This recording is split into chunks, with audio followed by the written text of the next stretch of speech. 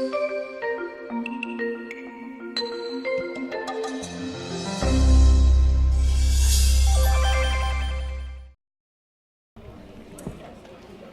you all for being here today.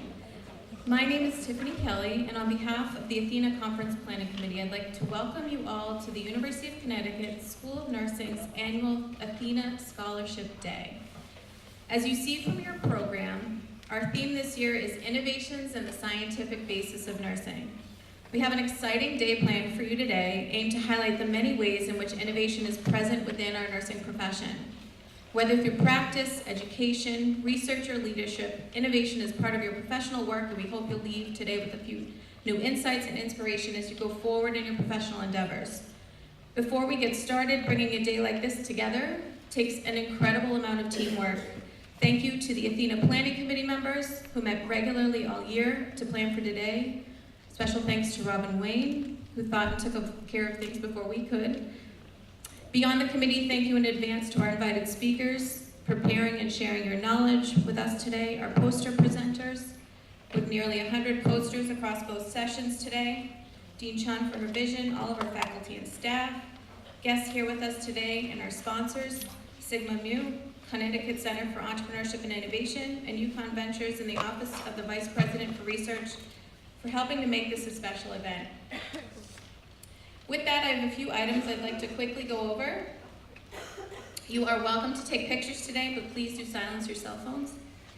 Out of courtesy to our speakers, please try not to enter or exit while someone is speaking. I know we have a few getting settled this morning, that's okay. Please wait until their presentation or session is over to exit or return. There'll be time for questions after each presentation, so please hold them until that time. For the juniors and seniors that are here today, please be sure that you've swiped your Husky card on entry and upon exit today to receive credit for your clinical day. And there are a few handouts in your program. I'll explain those later in the morning. Today we are able to offer continuing education credits. This continuing nursing education activity was approved by the Northeast Multi-State Division, an accredited approver by the American Nurses Credentialing Center's Commission on Accreditation. Participants must be present for the entirety of the activity for credit. Additionally, each participant must submit an evaluation form for the planning team. If you're interested, please see Robin Wayne during the day for an evaluation.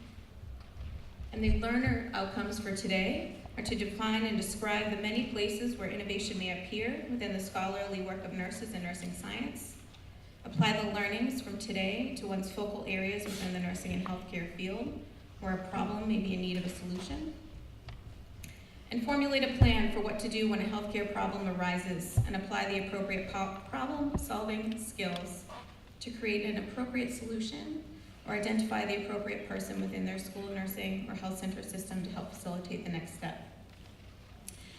Now that we've covered the administrative tasks, I'd like to now turn to something I know we've been excited for months. I'd like to introduce you to our keynote speaker today, Dr. Bonnie Clipper.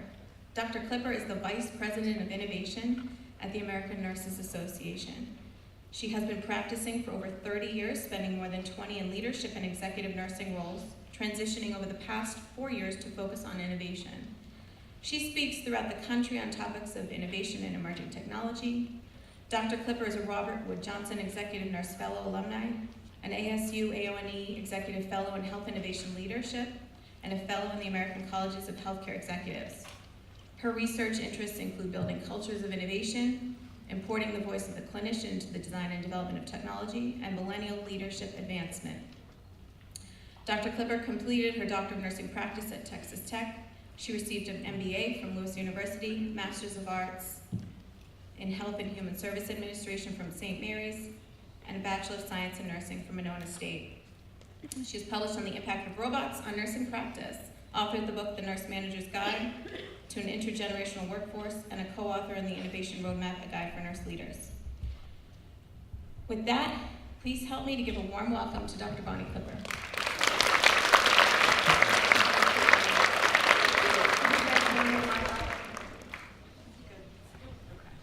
Thank you. It's interesting, having been in this profession for 30 years, whenever you hear things about yourself, certainly, that makes me feel very old and like I have no social life because of spending much too much time at school. So thank you. It's nice to be here with you on this lovely spring day. I guess this is kind of the April showers and May flowers sort of thing. I've spent the last 18 years in Austin, Texas, so we really don't get this kind of thing. I've been in DC for about the last 2 years, so we're starting to get a little of this weather as well. So thank you for being here, appreciate it. All right, we're going to talk a little bit today about different kinds of innovations and giving you a sense of how they impact nursing. The lens that I would like for you to look through and to think about is not only what the innovations are, but how they're going to impact your practice and how they're going to impact you, because things continue to change at a very, very rapid rate. So we're nurses, we like objectives.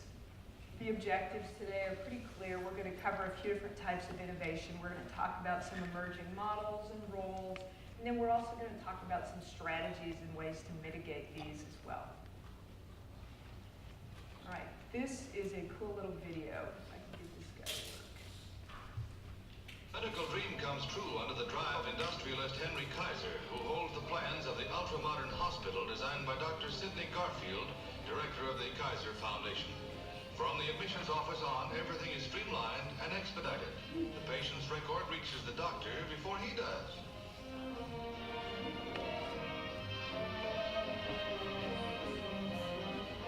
This is the last word in the combination X-ray machine and fluoroscope, imported from Holland at a cost of $25,000. Every portion of the body through 180 degrees can be photographed. In the operating room, the first light of its kind is installed. No portion of an operation is ever in shadow, nor is the expectant father forgotten. Here he can get the news officially and suffer under the most comfortable circumstances possible. And for mother, well, she has only to call for her baby, and baby comes sliding through a world in a door-like bassinet for her little visit with the new mother.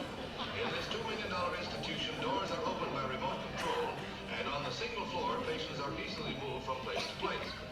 Dream grounds for a dream hospital.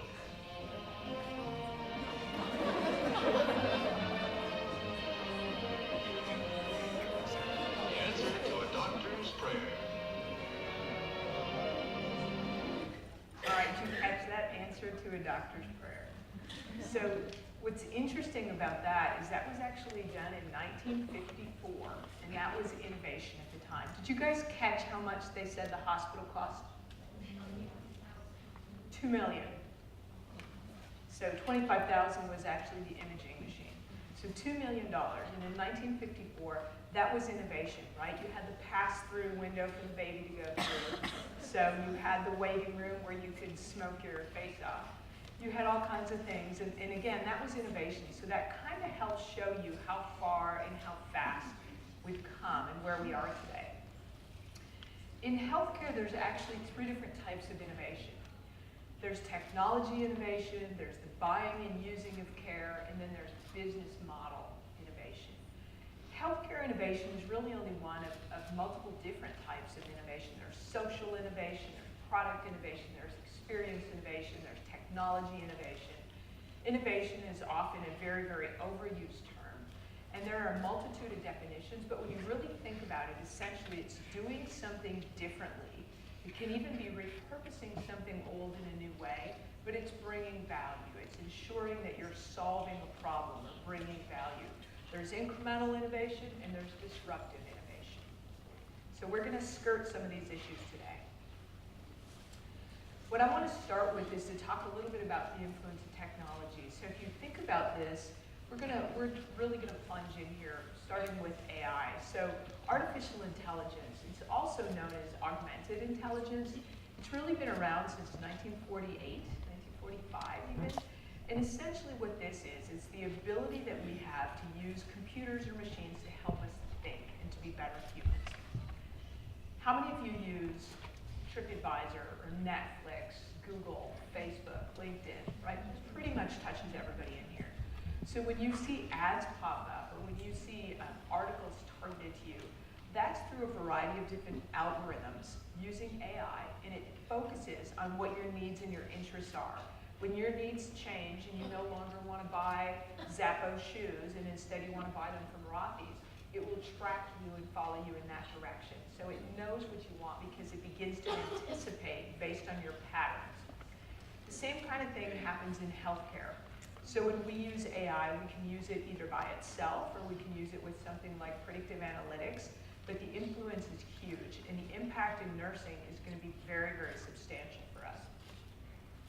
If you were to take this a step farther, and if you were to actually jump into something called machine learning, this is where we have the ability to influence how computers learn or how they know what to teach us or what to show us.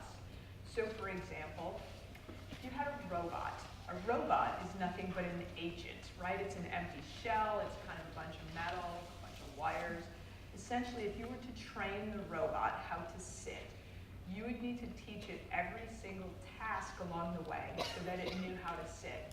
So things that we take advantage of as humans, we know these things, right? We know to walk into a room, we know to scan, we know to look for something that's low, we know that we need to back up into it to sit down. Every one of those steps is something that you would actually have to teach a robot. Machine learning.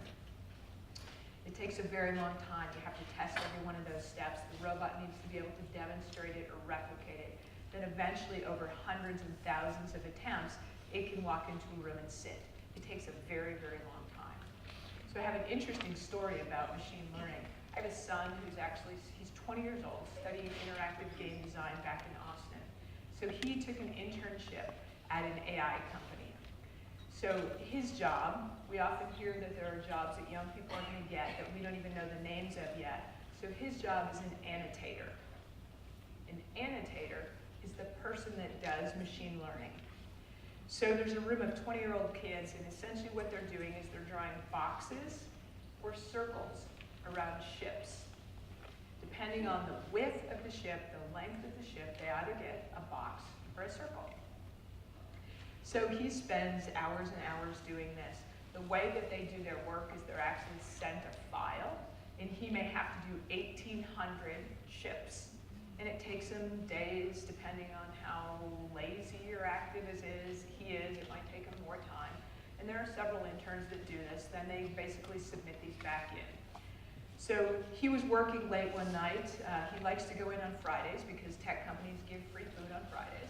So he goes in on Fridays, submits his work. He's there late one night. And a guy said, hey, hey kid, do you know what you're doing? My son says, no, I really don't, right? I'm drawing circles and squares. I have no idea. So the guy said, come to my office.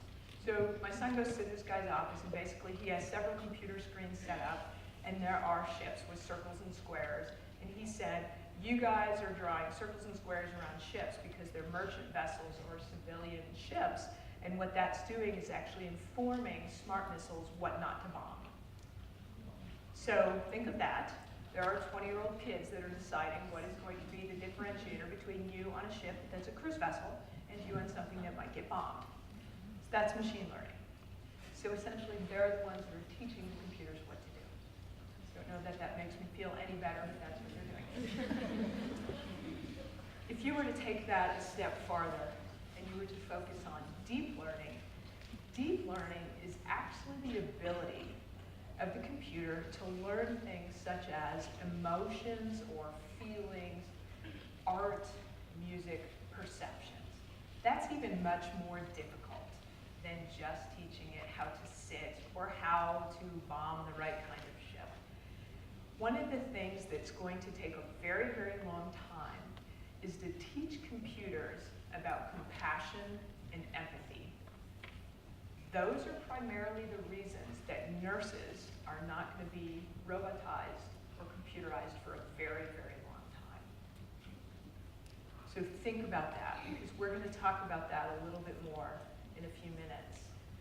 And as we learn more and more about jobs that will become supplemented or replaced by technology, nursing is among one of the very last, if at all. We're going to pivot a little bit and talk about augmented reality. How many of you guys played Pokemon Go? That's it. So really, if I came here, I'd be playing against 6 of you. All right. So Pokemon Go is probably the best example of augmented reality.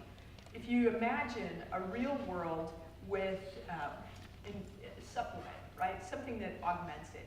So essentially what makes Pokemon Go unique is that when you look through your phone, you're looking through the camera lens, you're seeing reality, you're seeing the real world. Carpet, hallways, a hall. If you were outside, you would see grass and streets and cars and benches. And then what you'll also see is the supplement of cartoon characters or Pokemon or Pikachu, Powerballs, that are inserted into that world. So it's supplementing the real world. We see this now. One of the most popular ones is actually some of the vein finding technology. If you use kind of infrared technology and augmented reality, you can do a much better job starting an IV, doing phlebotomy, things of that nature. So this is very, very common. This is interesting, and this is actually in the beta phase. So essentially, if we were to take 2D images, like a CAT scan and like an MR, we could overlay them on each other. We could actually stand them up and create something that looks like a hologram. Where they're piloting this kind of work right now is really around brain, so neurosurgery, and also heart surgery, right? Cardiovascular surgery. And what they're able to do is that in very, very difficult or delicate surgeries, they're able to determine where is it they want to make incisions or where actually do you want to make tumor dissections. So this technology is emerging, and we're going to see it more and more, and it will be used intraoperatively. So this is pretty cool stuff coming on the scene. Essentially, the maps, the grids, the locators are what make it so precise and actually make it so incredibly helpful. So it's a really neat way to use that. One that's going to impact us even more on the nursing side is certainly virtual reality. It's often overlaid with gaming technology. So what's cool about virtual reality is that when we talk about it, it's virtual. It's a fake world, it's a false world, it's a created world, right? So it's very different than augmented reality. Where this is showing the biggest promise really has to do with immediate post-op pain. And what's so cool about this is when you actually use VR, especially in kind of a gaming modality or multi-sensor, which means eyes and ears, when you're able to do that, what you're doing is that your brain is engaging so much in what's going on from a visual and an auditory perspective that it can't also concentrate on the fact that you're having pain. So it's kind of playing a trick on your brain. So they're seeing a lot of good work happening with pediatric patients in this area, and then also this immediate kind of post-op thing. Imagine how we can reduce opioids in patients that have post-op pain if we didn't have to medicate them at all. So that would be pretty cool. Think of the impact from a nursing perspective. So what are the things that we need to be putting in our care plans? How is it we would educate a patient on VR, whether it's inpatient or when they go home, right? So these are the kind of things that are going to impact us. There's a lot of work being done with chemo administration and wearing VR headsets.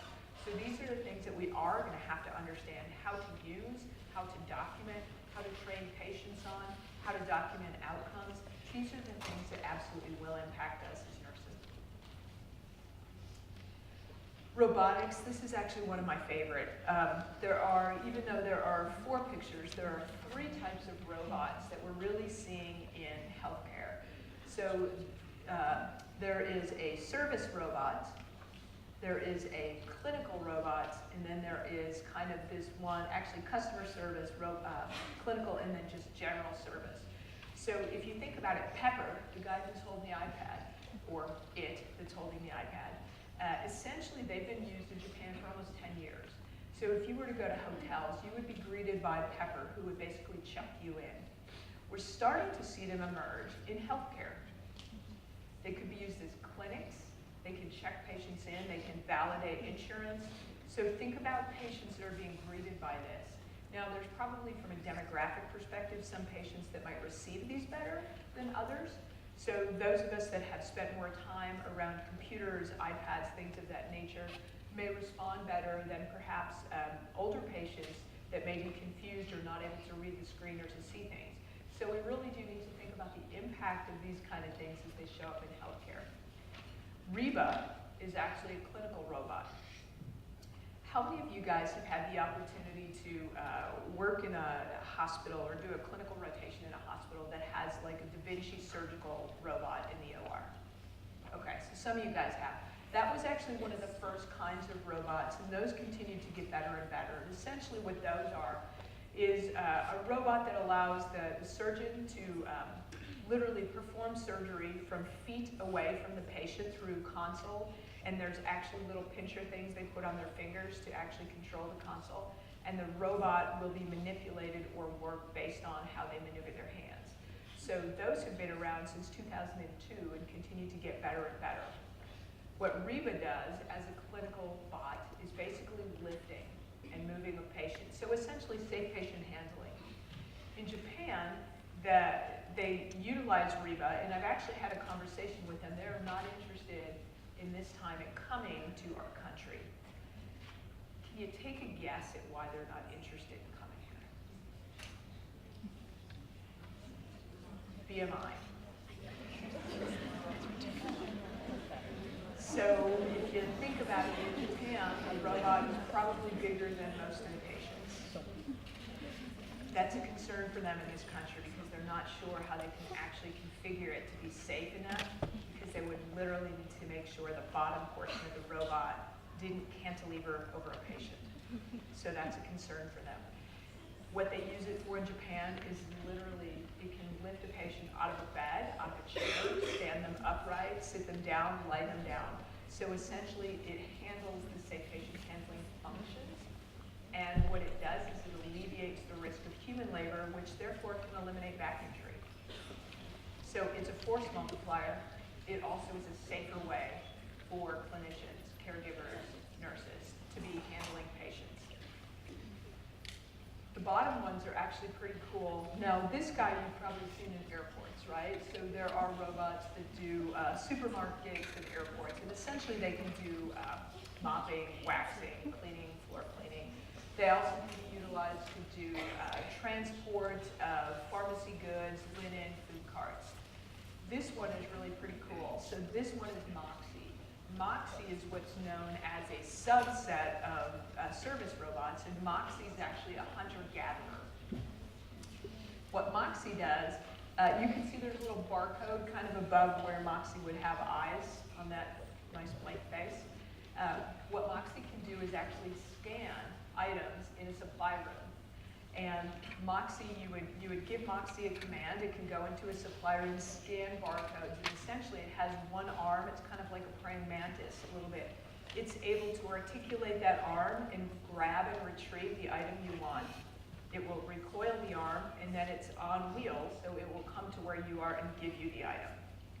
So imagine how that changes when we can communicate with Moxie through our smartphones at work or our devices, communication devices. So if you drop something and you need someone to literally fetch it for you, instead of waiting to find a PCT or a CNA to do that, you can use Moxie to just grab it, fetch it, and bring it to you. So Moxie is in 3 trials right now in hospitals in Texas, and they're going to be expanding that this summer. So pretty cool stuff. 3D printing, this is something also that's very, very interesting, and you're going to see it start to creep in more and more into not only healthcare, but we're going to have an impact in nursing that we're going to have to understand. So it's been around for a while now, a couple years at least, is 3D printing on casts, splints, orthotics, prosthetics. That's pretty cool technology. We've been doing it. There's nothing sexy about that anymore. What's cool and what's pretty cutting edge is that we are right now able to replace bones that have been lost either to traumatic injury or to cancer. And these can be printed and customized for a patient. They're doing trials right now with implanting these. And what happens is it's kind of like repopulating a coral reef, right? So we're going to see osteocytes grow on it. And over the course of time, it will essentially replace the bone with new bone. So that's pretty cool technology. So again, we have to think about what's the role of a nurse as we educate patients on that. We have to understand that first before we can begin to educate patients. The bottom one here is pretty cool. They look like they're real, but they're just printed out of a synthetic material. So patients that have appendages that are removed for, typically it's for oncology-related surgery. Again, it can be through traumatic amputation.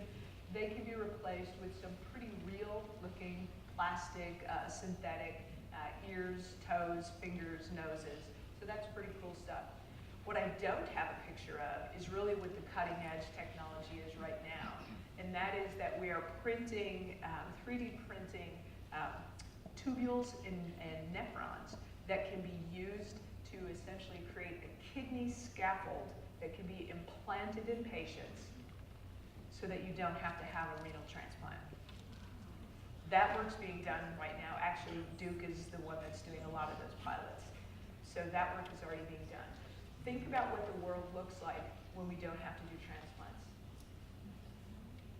There's also being some early work that's been done in printing liver scaffolding. So if you can imagine, livers do regenerate. What would it look like if you could print a scaffold, essentially, very much the same as you would put around a building, and put it into a patient to allow healthy liver cells to grow on it and create a new liver. Think of what that means to patients that wouldn't have to take immunosuppressive medications the rest of their life. So that's pretty cool stuff that's happening. We're going to shift a little bit and talk about models of care. So when you think about this, virtual care is going to continue to increase. This is kind of an interesting debate that I would tell you we have, even at the ANA, right? So you guys are going to be graduating and working at a time in healthcare where we're really going to begin to see a transition of roles. We know that we're moving away from acute care facilities. We know that we're seeing a lot more telehealth come on the scene. So this will continue to populate more and more of what we do and more of the jobs that you do. So we know that our consumers are much more comfortable using telehealth. That number is only going to grow. What do you think the fastest growing job is right now in healthcare?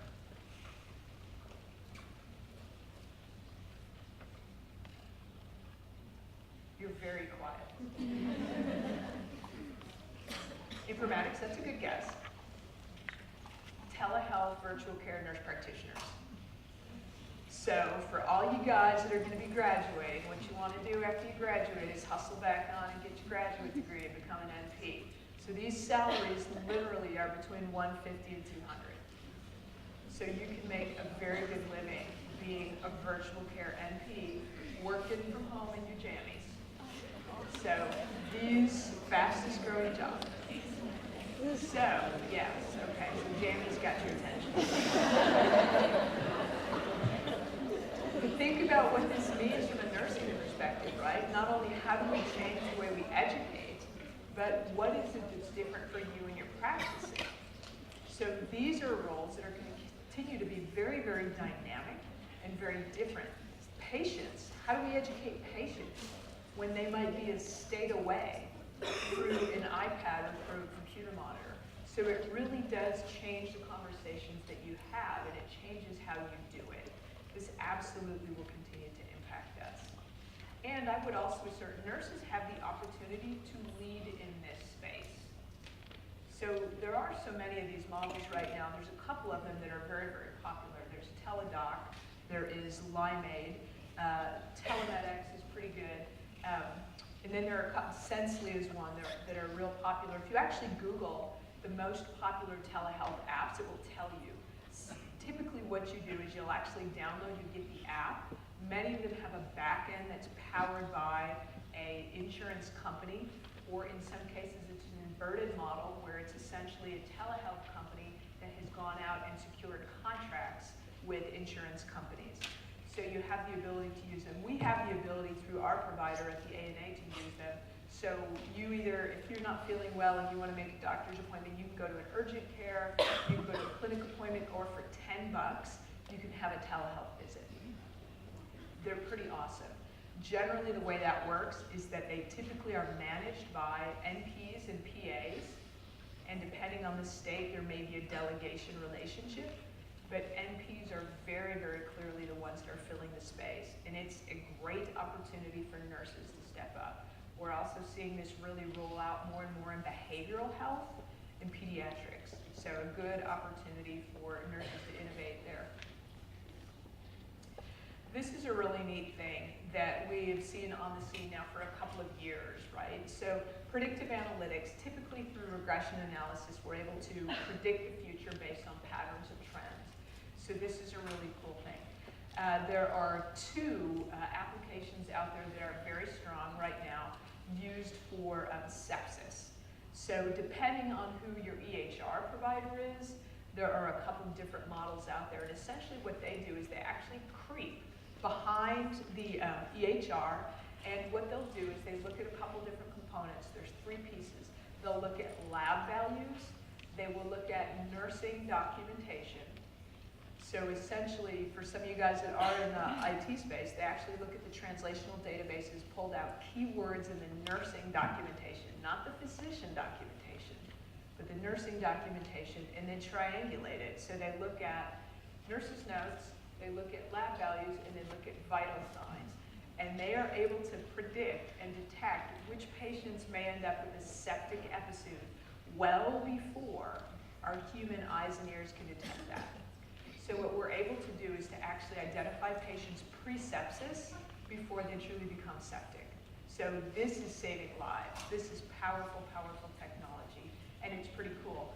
And in my opinion, nurses need to understand how this works, so we become kind of compatible and a supplement with each other in this world, but we can't completely just rely on this technology and give it away, right? We need to understand how it works and where the data comes from and what the data means, because we still have to trust ourselves in this equation as well. Wearables is something that continues to grow as well. I think we're going to see more and more. This tends to be a space that we have a lot of startups, and I would tell you, I often have entrepreneurs, startup companies that reach out to me, typically through LinkedIn. Sometimes they get my phone number and they'll call me and they'll talk. And the way this usually starts is, hey, we have a solution that we want to show you. They often aren't starting with the right problem, right? So in this space, there are hundreds and hundreds and hundreds of wearables. So you have to really filter through those that are truly going to be of benefit, figure out how we can create a sense of interoperability.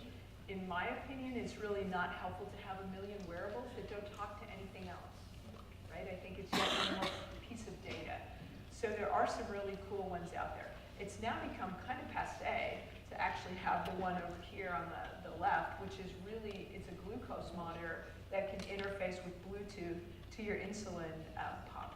So it's pretty cool. It's not even brand new technology anymore. It's actually a couple years old.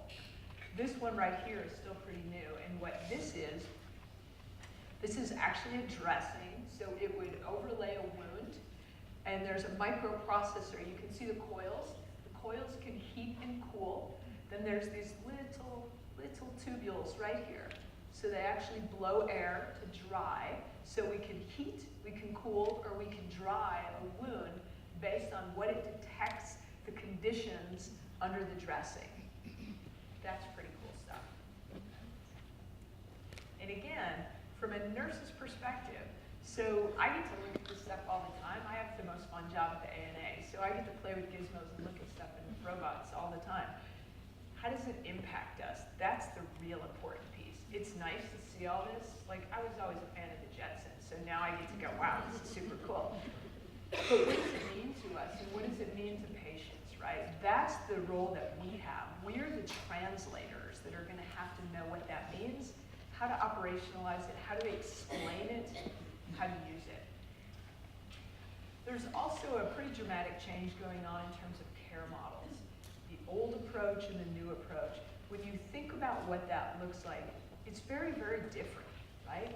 It's moving away from just going in and having a visit and letting the clinician be in charge of your information and sort of informing you on what you should do. It's really shifting quite a bit. It's shifting to relationships that are continuous, to a team-based model, to looking at evidence, not the old blue dye because Dr. So-and-so said blue dye and we've all done blue dye forever, and now we know we don't have to do blue dye anymore. And for those of you guys that have been around the block, well, how many scrubs have you ruined because of blue dye? Right? We've had blue dye on our scrubs that you can never get out. So, at any rate, this is really the new model. And this is where we really want to move to. It has to become much more transparent. It has to be evidence-based. But it's also going to be very, very accelerated in terms of how it's going to happen and our role in it. Our patients expect us to know so much more, not only about the evidence, the treatment, the therapy, the drugs. They also want us to understand the technologies. And even, how will this, can I download this app and will it talk to this app? Those aren't things that we typically know as nurses. We're going to have to learn a lot more of this stuff. We're going to have to be able to pivot into technology. We're going to have to understand the impact of that. Roles are going to continue to change. So back in 1999, I actually wrote an article about how nursing was going to move to a free agent model. That's happening. What we've seen is that we've actually seen nurses begin to gravitate away from what I call the kind of the employer loyalty model, right? Nowadays, it's much less attractive for young people to hire on with a full-time employer. Instead, you can manage it yourself. So there are now about a dozen apps out here. This is an example of one. There are a dozen apps out here that allow nurses to build a portfolio. So you would put in kind of your experience, your credentials, your certifications, your nursing license. It gets validated on the back end. They actually use some pretty cool AI technology. It gets validated on the back end. And essentially, it's matchmaking. What it will do is it will matchmake you with hospitals, clinics, organizations that are actually looking for nurses with those same skills, competencies, and talents. So essentially, if you don't want to work full-time, you can piece together as many hours a week as you want using tools like this. And there are a variety of them out there. I just actually came from San Diego, AONE, and there was an amazing tool I saw. And what they've done is they've even taken this a step farther. So they've created something that looks like an AI interface that has eliminated the need for agencies. So you essentially put in your information on the nursing part, the hospitals put it in on the back end, and it will broadcast it out to whatever region you want to go. So by eliminating the agency or the middleman, of course, everybody's still making a nice cut of change in here, but it essentially matches nurses up with organizations. So young people are like, yay, cool, if I want to work Monday through Thursday, day shift only the rest of my life, I can pick it and I can do it. That's awesome. What's the impact to the patient? What's the impact to the patient when they see a different nurse every shift, every day, all the time? What's the impact for nurses going to different organizations? You have no time for orientation in these models. You're going to read it online or on the app. You're going to understand all the policies and procedures. You're going to show up and you're going to work. Right? A nurse is not a nurse is not a nurse. A hospital is not a hospital is not a hospital. So those are the things that we're going to have to figure out how to deal with. We're also seeing a rise in retail care. So we know that it's already happening at CVS, who was bought by Aetna. We know that it's happening at Walgreens. What happens when Amazon moves it to Whole Foods, right? Or this one, please, nurses, go after this. I want nurse practitioners to start their clinics in Starbucks, right? Perfect opportunity. Think about how many there are, right? Why not do a flu clinic there? Why not do a back-to-school physical clinic there? Seriously, there's a ton of money to be made in that space and somebody else is going to do it. Why not nurses, right? So think about this. Apple. How is Apple creeping onto the scene? What is that going to look like for us? So there are some major disruptors that are coming into care world. I will also tell you, actually a colleague of mine, Christy Henderson, was the first nurse hired by Amazon. So she was just hired in the last 6 weeks. So we don't really even know what they're going to be doing, but they're very quietly starting to acquire nurse practitioners. So think about what that model is going to look like. All right, let's talk a little bit about some of these roles. It's easy to read the hype, right? Yes, there's a lot going on. We're going to be replacing jobs. It's not always true. Some we may supplement, right? So on the list, it's kind of known as the extinction list. On the extinction list, what happened to transcriptionists?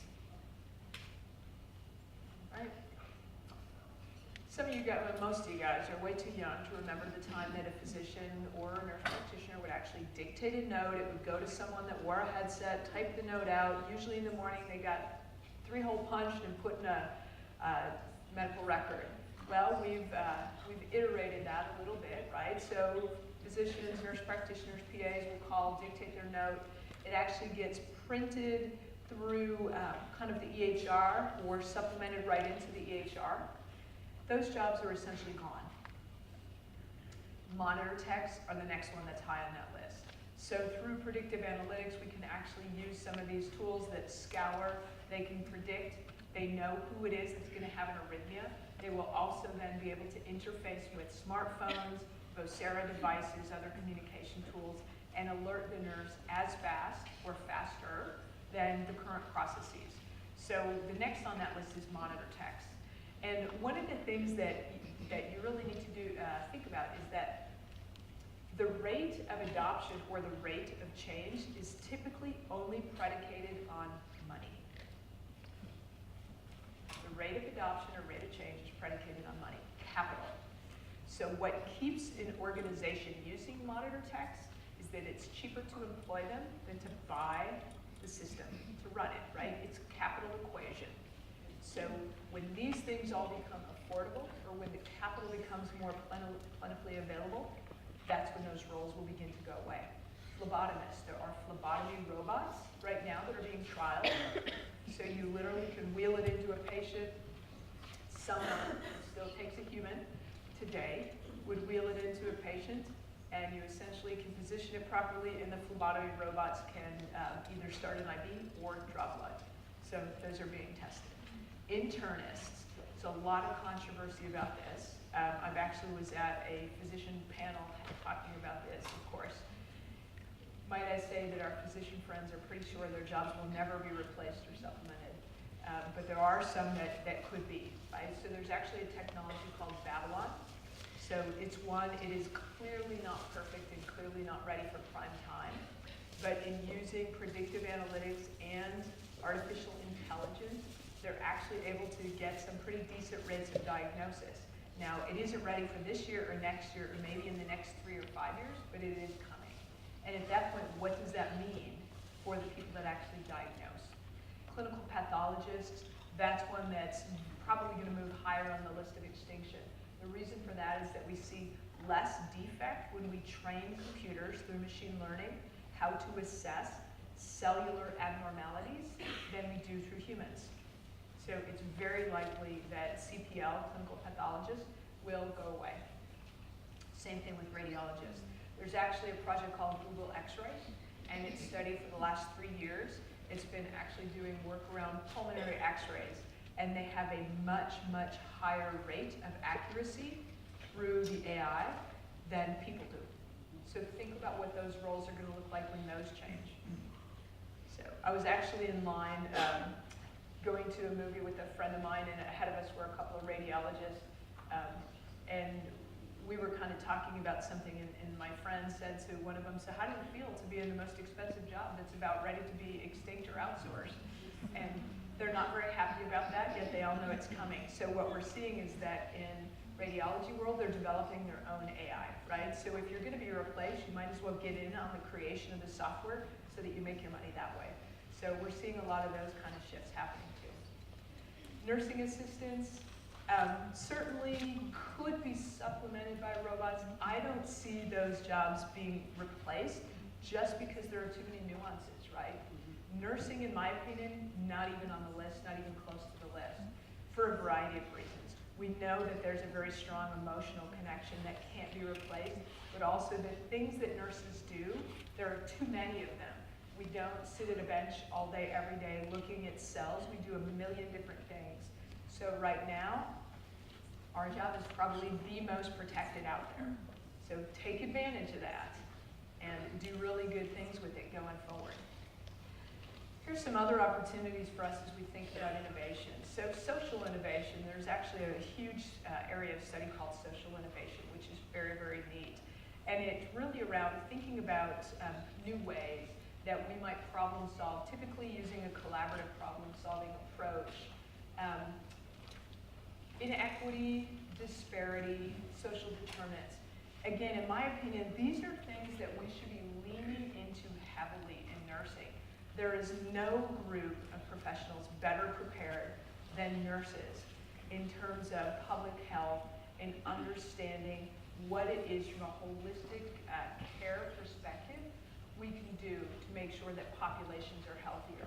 So this is one that I feel like we really have an opportunity to run faster at while others don't know what to do with. This is the space that we really can own very, very quickly. One of the ways that we can do that, I think, is by truly understanding how we can better design processes, right? I cannot do justice to design thinking in 1 minute, but I encourage you to look at a couple of different resources. One is actually IDEO.com. Thank you. IDEO. So if you go through that, there's a lot of opportunity to dig into this model, and there's 5 steps to it. So I would say spend some time on Coursera, if you're not familiar with that, to look at design thinking. Spend some time on the IDEO website, and really learn what you can about design thinking, because it should influence how we practice as nurses. This is also another model that's a really great resource, innovatorscompass.org. It's a great source. And they have another model, very, very similar to the 5-step IDEO model, starting with the who's involved, what's happening and why, what matters, and then begin to talk about ideas and experiments or rapid cycle change kind of processes and iterations. This is the step where we really do want nurses to engage and understand so we can change social determinants or improve access and improve quality. So here's my challenge to you guys. As I talk around the country, people quite often ask me, what are nursing schools doing to redesign things, right? So I would push hard on you. As students, you certainly are frontline users that have a lot of feedback that can help to shape what it looks like in the future. Does it have to look the way it is? Do clinical hours have to be the way they are? Does the licensing exam have to be the way it is? I think there are a lot of things that we feel like we're just stuck with. And we do move slowly. We move very slowly, but that's gonna have to change if we wanna move this along. So I think you guys as the key stakeholders really have an opportunity here to shape nursing education. Not only what it looks like for undergrads, but graduates as we continue to move forward on that as well. And then think about what it looks like from an employer perspective, right? Employers quite often don't understand the impact of the technology. They might be interested in buying a new HR, they might be interested in buying predictive analytics, they might not understand what that looks like when it impacts everyone along that cycle. How do you educate? How do you keep people current? I've actually seen older nurses quit and retire because they felt the EHR kicked their butt. I've seen surgeons retire because the EHR kicked their butt, right? Knowing that we have a workforce gap, a shortage of soon to be 1 million people, we gotta figure out how we can leverage technology and use it more as our friend. So I think there are a lot of opportunities to think about how that shapes the existing and emerging workforce. So my challenge to you guys is think about how you can adopt change to innovate. So you start tomorrow, you start small, you do one little thing at a time that's different. It's kind of changing behaviors and changing practice models.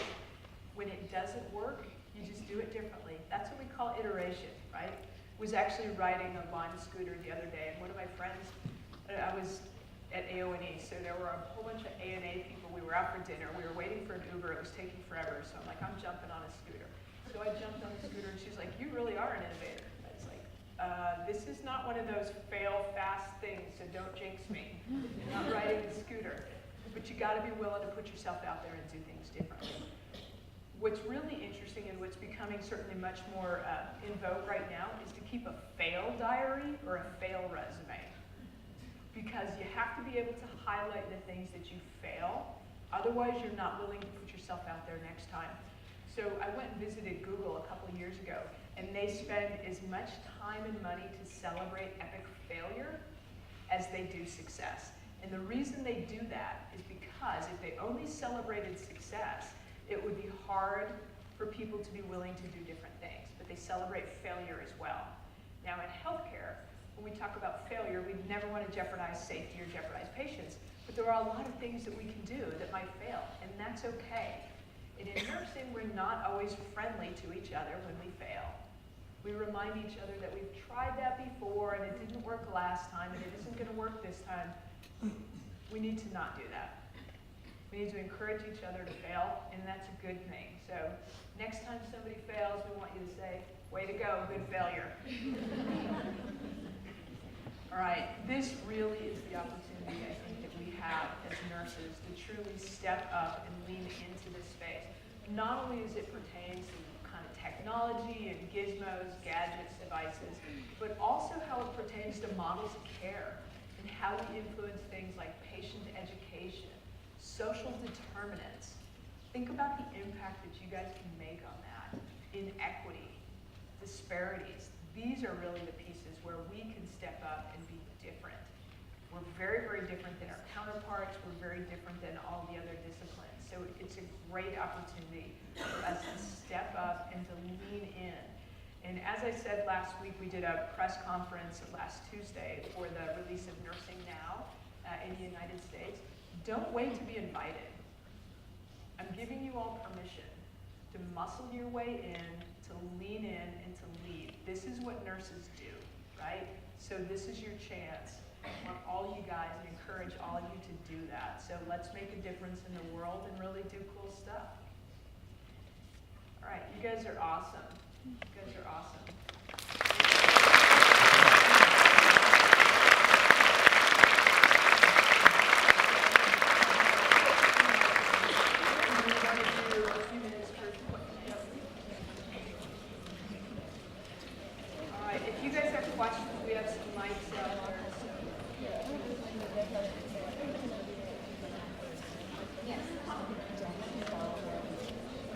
Bonnie, thank you. I'm going to be the next speaker, so you're tough to follow. Take a deep breath.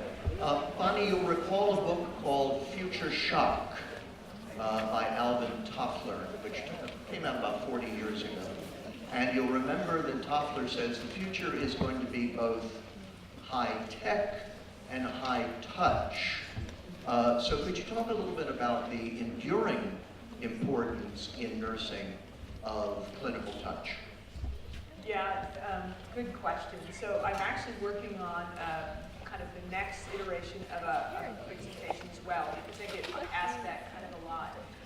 I think what the nurses of the future, and I mean really of the next couple of years going forward, look like, is that there's going to be a combination of how we look and feel and what we do, right?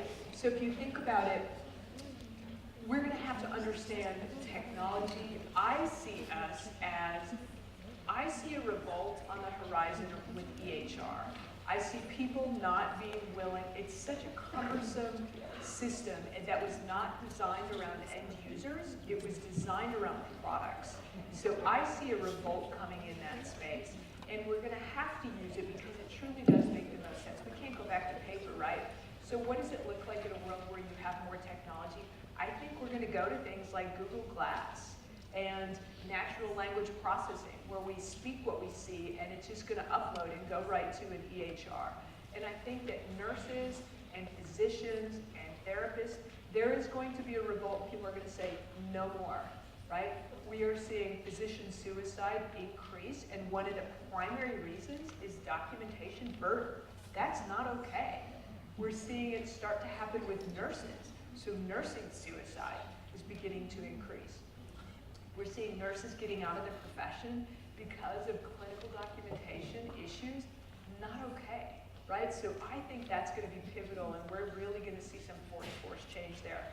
What's important to us is that, you know, it goes back to a very, very passé old model to talk about the fact that the nurses really spend more time with the patients and the family, and we're very compassionate. We do have high touch. Most of us are wired that way, and that was what attracted us to this profession, right?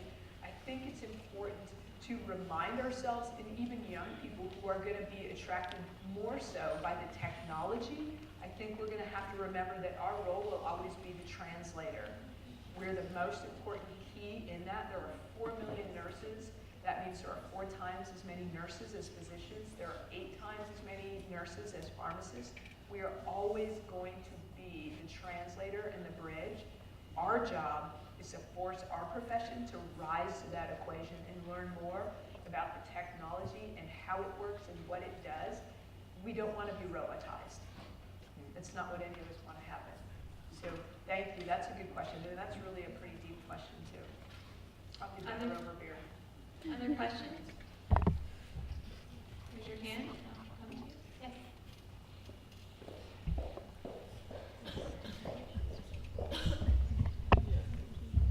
Thank you so much, Bonnie. That was a wonderful presentation. I have a question just about the clinical validity piece of so many of these technologies that are out, with over 700 health apps now available to us. And for our students, learning about the technology is one thing, but learning the evidence behind it is another. And how do we get to that, to fill that gap when so many of these technologies right now aren't clinically validated? Well, and that's a really good point. So many of them don't even have evidence behind them. So I think when the place to start is to see everything that's out there and then continue to filter those that truly aren't evidence-based. There are so many that are actually a solution without a problem, right? So I think you have to get rid of those. And then really try to figure out what are the ones that make sense. When you continue to filter the number of apps that are out there, those that aren't evidence-based or science-based, those that actually have interoperability issues, there are truly very, very few that kind of still stay on the table and that work. But our challenge, I would even say, is the inverse. I want 700. I want 700 that work. I want 700 that are good. I want 700 choices to make. So we're going to have to figure out how to bring the science up. The other thing that we're very, very good in healthcare is we're good at goaltending, right? We want to say these aren't legit because there's no science, yet there's not always willing to have research behind them, and we're not willing to step up and do that. So we goaltend a lot, and I think we need not to do that because the other thing that's going to happen is healthcare is going to be disrupted whether we want it or not. So we're going to have to be better fiduciaries of that process and enable it to happen instead of continually protecting it from happening. Thank you, Dr. Cabrillo. It's an excellent talk. I was just commenting on your, when you mentioned about patients want continuous relationships. And we're seeing now in practice, especially in primary care and some of the outpatient practices where, the portals and emails, so patients are writing long emails, their differential diagnosis, they're walking through their symptoms, and they don't want to come in because co-pays and things like that. Providers are really struggling, nurse practitioners, as far as, the time. So I'm just wondering, where do you see that going, or have you heard anything about in terms of where that might go in the future? Because I think that there's going to be that tipping point, for providers. Patients seem right now to be getting the benefit of that because providers have to answer via the emails, and it's about patient satisfaction. They get rated on that too. So just responding. Well, I think it depends on how you define relationship, right? Relationship doesn't mean it's between me and a human that I walk into and see in person, right? Relationship could be me and the person on the other end of my email. Relationship could be I like to use the same virtual care app, right? That's a relationship. So I think it's really defined very, very differently. There's actually some neat study work being done around prenatal visits through apps. So those patients would absolutely say they have a relationship with their phone, with that app, right? So I think that we're going to have to look at how we use the term relationship. It's going to change. Thank you so much. It's amazing presentations, amazing new technology. So my question is when we observe, we are doing research in many hospital and system, we still see many, even though we have really new technologies used, many systems still use very traditional way. For example, like handwriting for health records and scan. So I see there is a big gap, like a new technology there, but for hospital system or physician nurses hesitate to use. So what's your perspective? I think there's going to continue to be a gap. A lot of it has to do with money, right? It's really the ability to afford some of those things. For me, when people email me from an external location, I can tell how innovative or up-to-date their organization is usually there's one thing that draws my attention. If you still give me a fax number in your footer, it's interesting because I know you're not a very innovative organization, right? Who does that anymore except in healthcare? So yeah, there's going to continue to be a gap. Other questions? Raise your hand and I'll come to you. Bonnie, I have a question for those that are getting ready to graduate soon. You said to lean in and don't wait for an invitation. What would your advice be for the new grad nurses who will be just starting their first nursing job and how to really get their foot in right out the door? Okay, so maybe wait to lean in until after orientation. Yeah, you know, you need to get your first job, right? You need to get your, you need to be a fledgling. You need to kind of learn to fly and do your thing. But then you guys, you have so much in your head that other people want out, right? So there's opportunities. This is only the start of it. So you get your bachelor's, you have to go back to school nowadays, right? That's, in nursing, in my opinion, that's not even a choice. You really have to do that. And you have to figure out a couple things. You have to figure out how to give back, right? That means back to the profession. We need help. We need you guys to help us advance and grow. So that's essential. The other thing that I think is really important is don't just talk to nurses. So for me, when I speak, I like to do at least 25% of the things I speak about outside of healthcare. Because the more we talk to ourselves, we are legends in our own minds. You have to get outside of nursing. So we want to talk to not only physicians and other healthcare groups, investment groups, other kinds of folks that want to hear what nurses have to say. And there are a couple really cool ways to do that. If you guys go out to nobc.org, nursesonboardscoalition.org, every single one of you should fill out a profile to be on a board. Because what they're looking for is they're looking for information about workflows or insight or patient thoughts, education, tips, tricks. They want what's inside a nurse's brain on a variety of boards. They're tech boards, they're finance boards, they're all kinds of boards. But nurses, this is really our chance to step up, not just in healthcare, but nurses are doing everything. Nurses are architects, they're designers, they're tech people, data scientists, informaticists, CEOs, startups, entrepreneurs. Do it. This is the baseline of an amazing skill set that you can use in anything that you do. So, way to tee that up for me, but yeah, that was a great question. Other questions? Do I see any other hands? Thank you, Dr. Clever, so much.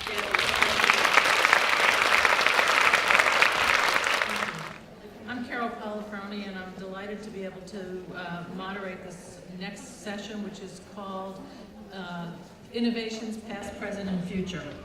And our first speaker is Dr. Thomas Long, who most of you know. He's a professor of English in the School of Nursing and in the Center for Nursing Scholarship and Innovation. He's a scholar of medical humanities and health studies. Tom is the author of articles on the history of nursing and writing in nursing. He's on the core faculty of Women's Gender and Sexuality Studies and is an affiliate in American Studies. The title of Dr. Long's presentation is Innovations in Nursing History. Please help me welcome Dr. Long to the podium.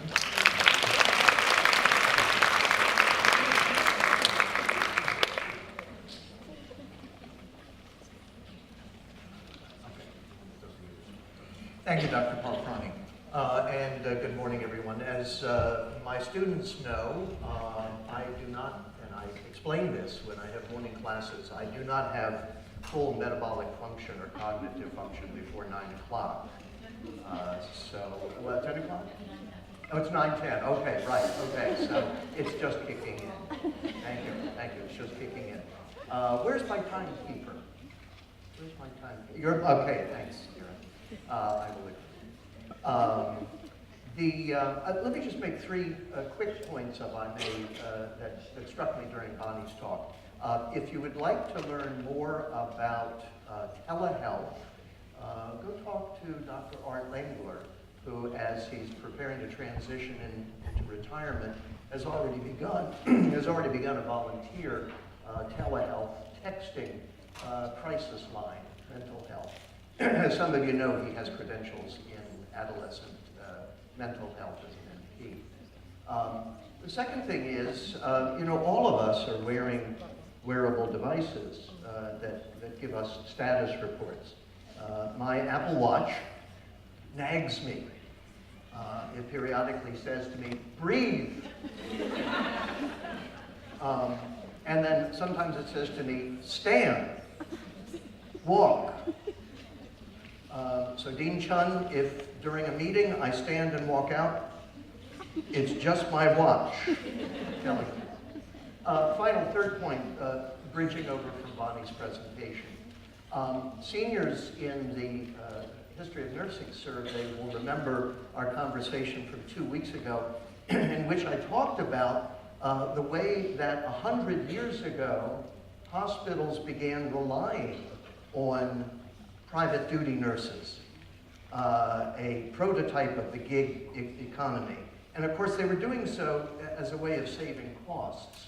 But as I discussed in class, it raised a whole host of issues about working conditions, benefits, as well as patient care.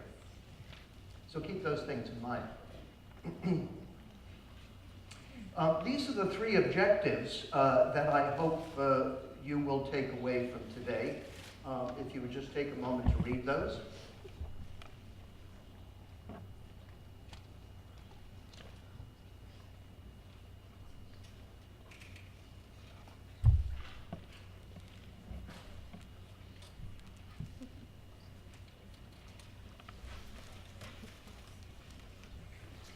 And I'll be explaining more about that Greek term techne and the French terms bricolage and bricoleur.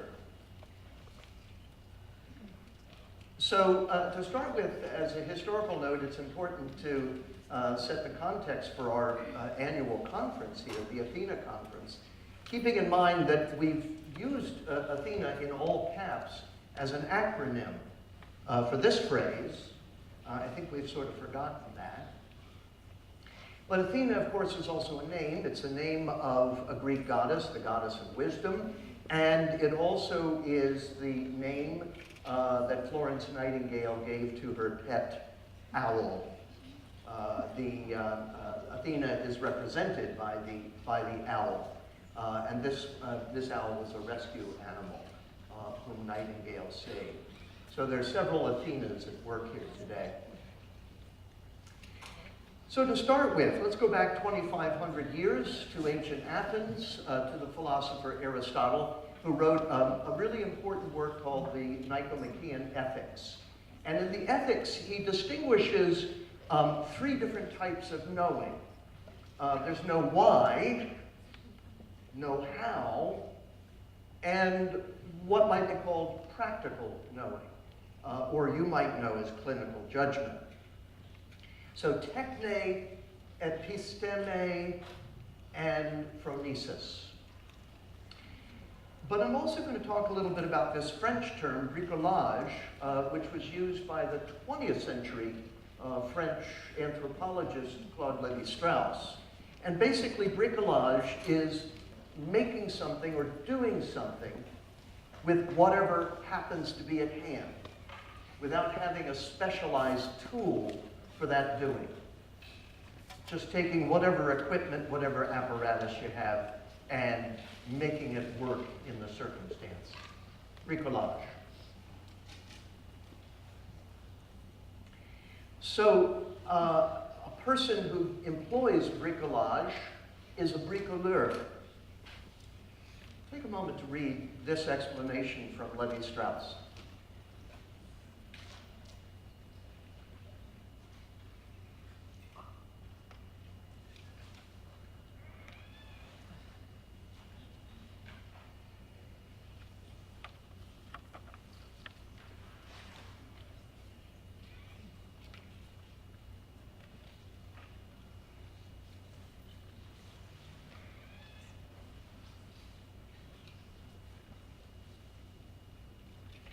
What I want to suggest to you is that the Nurse Innovation, Health Innovation program that both Professor Meehan and Professor Kelly have been leading here is attempting to move nurses and nursing students beyond bricolage to techne.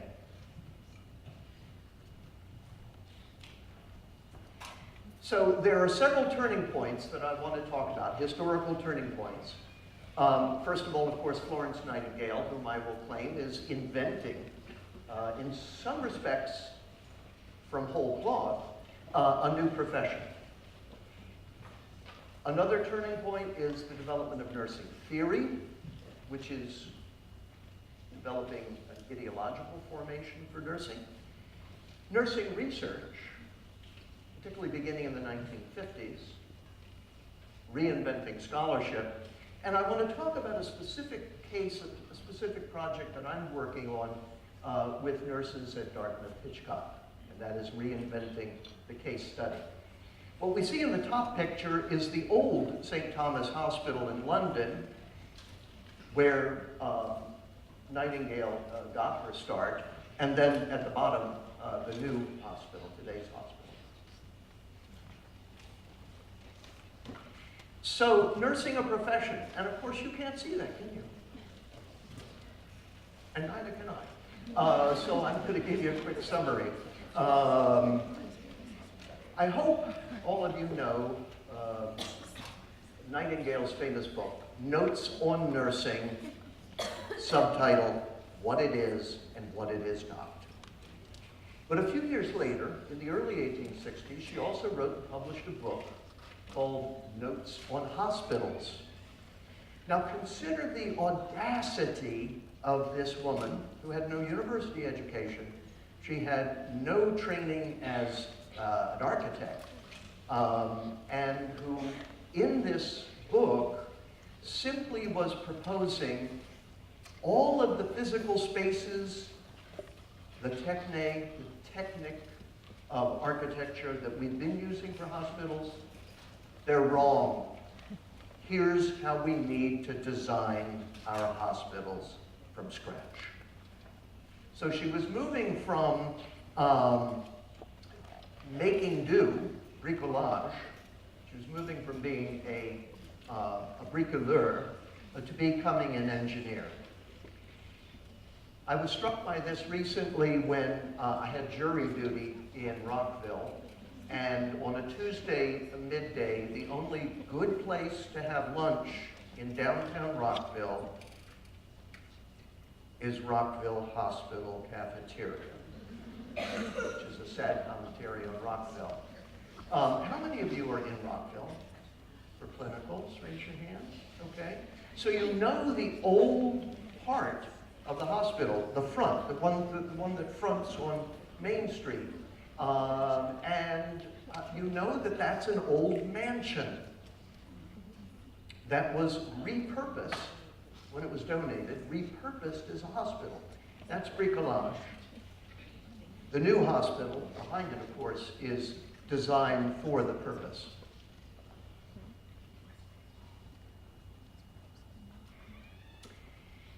Nursing theory.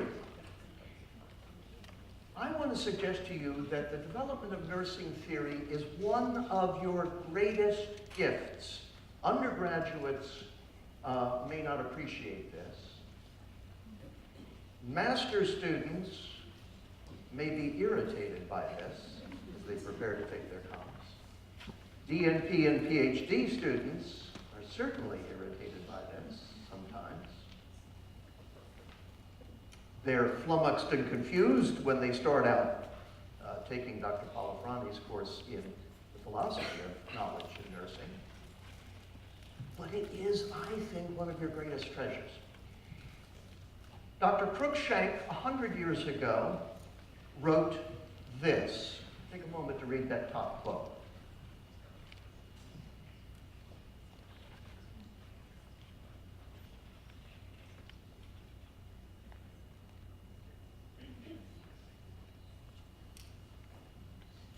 Medicine, he said 100 years ago, has no theory, has no coherent theoretical foundation, either for practice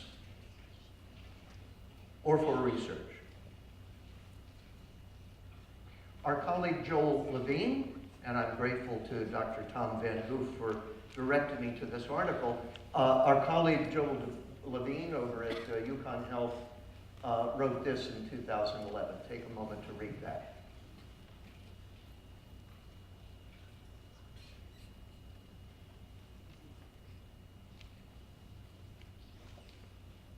In other words, nearly 100 years later, medicine has no theory. Nursing does. And if you are in doubt about this, get this to work. There are some of the nursing theories. Some.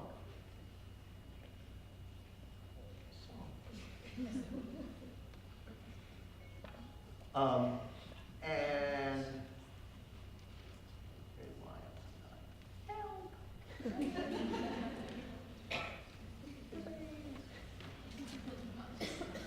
Can't find the little, my cursor won't go.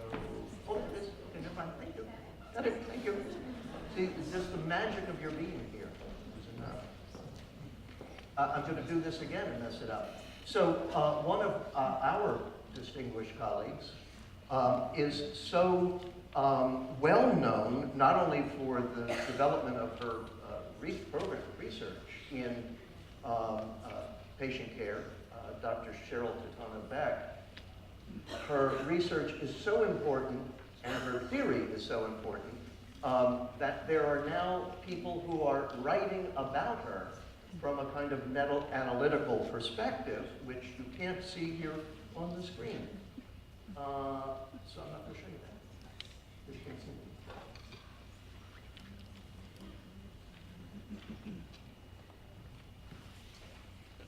it. Next turning point, 1952. Volume 1, Issue 1 of the journal Nursing Research. And I want to call your attention to the fourth paragraph, which I will read to you. 1, 2, 3, 4. Working closely with the medical profession and the social scientists, nurses are in a fortunate position to conduct research. The methods of both the physical and social sciences can be utilized as we seek for improved practice and for increased understanding of the health needs of society. 67 years ago. I think this is still the core of what constitutes nursing research 67 years later. Finally, I have the privilege of working with a cohort of clinical nurses, most of them oncology nurses, at Dartmouth Hitchcock Hospital, who are developing a new kind of case study, published case study. As you know, a case study tends to take this kind of godlike 30,000 feet view of the patient and the context. The patient as an object is all that appears. But what these nurses have developed is a format, a genre of the case study in which, as they develop and write the case study, they're in conversation with the patient, who is the subject of the case study, and the patient writes commentary that gets inserted in the case study, bringing the voice of the patient to the case study. So, toward a praxis of innovation in nursing, I want to draw your attention to a book by Marguerite Sandalowski, a nurse and historian, called Devices and Desires. And in that book, she talks about the ambiguous relationship between nurses and technology. And as she points out in this section, already by the 1930s, there were concerns among nurses about their relationship with technology and their relationship with patients. Or as she says here, nurses began to worry that technical procedures were becoming synonymous with nursing and thereby eroding the essence of nursing. It's 1930s.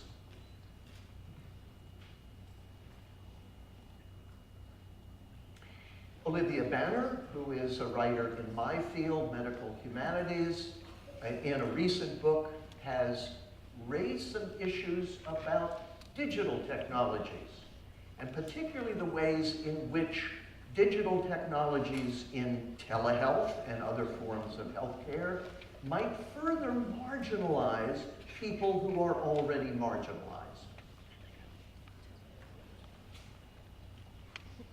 So toward a theory of nursing innovation, I'm not proposing one. Tiffany Kelly, this is your mission should you decide to accept it. But here's some tools that I want to suggest. Okay? Nurses are bricoleurs. So in the context for all this is phronesis, clinical practice. Nurses make do with what they've got in a clinical setting in the moment. But it seems to me also that bricolage practice needs to engage also with techne, know-how, and episteme, know why, understanding. And so all of those three things need to work together.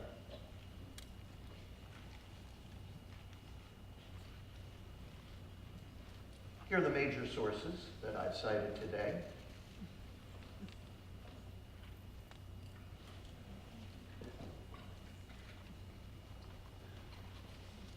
And I thank you.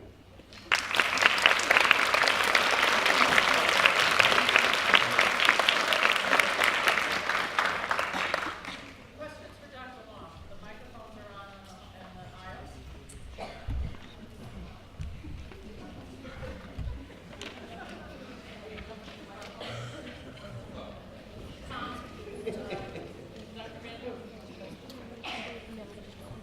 Thank you very much, Tom.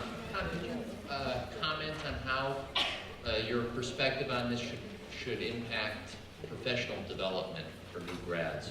What should one do? How does one, better understand the know how, know why, particularly those elements of your proposal?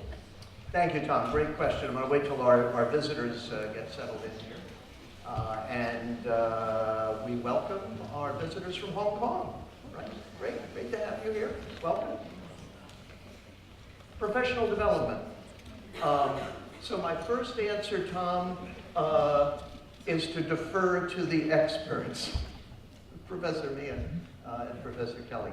From the perspective of a health humanities scholar, though, it seems to me we always have to keep asking questions about the law of unintended consequences.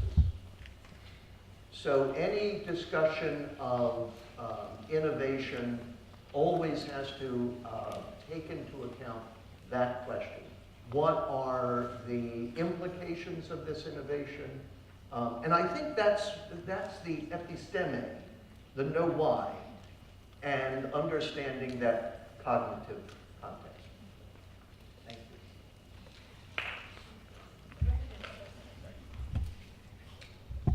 Dr. Long, thank you very much You're for welcome. that presentation.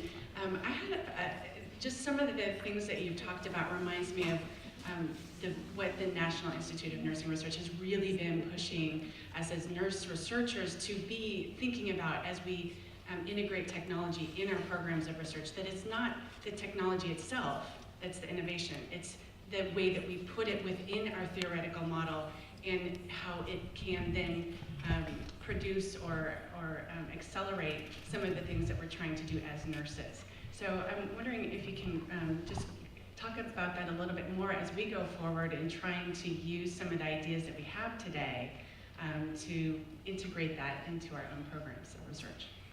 Thank you, Dr. Starkweather. Read more deeply in philosophy. Read more deeply in nursing theory. Understand deeply your own theoretical perspective, your own theoretical position, because otherwise what happens is, it seems to me, we're just sort of bouncing around from innovation to innovation. Oh, here's this new thing. Oh, here's this new thing. Think about all the apps on your iPhone that you don't use, or that you use once. And so there are a profusion of these things. Somebody's always going to be eager to sell them to you. The other thing is, there is a basic principle in professional communication and technical communication called user-centered design. So electronic health records are an example of frequent failures in user-centered design, because the user is, for the most part, the nurse, secondarily the physician, and but let me give you an example that you all know. If you've ever tried to figure out the PeopleSoft student administration system and what those weird terms mean and categories. I mean, I've been working with PeopleSoft for 25 years, and basically it's an off-the-shelf product from the world of human resources and payroll that has been shoehorned into academia. So user-centered design, and never lose that theoretical base and the kinds of probing questions that you need to ask. Any other questions for Dr. Wall? Okay, please join me in thanking.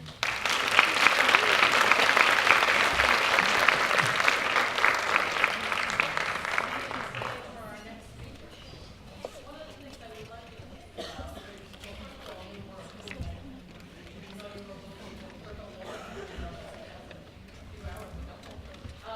but I want you to think about the fact that Dr. Walker mentioned nursing theory as one of the jewels of our profession, if you will, as one of the shining stars. And nursology.net, nursology, that's a new word. We think about biology, we think about psychology, the study of. Nursology is the word of the study of nursing. And in 2019, nursology.net was born, which every nursing theory that there is chronicled on that website. So that's something that you might want to get very familiar with. So as we move from innovation, past, present, and future, we're on to present. And our next speaker is Brittany Molkovin. Brittany sat in that very chair just 2 years ago. She is a UConn School of Nursing Honor Scholar and alumna of the class of 2017. Brittany is a registered nurse at CCMC, Children's Medical Center, in the Pediatric Intensive Care Unit. She's a master's candidate and graduating in 2020 at Regis College in Pediatric Primary Care Nurse Practitioner Program. And earlier this month, some of you saw Brittany when she spoke on behalf of Johnson & Johnson at the National Student Nurses Association Conference about her innovation experiences that she'll also share with us today. Brittany is the CEO of Lactation Innovations Limited Liability Corporation. It's a startup company that develops technologies to support optimal breastfeeding for mothers and infants. The title of Brittany's presentation is Finding Innovation in the Undergraduate Nursing Experience and Bringing It to Life as a New Nurse. Please welcome Brittany to the podium.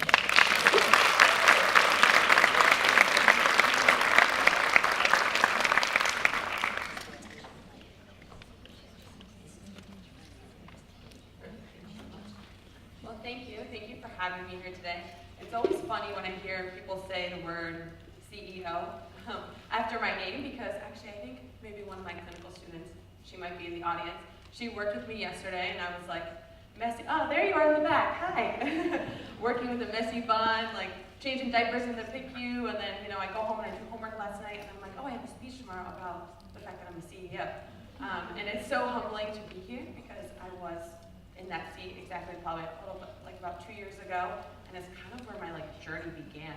And so when I look back at my original PowerPoint from my Athena presentation, which is, sometimes I kind of hide that in a archive folder, but it's just so humbling to be back here. So some of you are going to hear the story that I shared with you about a week ago, at a conference that I did in Salt Lake City for Johnson & Johnson. So I want to thank you again for coming back to listen to my story. So, Alice was 22 years old as I approached her lying in a hospital bed. She had bags under her eyes and she looked tired. She had a huge grin on her face. She was wearing a powder blue polka dotted robe with matching fuzzy blue slippers. She had just given birth to the sweetest baby boy. 7 pounds, 6 ounces, 21 inches long. With a tuft of dark brown hair atop his head, he was the vision of newborn goodness. Her husband sat in the corner of the room as the two of them talked about all the research they had done about breastfeeding. They talked excitedly about a breastfeeding class they had taken during her pregnancy.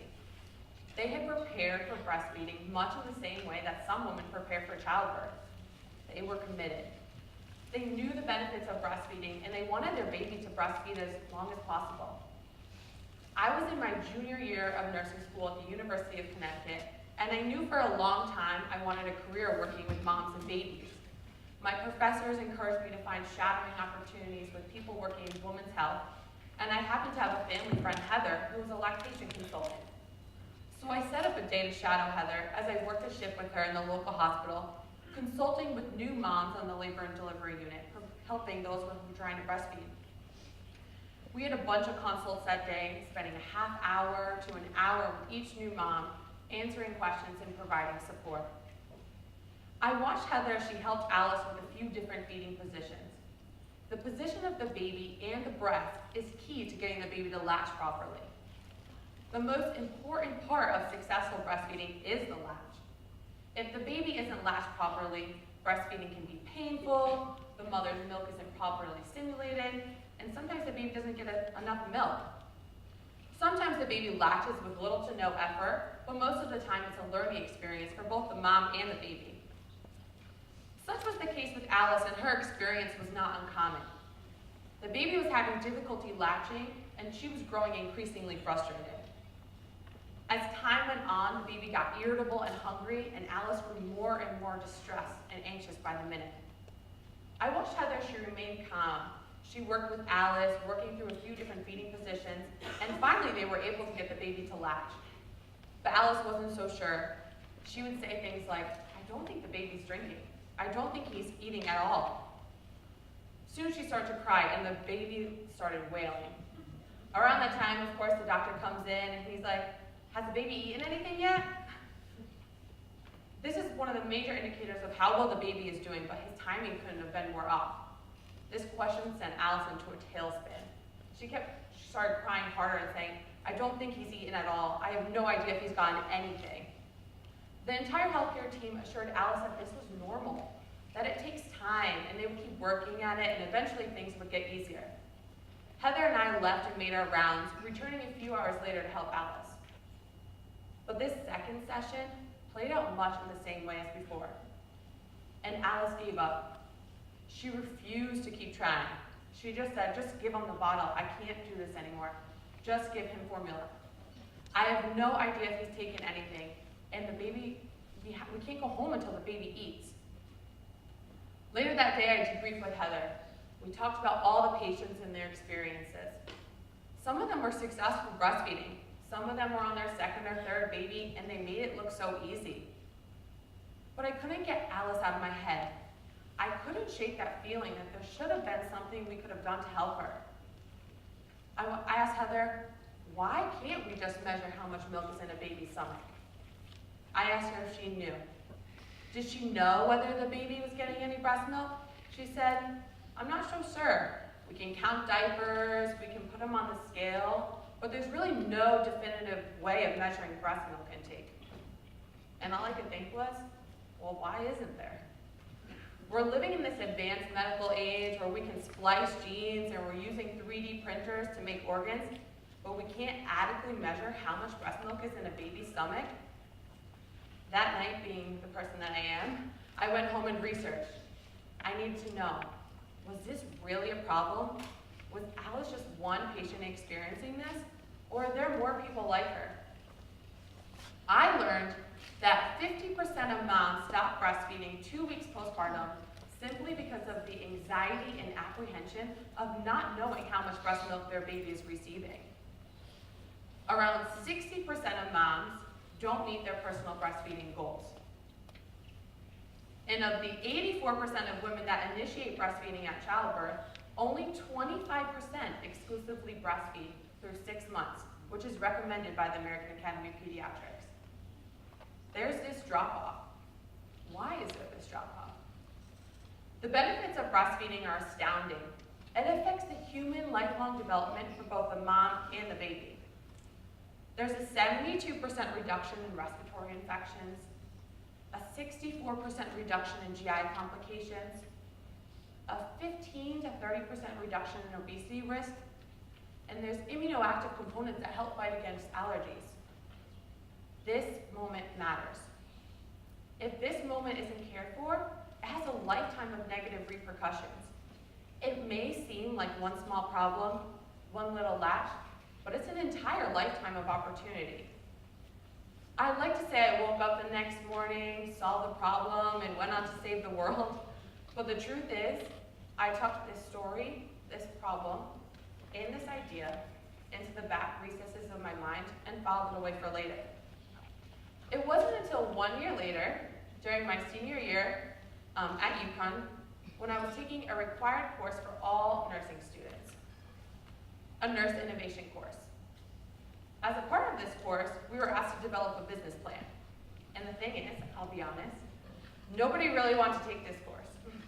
We were still students with limited bedside experience, and we all kept thinking, we came to nursing school, not business school. A lot of people struggle with, how are we as nurses supposed to come up with an innovation? But when they asked us to come up with an idea and talk about the impact that it could improve on the medical field, I lit up. This idea was reanimated in my mind, and I got really excited. It was like a flash of insight, and the time was right for me to really solve how to fix this problem. At most, I was hoping to get A in the paper and ace the course. But the truth is, this small flash of insight got me so excited that I didn't stop at just writing the paper. I went even further and developed a prototype, an actual working prototype for a device that could measure how much milk was inside a baby's stomach. A device that can measure it from the outside in a way that is safe, convenient, and accurate. If a mother is nervous about breastfeeding, she can measure how much milk was inside a baby's stomach after each feed. And as she sees that the baby's getting adequate nutrition, her confidence grows. And as her confidence grows, breastfeeding continues and gets easier.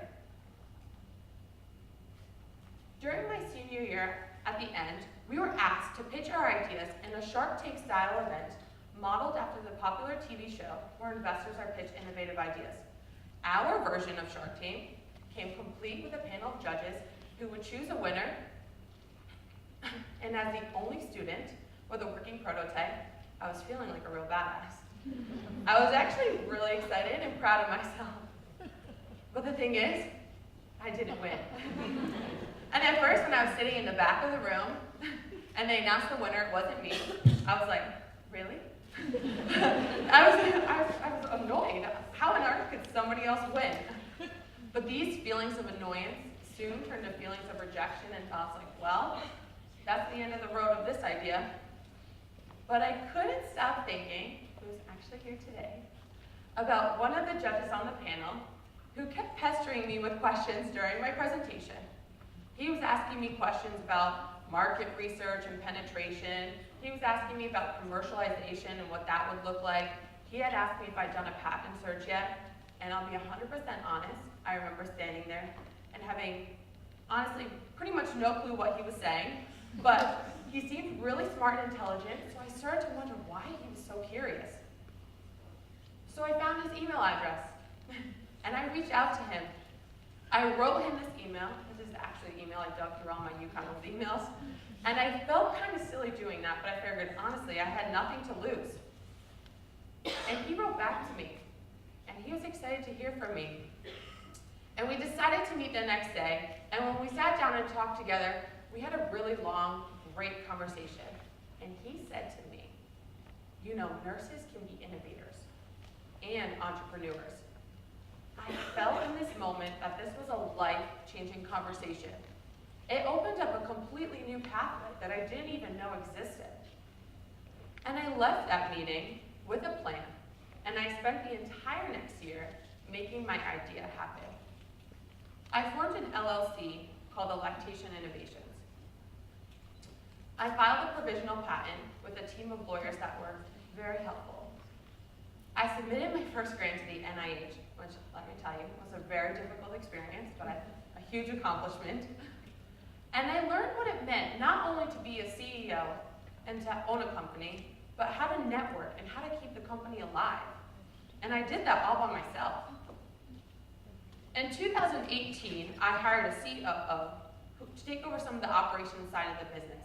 I needed somebody who was savvy and intelligent about the things I'm not so savvy and intelligent about. I found that in Jamie. She has brought medical devices to the market before, so this isn't her first rodeo. She has become my mentor, my friend, and my co-founder. Together, we have bootstrapped around $15,000 to create this device. Bootstrapping is when you use existing monies and funds instead of venture capital, and this has allowed me to retain full ownership of my company. We have retooled the device through a series of testing and analysis to make it more accurate. Our initial testing shows it's far superior to our competitors, and it does not require adhesives, solutions, or calibration. We have also filed our non-provisional patent at the U.S. Trademark Office. We have renamed the device the Manula device, after the Greek term of endearment for mother. And I've done all of this while being a full-time registered nurse in the Pediatric Intensive Care Unit at Connecticut Children's Medical Center, and while being a full-time master's student at Regis College with the goal of being a pediatric primary care nurse practitioner. And I'm just getting started. Right now, we're continuing to retool the Manula device for accuracy and testing, working on developing our alpha prototype. In 2020, we're planning on continuing to work on the alpha prototype and submit it to FDA for approval. And in 2021, we're expected to deliver a fully commercialized product to the public. I am a nurse. But like many who've come before me, I am not just a nurse. I am a scientist, I am a CEO, and in each role, I am changing the health outcomes for my patients. As nurses, we sit at the intersection of human intelligence and human conversation. What is the problem that humans are having, and what is the technology that will solve that? I want to say something to all of you, and my goal is that you'll take it with you long after this moment here today. Your human impulses and your desire to serve is something that you should pay attention to. There's no profession better positioned to revolutionize the way that healthcare is delivered than a nurse. As a child, I wanted to be an actuary. An actuary is a business person that deals with the measurement and management of risk and uncertainty. Not many people know what an actuary is, and to be honest, I have no idea how as a child I chose that job, and that's what I wanted to be. But in hindsight, I think I always knew my life would be about measuring things, about quantifying things that are difficult to quantify, and doing so for the most precious and vulnerable amongst us. In closing, I have 5 truths I'd like to share with you. Lessons from my short but exciting career in nursing. 1, what you love matters. 2, follow your questions wherever they may go. 3, I've learned this one a lot. Rejection is just a change in direction. 4, the right team makes everything smarter, better, and faster. And 5, if not you, who? Thank you.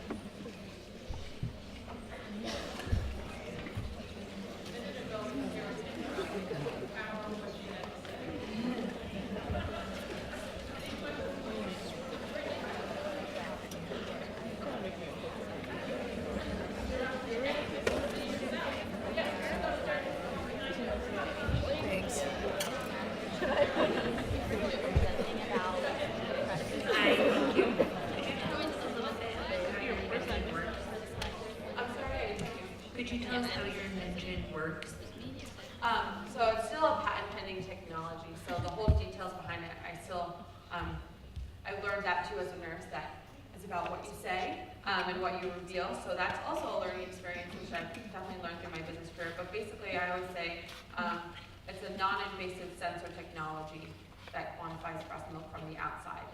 And when I really want to develop it, I always go back to that story of Alice and really working with moms.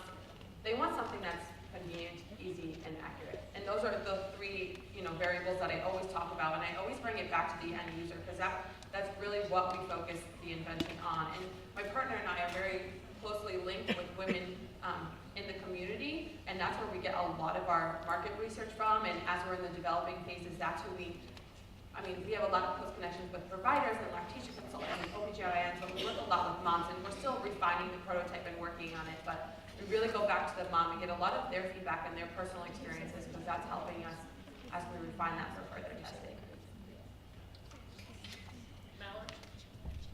You know how proud I am of you.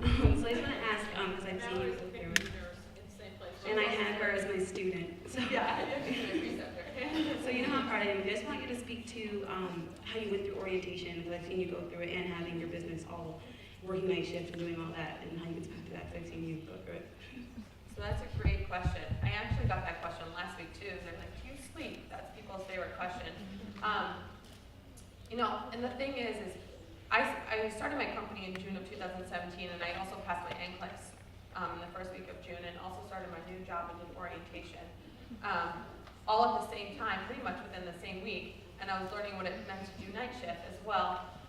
So really what it is every time I thought something had to give, or I want to give something up, I always had a great experience or a great story, and whether that was a mom that wrote me a letter for taking care of their patient, or I did really well on just something at school, or something with my company was, I got great feedback, or I go to a conference for Johnson & Johnson. It's just so rewarding to see about the impact and the power, like as a nurse, that you can have, and all the avenues that you have. So the why you're doing it, I think, and the why I'm doing it has driven that passion and that desire to be able to impact human lives.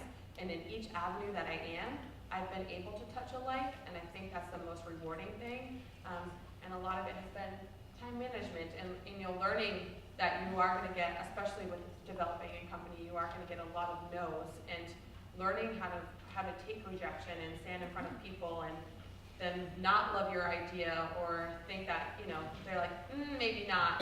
Learning how to take rejection and learn and kind of turn that into a positive experience, as Bonnie had mentioned, is really a tough but great lesson that's really helped me mature over these last 2 years. That's kind of helped me keep going, and something that I definitely love to talk to nurses about, because I've been there, and not too long ago, and I'm still in that. So it's helpful to kind of share those rejection stories, because I think those are the most valuable and kind of have helped me continue on the journey that I am today. It's a great question. Okay. Thank you so much.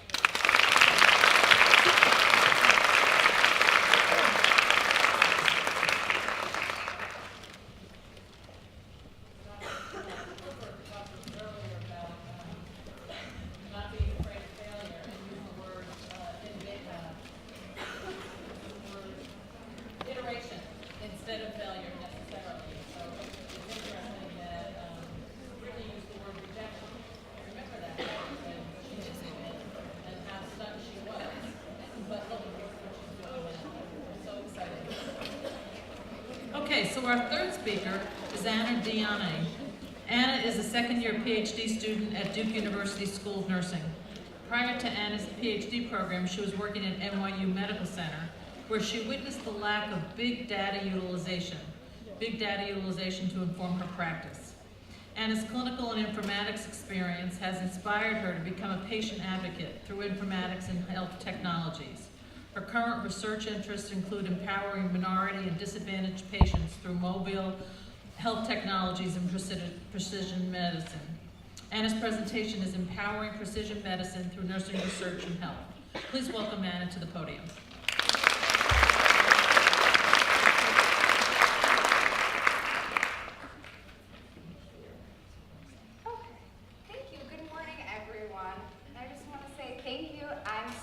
excited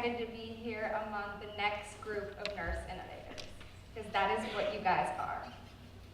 So, I will talk a little bit about nursing innovation, but first I just wanted to share a quote from one of the nurse innovators, Clara Barton, and I think she says it best.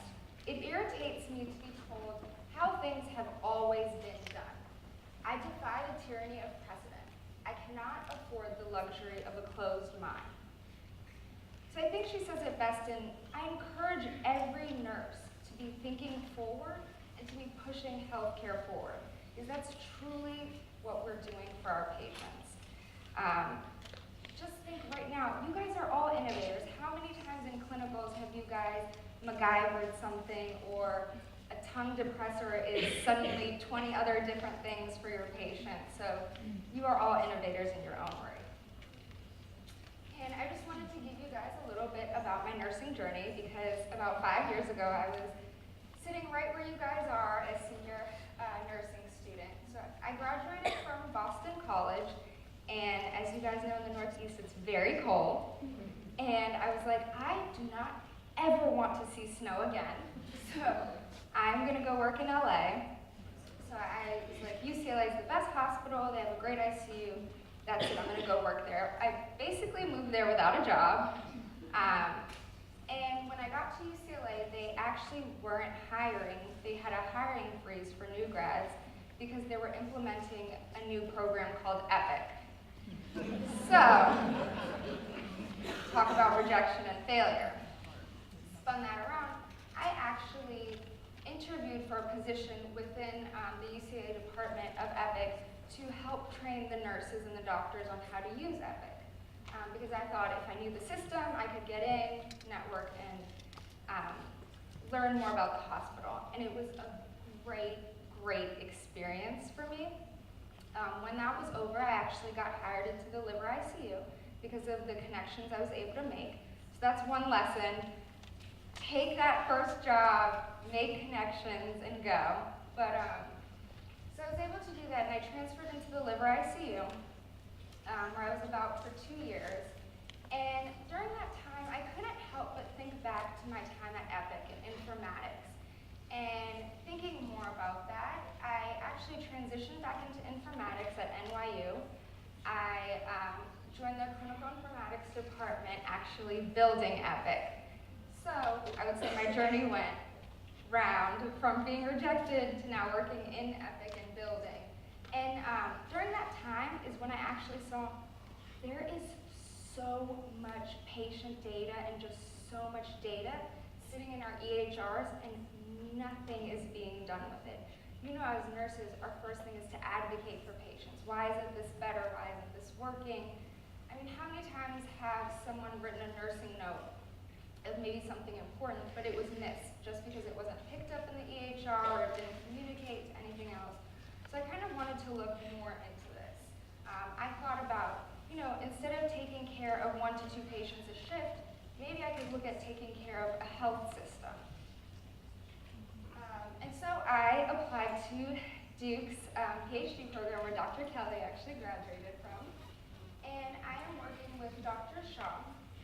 And I'm currently actually had the great opportunity to work on his study called Diabetes Mobile Care. As you all know, diabetes is one of the most difficult, costly, common chronic illnesses there is. It's about 1 million new diabetics diagnosed each year. Last year we spent $326 billion taking care of diabetes, so it is quite a problem. And so in Dr. Shaw's study, as everyone talked this morning about wearables and everyone having it, we actually wanted to see what is the feasibility and utility of having patients monitor their own data with wearables for 6 months. Because we do know that there is device fatigue and other things going on.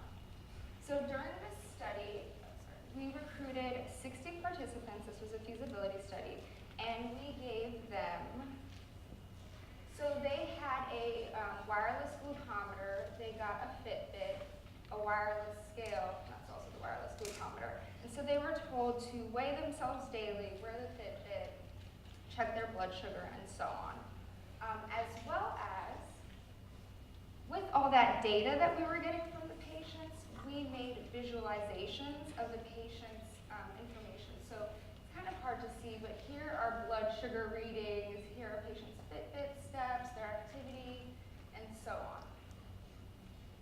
So, like I said, we had 60 participants, 72% had uncontrolled diabetes, 71% was largely female. Our population was actually largely Black, which is very important to me as a minority researcher, which I'll touch on next. So we're still in the preliminary results stage, and the first thing that we found is that just base, African Americans had greater amounts of missing data, meaning they didn't track themselves as often as the other populations.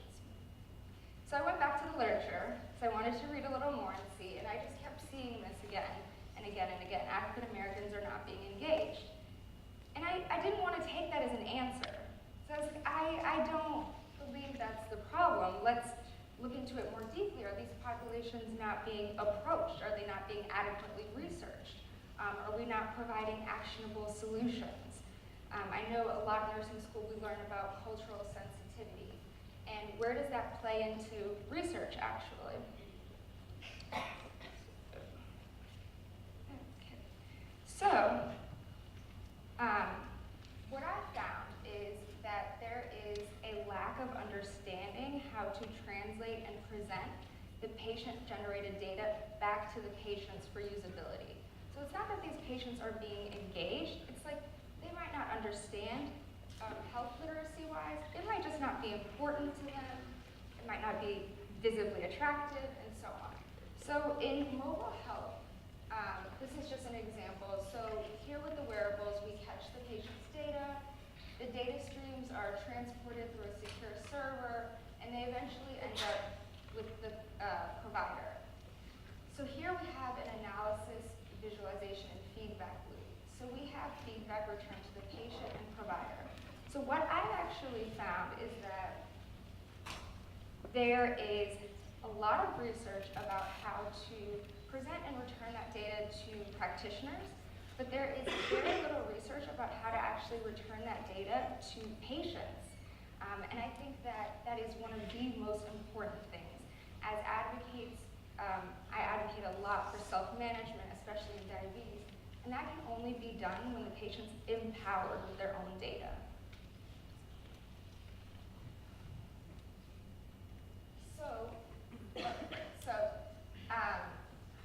Current state, we do not know how to visualize patient health data right now that is culturally sensitive or tailored for minority patients.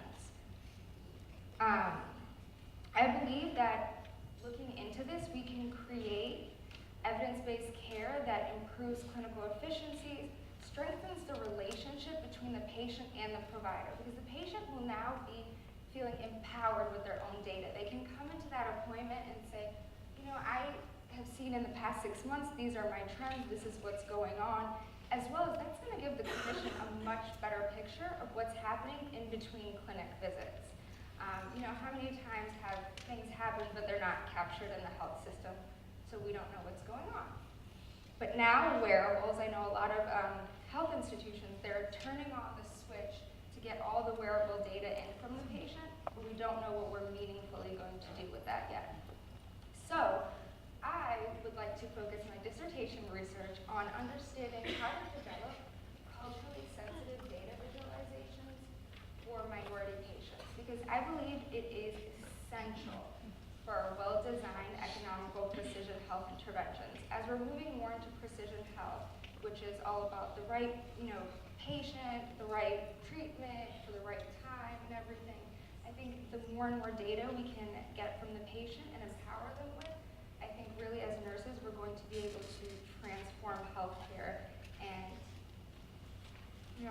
move everything forward for our patients. So I'm very excited about this. Thank you. So basically, what I wanted to show you is that a nurse can do anything. Just like Brittany said, you have some kind of issue or problem or just something that you question, like, why isn't it done that way? Lean into that. Think more about that. Nurses can do anything. Just imagine what we can innovate next. Thank you.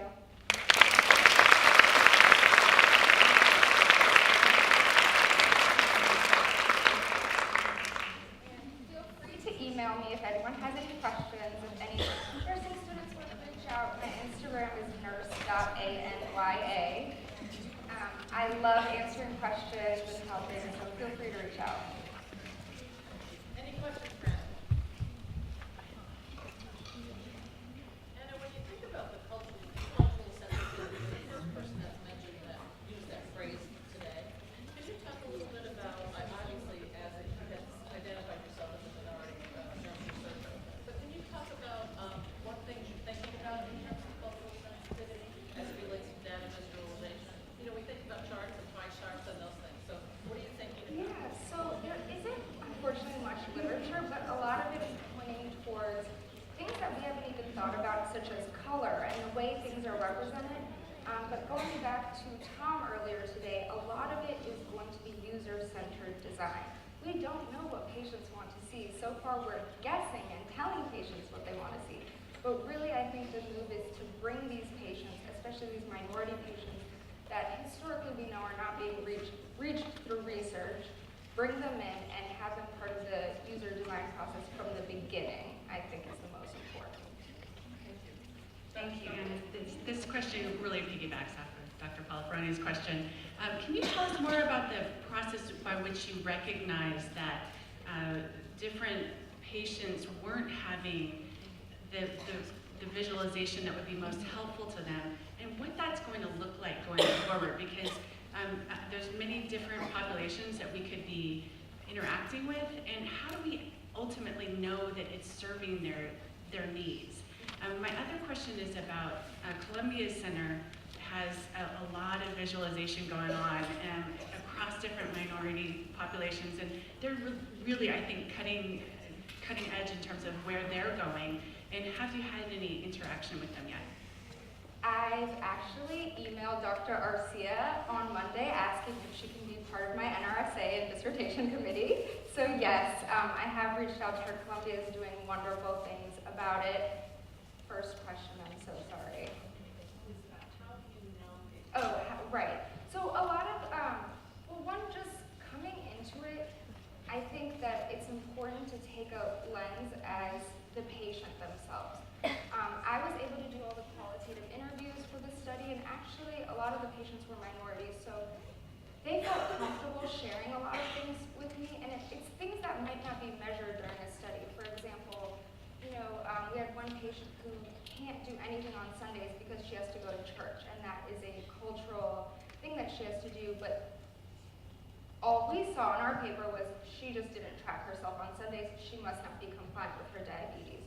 So I think it's more of understanding what the actual issue is, rather than, like they say, looking for solutions. Like, maybe my patient didn't walk today because their neighborhood's unsafe, and they need to maybe have my app push exercises that they can do at home to increase their physical activity or different things.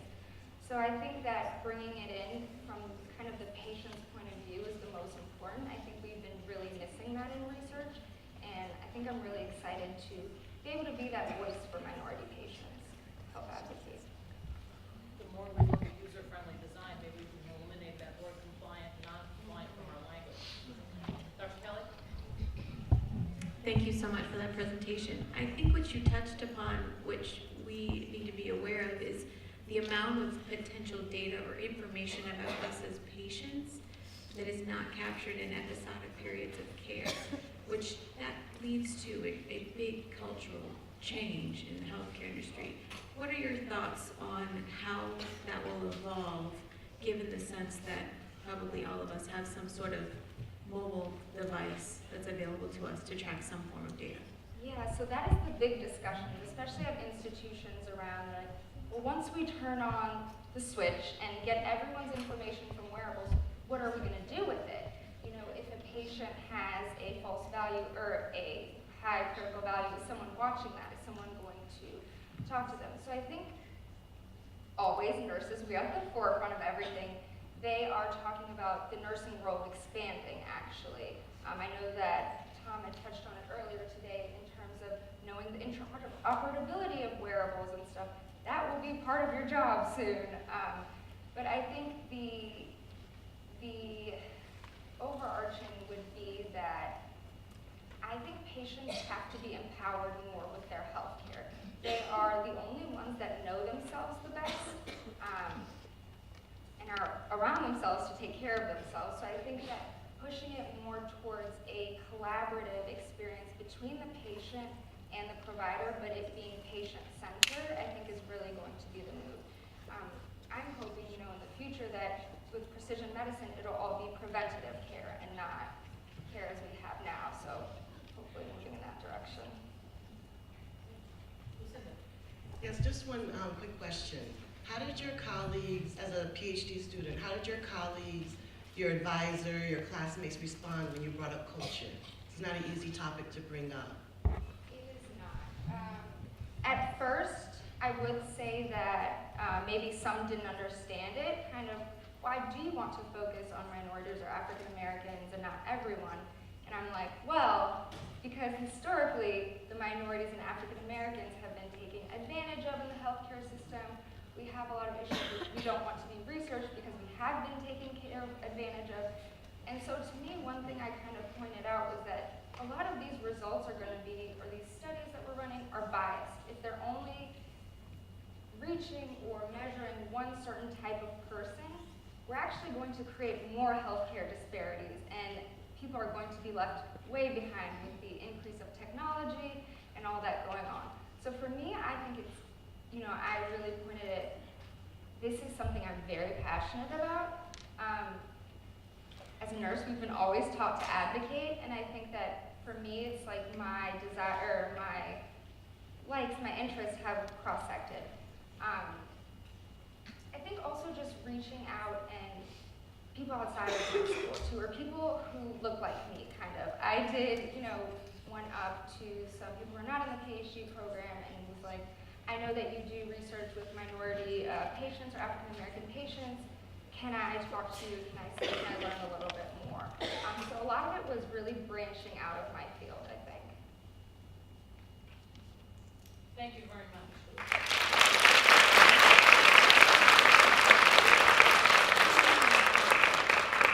So the theme that we talked about this morning, past, present, and future. The future is you, and the context of that future is you heard our nurses, our professors talk about, I am nurse, I am an entrepreneur, I am an innovator. And so I want you to think about that as we have our break. Are you going to introduce Kevin? Well, I'm going to introduce Kevin. Brittany mentioned the person that was very helpful to her, and it is Kevin Booley, who's sitting up here in the second row. Some of you may not be attending the Spark Tank press of it, so if Kevin should just stand up so people could recognize him. His picture was on the video. But he is what we call a friend of nursing, inducted in Sigma Theta Tau last year, and has certainly been a friend to all of us. So I now turn it back over to Tiffany Kelly to give us directions about our break and what comes next.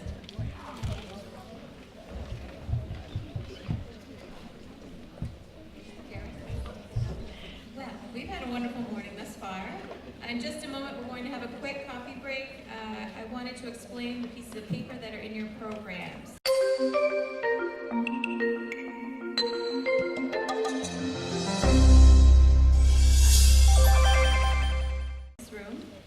There are 3 poster sessions in the morning, or 3 posters in the morning, which is room 304, and 3 in the afternoon for a chance at a prize at the end of the day. The Spark Tank presentations will begin here in the theater at 10:30. Those will be 5-minute pitches from student innovation projects. We will have 7 students in our student groups that will be highlighting their work. The morning poster sessions include PhD students, DMP students, honors, and our clinical partners in room 304. So these will be happening concurrently. You are welcome to go between sessions, but just remember to wait to enter and exit until someone's presentation has been completed. And with that, thank you very much. I look forward to seeing you in another few minutes.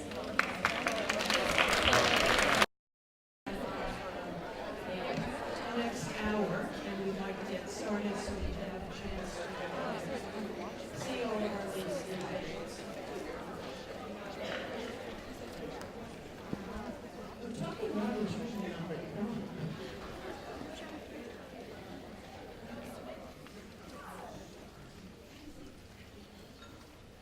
Wonderful. Good morning. Welcome to our first Spark Tank. This is a little bit different of a format from our previous Shark Tanks, but I think you're going to find it equally as enjoyable as what they've done in the past.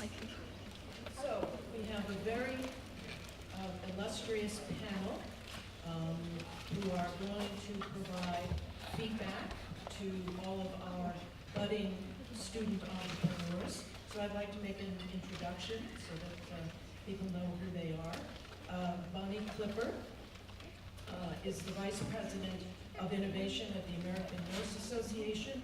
Dr. Clipper is a Robert Wood Johnson Executive Nurse Fellow alumna and ASU A1 Executive Fellow in Health Innovation Leadership, Fellow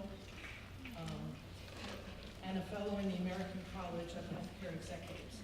Her research interests include building cultures of innovation, importing the voice of the clinician into the design and development of technology and millennial leadership advancement. Patricia Matheson Bender is a class of 69, is a 69 graduate of the UConn School of Nursing. Pat is a retired clinical nurse specialist and is now an avid world traveler. Mrs. Bender held many roles over her long career at Yale New Haven Hospital and also served as adjunct faculty clinical instructor at Fairfield University and Southern Connecticut State University. Pat exemplifies a lifelong passion to improve the health of children and to promote a nursing presence. Elizabeth DeLuca is also a class of 69 graduate of UConn School of Nursing. Following her clinical training, Mrs. DeLuca was employed as a registered nurse until joining her late husband in his business, Subway. Elizabeth is now the president of the Frederick A. DeLuca Foundation, and as a philanthropist, she supports charitable programs that empower people to lead healthy and productive lives. Anne Harrington is a class of 89 graduate of UConn School of Nursing and also holds a master's in public health from Boston University. In addition to being a registered nurse in 1999, Anne co-founded Long-Term Solutions. Seeing an industry need, Mrs. Harrington's innovativeness built one of the nation's largest providers of in-home assessment services to the long-term care insurance industry. And Carol Polifroni is a registered nurse, professor, former dean of the School of Nursing. She's also been a consultant to many Connecticut organizations and recipient of too numerous to name, nursing awards and honors, bringing a wealth of knowledge to today's panel. So I'd like to thank our panelists for their participation. And we're going to start with our first student entrepreneur for our Spark Tank, and it is Concussion Watch, and it is Joey Feta, UConn School of Nursing first-year PhD student and a graduate in 2018 of our undergraduate book.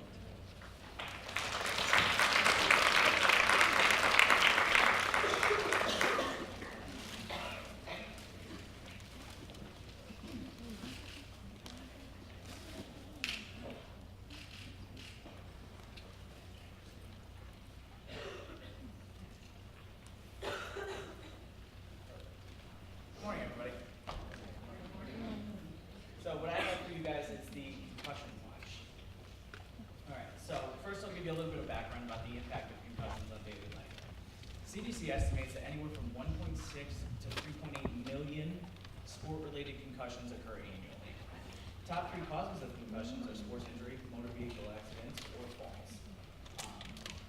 Symptoms can be debilitating for everyday life, and some of those symptoms include dizziness, memory loss, cognitive function impairment, mood changes, as well as anxiety and depression. The current standard of care is what is known as cognitive rest. I put that in quotations because what does that exactly really mean? Essentially what that is a decrease of stimuli as much as you possibly can for an extended period of time until symptoms kind of resolve.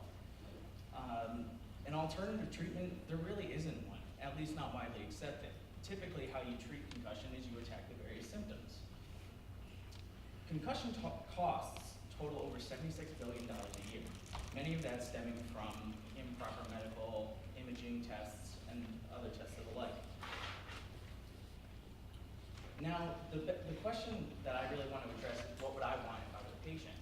I personally have experienced a number of concussions in my life. I played contact sports all throughout high school and have sustained at least 3 because it's hard to diagnose a concussion. So, the concussion watch. What it uses is a Fitbit or smartwatch. If you don't have one, you know exactly what it looks like. I have one on my wrist right now, and what it can serve as memory aids through various alerts, exercise reminders. It can serve as guided meditation, so you can measure breathing and kind of calm down any anxiety. But where the real innovation exists is what I'm calling the symptom button, and it's a technological and readily available symptom journal. Essentially what you do is you press a button on the watch, scroll through a number of symptoms, press it, you can rate the quality and frequency as well as things you're having a hard time dealing with. And as well, it will serve as a sort of care coordination tool. Doctors, school nurses, athletic trainers, parents, anyone that needs access to how the player or individual is doing can directly look up the symptom presentation, frequency, and any little qualitative data that the user would punch in. So as far as other applications that are similar to this in my competitive landscape, Team Safe and Players Health, both are applications that track the status of an athlete on the field and notify any individual involved with care and recovery. However, these both are built on the platform of liability as far as the institution. With athletics, injuries aren't necessarily documented in a way that is conducive to a long-term health record. These both serve as electronic health records, but it's really built to kind of cover the institution in which they're playing. The concussion watch focuses on the player. It's really centered around that symptom journal and recording and managing those. It better informs the care team because anyone can really look at what symptoms they're experiencing, how they're doing, how long it's lasting, and how the duration of the symptoms entirely. And it can also introduce various rehabilitation strategies, some that aren't necessarily super honed in, but it serves as a platform that can be used later on as more information is found. Various outcomes that I hope to test with this device would be health-related quality of life. So that kind of comes with the symptom experience, frequency, duration. But it also kind of boils down to the patient experience, how they're feeling with the treatment, and it kind of serves as a real streamlined way of seeing how they're recovering, how long it's taking, X, Y, and Z. It also can serve for personalized rehabilitation. Anything that the individual is struggling with can be programmed right into the watch. So say you're having difficulty with cognitive function, you can input various alerts to go to an appointment or exercise a little bit. Next steps for me would be to fine-tune those rehabilitation interventions that I talked about. Design the application interface and really test how it's going to work in real life. And then see how it works and see how people react to my concussion watch. Thank you.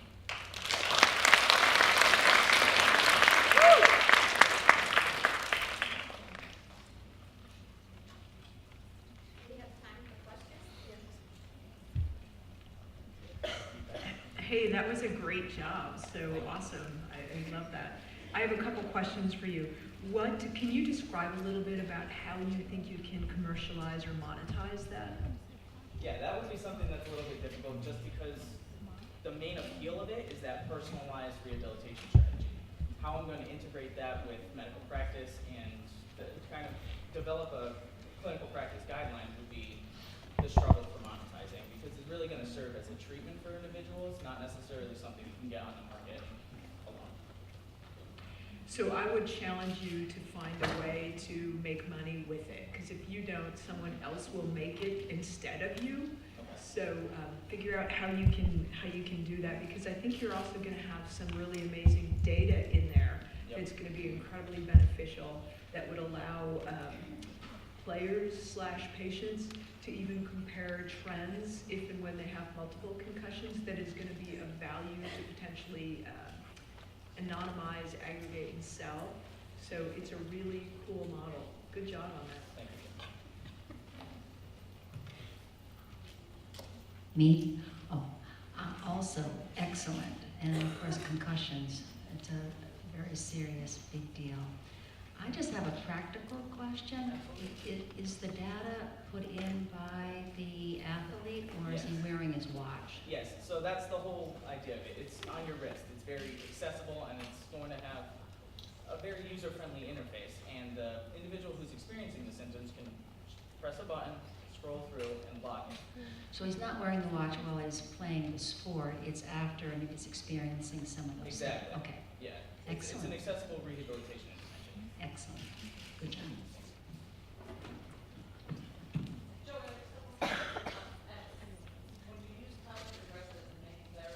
Yeah. Do you think a patient's gonna be able to use this watch? In other words, you know, some concussions, you're like in la la land. Yeah, exactly. So that's all based on the individual. Each person comes with a set of comorbidities that are going to exacerbate symptoms. Each person's symptom presentation is going to last a variable amount of time. As far as cognitive rest goes, there have been studies that have been released in the last year or two that really show that extended periods of cognitive rest are actually more harmful than good. It can exacerbate anxiety and depression because these people are athletes. They exercise, that's how they get out all of their frustrations, and it's just going to make it worse. As far as the watch goes, there's a little bit more data I need to really uncover as far as screen time and how soon you use it. This is really geared towards mild traumatic brain injury or concussion. So as far as any la la land situation, that should only last a few days at most. Thank you. Yeah. One thing that I'd be concerned about if they're self-reporting is that we all know that athletes like to underreport their injuries to get back on the field. So if there was some mechanism built in there to benchmark their symptoms against a return to the field. Okay. Thank you.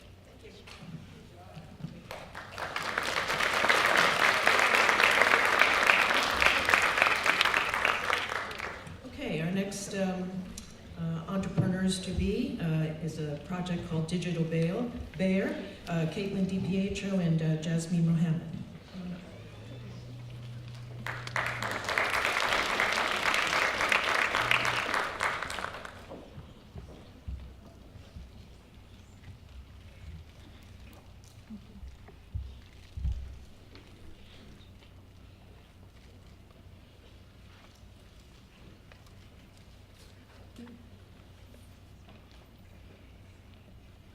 So our project is called the Digital Bear, and it's focused on treating and preventing delirium. My name is Caitlin DePietro. I'm a junior nursing student, and I've been working on this project since my freshman year for over 2 years now. My name is Jasmine Mohammed. I'm a sophomore nursing student, and this is my second semester working on Digital Bear. So delirium is characterized as an acute neurocognitive condition, and some of the symptoms include inattention, fluctuating levels of consciousness, and disorganized thinking. Definition is also you're in a confusional state, and it's a change from a baseline mental status. So an important fact to note is that 1/3 of hospitalized patients over the age of 70 have an increased risk of developing delirium, and this number increases even more in third world countries as well as in areas with healthcare disparities. And the risk increases even more to over 50% in post-operative patients, especially in those who have recently undergone a hip fracture repair. Also, delirium increases the chance of mortality, which is an important fact to note, because it's actually a 62% increase, and that's following the first year of discharge from the hospital. A few impacts of delirium: well, first of all, patients never end up regaining that baseline cognitive functioning that they were at before developing the delirium. And like I said earlier, those over the age of 70 have an increased risk of developing delirium in the hospital, but also hospital-acquired delirium ends up increasing the longer that a patient is in surgery or is in intensive care. So there's a direct correlation between length of stay and developing hospital-acquired delirium. For some financial statistics, every year we spend $38 to $152 billion on hospital-acquired delirium in the United States. And that's compared to hip fractures, which are $7 billion a year, and non-fatal falls, which are $19 billion a year. So it's a pretty steep number. And it's also important to note that Medicare does not cover hospital-acquired delirium. So there's 3 types of delirium. There's hyperactive, when a patient is more agitated, hypoactive, when the patient is somnolent or sleepy, and then there can be a mix of the 2. So current interventions, there's medications which can actually increase the risk of heart attack and stroke, restraints which end up doing more harm than good, the busy apron, which you can see up there, which although it seems like it should keep the patient busy, what ends up happening is we walk into the room and find them on the floor. There's one-to-one sitters, which can be hired for the day, but that adds to healthcare costs. And then finally, there's nature sounds and videos, which is helpful, but a study was done by Christine Wazinski, Carrie Milner, Sheila Maloney, and Eileen Staff in 2018 in Harvard Hospital, where they took groups of agitated patients with hyperactive delirium, and they gave one group nature sounds and videos when they were agitated, and one group family sounds and videos. And what they found was the patients receiving family sounds and videos had a 94% decrease in agitation, which is significantly more than the nature sounds. So that shows us that the key to treating delirium is a more personalized intervention, and that's where we come in. Our proposed solution is the digital bear. So it's hopefully a more personalized intervention. It includes a tablet with an app inside the teddy bear that has music, videos, audio messages, and photos that can be personalized. The music and videos can be from the patient's youth. And the audio messages can include things like, "Hi mom, hi dad, you're in X hospital, everything's okay." So the reason we chose a bear was it provides comfort and safety when a patient thinks back of when they grew up with a teddy bear, and even in a state of confusion and agitation even, they have that long-term memory and comfort. So our hopeful outcomes are reduced incidence of delirium, reduced hospital stay and costs, and patient reorientation and safety. So going forward, we actually received a START grant for a feasibility study from UConn Health Center. So what we're going to be doing is we're going to have 5 patients who are post-operative for hip fractures and are at risk for developing delirium. And we're going to give them our prototype and see not only do they develop delirium, but do they use it, do they find it easy to use, and anything else that will help us go forward. And finally, we're seeking patent eligibility. So overall, our project, we hope to improve patients' quality of life with a personalized approach to not only treating, but also preventing delirium. Thank you.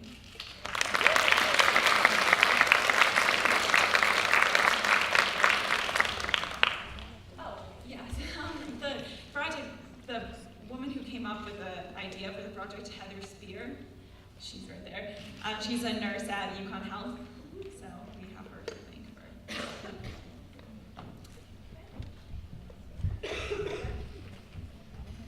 So tell me a little bit about the bear. Is it this bear? Is it any bear? No, Is it so this like is a just, dog? Could it be a dog? Yeah, well, this is just a rough prototype right now.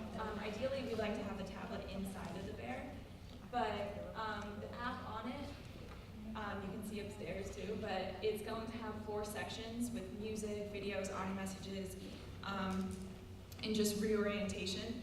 And so there are 4 quadrants, so it's easier for the patient, it's easier to access, because sometimes if you press the wrong button, you'll end up in the wrong place and you can't get back to it. So it's, the main point is like accessibility, so they're, whatever they end up pressing anywhere on the screen, they'll have something. You have a photo from a family member, music from their time period, or even just a reorientation. So this is a great idea. Who's the market that you would be selling this to? The family, the hospital, the elderly patient? So it's important, I think, mostly the hospital, because it's important to realize that although most of patients who develop delirium are elderly, it can happen to anyone. So we want to make sure that we really reduce the incidence of hospital-acquired delirium with this. So can if a hospital was to purchase that, can the bear be deconned and reused for multiple patients? We are hoping to have the bear be taken home with the patient or thrown out just for health reasons. And then the tablet can be cleaned and put in a new bear with a new case. Just think about price point there that you're adding to a hospital stay. It's a fantastic idea. I think families could be another market for you to sell to that would be very interested in a multitude of animal figures with that habit. I have a question for your consideration. Have you given any thought to also using this bear, which I love, in a pediatric situation for children, because it might have different impact for them as well. Comfort, I'm thinking most like. Yeah, really, honestly, right now, although we're starting off with a specific group of patients and a specific, for our feasibility study at least, once we see how it works, there's so many other patients that it can be used for who are at risk for any type of risk for delirium. Yeah, okay, just one quick other thing. Can you personalize the voice messages coming out? The family can send like audio messages. Yeah, okay. Whatever they want to say. Basically a reorientation picture. Hey mom and dad, you're fine. And they can also add their own photos and videos and music and everything.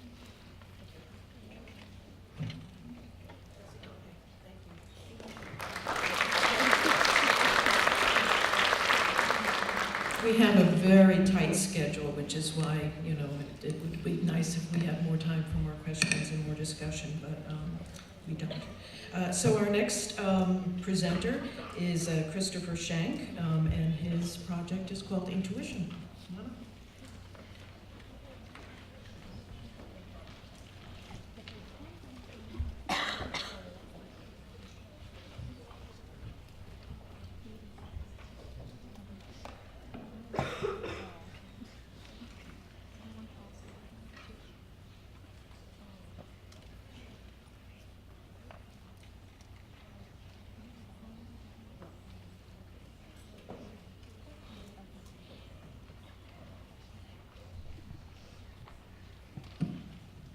Hello, my name is Christopher Shank. I'm a computer science and engineering major, so obviously this is the people I hang out with.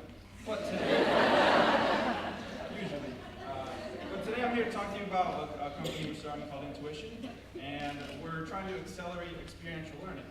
And so to really get that point across, I want those who have experience in healthcare and nursing to really think about what's the difference between someone coming out of a nursing school here or a surgeon coming out of med school and what you've learned through your own experience, right?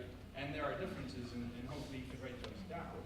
And what we're trying to do is those differences have taken you a long time to learn, right? You have to learn through experience. And what we're trying to do is we're trying to accelerate that, the time it takes for you to learn that. And so, when you start diving into what is experiential learning, a large part of that is learning pattern recognition. And it's very domain specific, but our claim here is that it's necessary to excel in anything that you do.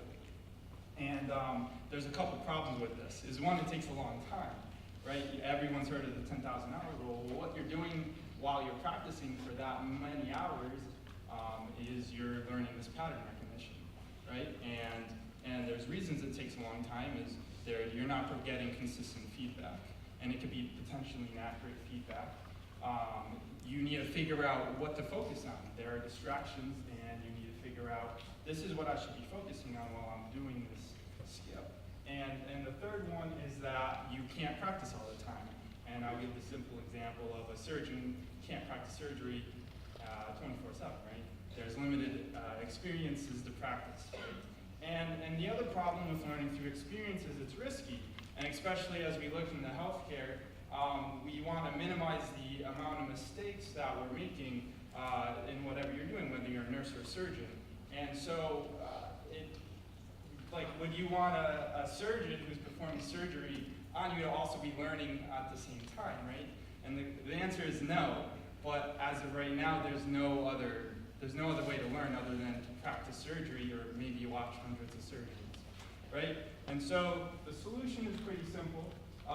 We create virtual environments in order to train this pattern recognition. And by doing that, we can provide consistent feedback. That's always more or less accurate. We could filter out distractions, and you could really start to learn what to focus on, and we could speed up that process. And because it's a virtual environment, just on a computer, you could practice anytime and anywhere, right? And the last one, there is no risk, right? If you're a surgeon training in one of these virtual environments, or a nurse, you can't harm a patient, right? And those are really important. And so the cool thing is when we started this process, we started diving into learning research, right? How do we learn most effectively? And there's a growing evidence that we are able to train these types of intuitions and pattern recognition in virtual environments. And I'll dive a little bit into that in a second, but what we're doing is we're creating a web-based platform where you can come on through any browser and log in, and there'd be a set of modules that you could be able to complete, and I'll talk about examples in a second. But essentially, you'd be shown a sequence of images, videos, or animations, and there's other types of technologies, maybe 360 images and videos, so something like Google Maps where you can drag around, or eventually VR and speech recognition are other technologies we're looking into. But essentially, you're shown a scenario, however that looks like, whether it's a video or VR, and you have to make some decision, right? And that's what we're trying to do. And this is our link to our website. I can't demo it right now for time, but keep going. If we look in the healthcare, there are nurses and surgeons. And so these are some examples of what we're trying to teach. So the ability to read EKG or ECG, or in terms of surgery, performing gallbladder surgery and recognizing where you are in that process, or dermatology, so recognizing whether a patient has skin cancer or not. Or the last one, radiology, looking at an x-ray and determining whether you have a tumor. And these are all shown in research to, you're able to accelerate the time it takes to learn these in virtual environments. And so, as time wraps up, this is a quick timeline of what we got. And we started in the fall, established a team, a core vision, and a mission. And we started developing the MVP. And at that time, the crew team approached us, so rowing. And we've been working with them to create a module for them. And so the winter and spring has been to continue integrating more technologies and continue testing with the crew team. And we're at a point right now where we're evaluating different places to go. And healthcare is obviously one of them, which is why we're really excited to talk to you all today. And in the future, we're looking to continue expanding. Of our team, we're not healthcare or nurses, right? And we don't have experience in healthcare. And so our goal here today was to talk to you about what applications do you see this going into, and whether you have any questions or advice.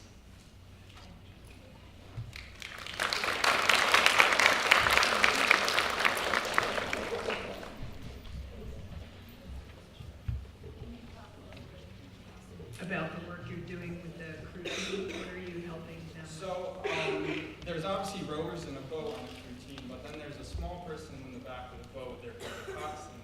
So the coxswain's goal is to make sure the boat gets from point A to point B during a race. So they need to make navigation calls and navigation decisions to make sure that happens, right? So they're making calls to the rowers, telling rowers, hey, skip, don't row, like the bow side, don't row, right? It's called the bow side hold. They're making those types of navigation calls. And the problem was there's 12 coxswains in 2 boats. So they get 2 days a week to practice, and then during the off season, the lake is frozen, so they can't practice. So a coxswain came to us and was like, hey, I don't have enough practice. And so we're developing something similar. So we've been working on creating a module so they could work on navigation calls.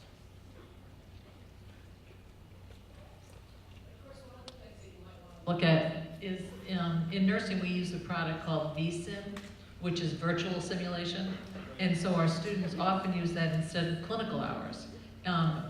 Case scenario and learning to do both different techniques as well as learning that processing piece. So it's something that we're using in nursing now that you may be able to perfect and make it more exciting. Students find it a little bit boring, but to be able to increase the realism of the product would be really beneficial for them. And so gamification is another important aspect I think I'm going to touch on, but making sure people are engaged and having fun on our platform.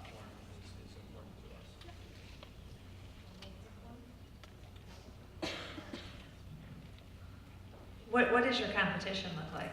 Have you done? Yeah, there's a broadness in this technology. It can be applied to many different domains. And so in the sports domain, there's someone called Striver who does VR. They train sports athletes. The problem is they're very expensive. And so that's someone who we sort of compete with, but again, it depends on what we're focusing on. So in healthcare, there's another company called Insights LT that does some educational modules in what they call perceptual learning. And so they have some healthcare modules like reading an EKG, but that's the extent to it. And the problem with them is they're B2C business, so they're working directly with consumers. We intend to be a B2B business. We want to work with actual organizations to solve the problems that they're having trouble with. And how would you price this? Would this be a subscription? This would most likely be subscription, whether it's yearly or whatever is to be determined, but it would be subscription.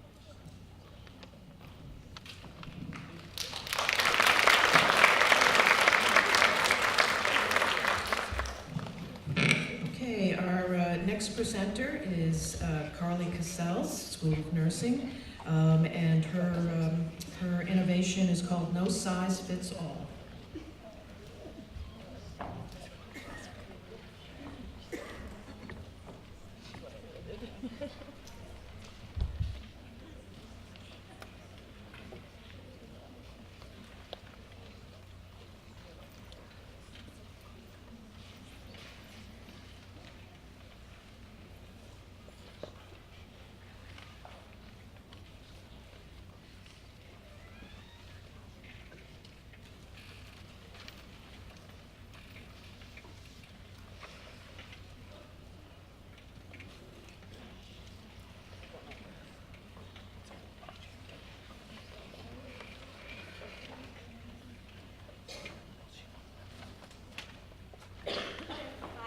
My name is Carly. I'm just going to be talking to you about a startup that I began a little bit. It's called No Size Fits All, so I'll just dive right into it.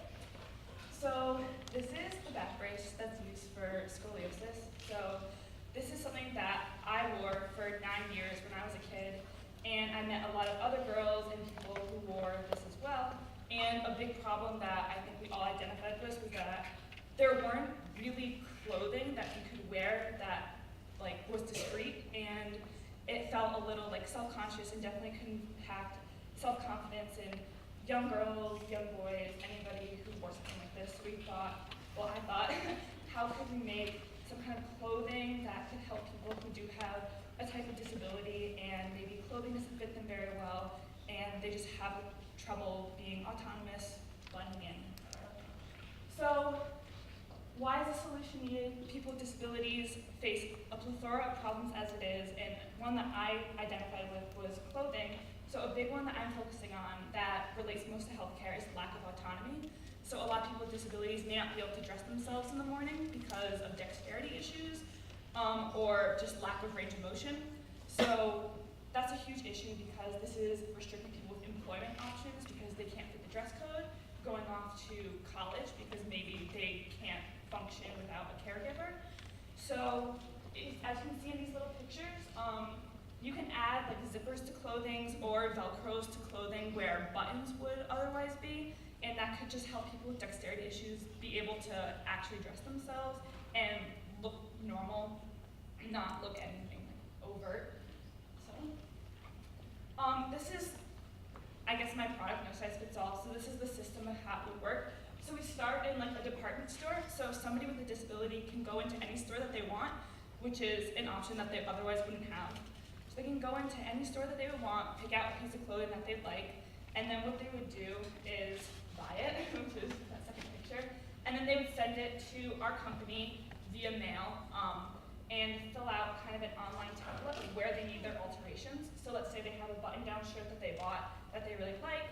What we could do is we could add in magnetic strips. So instead of having to button with their fingers, which some people can't do, they have cerebral palsy, it would just snap right into place for them. So they would fill out that little online template that we created.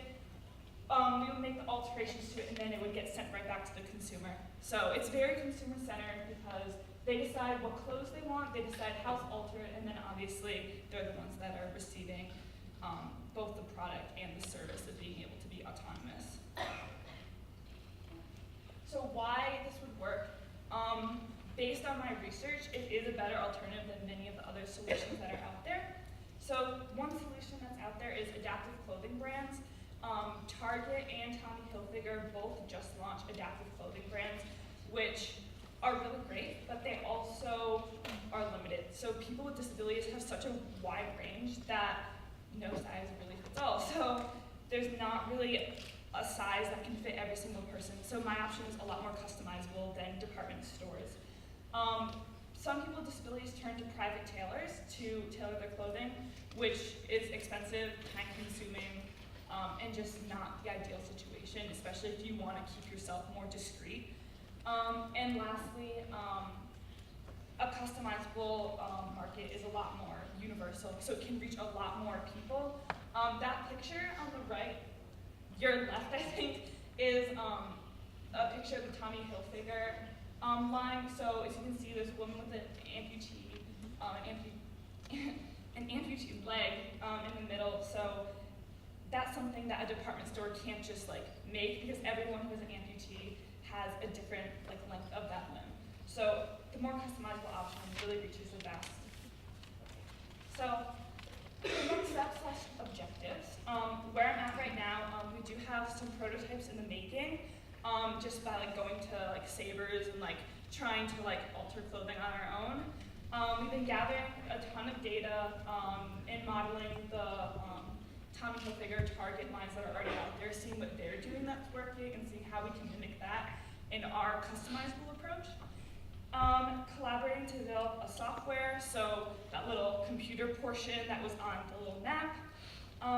So our next steps would be conducting more official interviews. We have had some unofficial interviews, but the unofficial aspect of it, or sorry, the official aspect of it, we can gather more concrete data. And then identifying the most ideal business model, making that concrete. And lastly, is creating that webpage/online template order form. And that's where we're at right now, and that's it.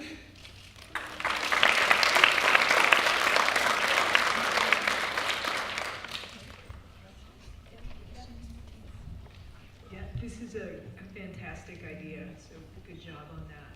So you see this being kind of an online store that people can actually order the adaptive clothing from?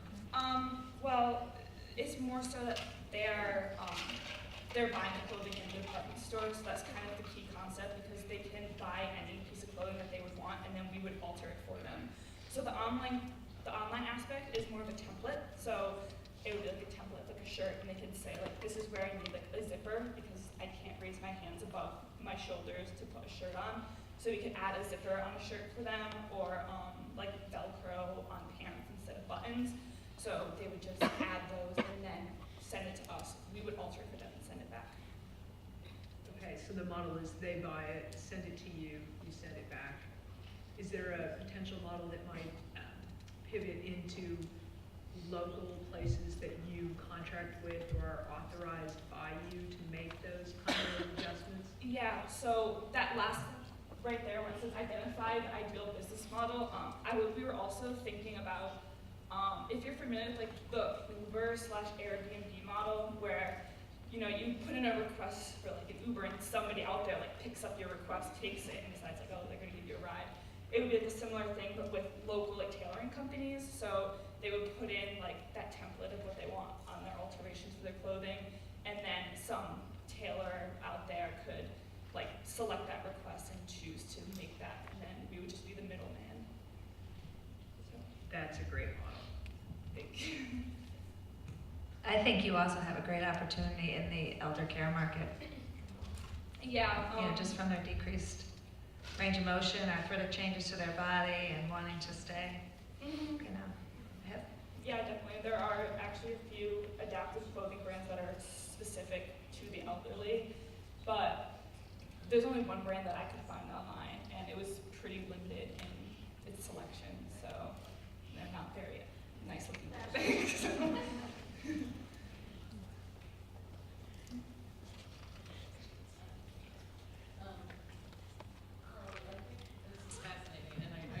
brilliant idea, because when you think about, move past the word disability, just to people that have limited motion of a variety, whether it be children with autism that are learning to dress themselves, you know, or whether it be the elderly. And the other thing I would say is, this is a little self-serving by saying this, there's a whole group of nurses who grew up learning how to be seamstresses who are about to retire, and you could go into a huge business with them because they would understand what that person's going through and help them tailor it to themselves as well.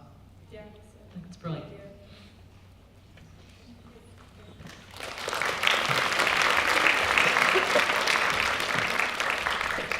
Okay, so next we have Ellen Quintana, and she's going to talk about her her innovation called Reducio, Reducing Glove Waste in the Medical Environment.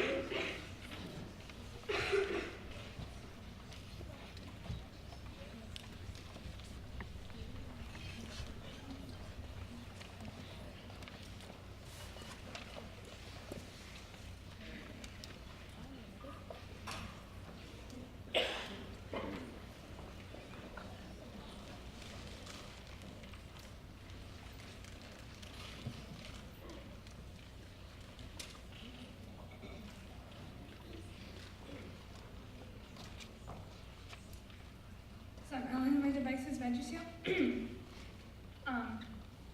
Gloves are wasted every day in every setting, and they're used by people who need PPE on their hands, personal protective equipment, and that can range from hospitals to food service to daycares. And I first noticed this problem when I was doing my introductory chem lab, and we were told we had to change our gloves in between certain chemicals because they were very volatile and corrosive. And so every time someone would go up to grab a glove, they'd accidentally get fined. And you'd go through a whole box by the end of lab, or 2, or 3. And the goal of this product is going to be to reduce the waste and help the environment. There's a huge push right now to reduce unnecessary plastics. In the hospital, what do we use every day? This. This is my solution. Right now, we're currently testing in the sim labs at the School of Nursing. We've been very lucky that some of our science students have interacted with the device during their sim labs. It's been successful so far. We've gotten to see the interactions and see where we can make modifications. It's been very interesting. I've gotten to speak with different people in all sorts of fields, seeing how gloves are used and seeing, is this viable? And speaking with people, you ask them, what's your experience with a box of gloves? And everyone says the same thing. The first meeting, you go to get 1, you get 5. Look around you. Think about what last time you grabbed a pair of gloves. What happened? Did you get 1 or did you get, 8? So, I'm very happy that we've made a lot of progress this year. We collaborated with the students in the School of Engineering, MEM, and MSc. Those students were crucial to these strides made while testing in the sim lab and making a lot of different modifications to the prototype. I was very happy that I was working with the IP clinic too this year. I just filed with them to put in a non-provisional patent last week, and last year I had started this project by being awarded an idea grant, and I was in the ninth cohort. My next steps, I'd continue my collaboration with the School of Engineering, and to continue modifying the prototype with the data that we're collecting in the simulation labs, and then to work on how to package and possibly commercialize moving forward. And then to ask the panel, what are your thoughts to improve the current efforts? What could I look into? And I'd just like to thank the student collaborators that helped me and my mentors.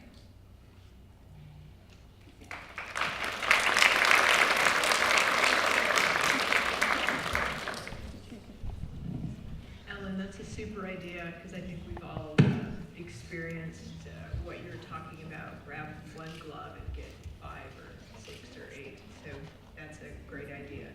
when you think about what a business model looks like for this, does it look like something where you're running a company, or does it look like something where you might license it to someone else?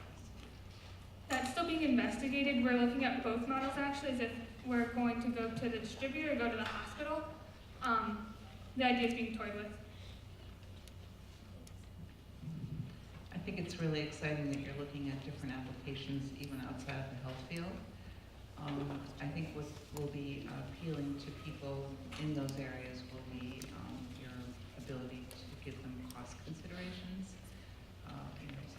A business model to be able to say, this is what you'll be able to save, because I think it's a fabulous idea. Probably everybody in the world is wasting gloves. Right. Great. Thank you.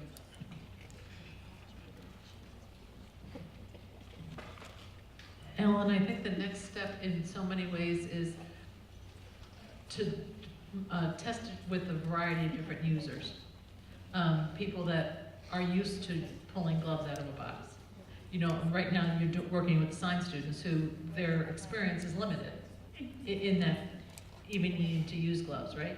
So I think it's testing it with a group of experienced people who have that phenomenon to see whether your solution is going to work for them versus somebody taking it off. You know, and just helping themselves how many gloves there are. Yep.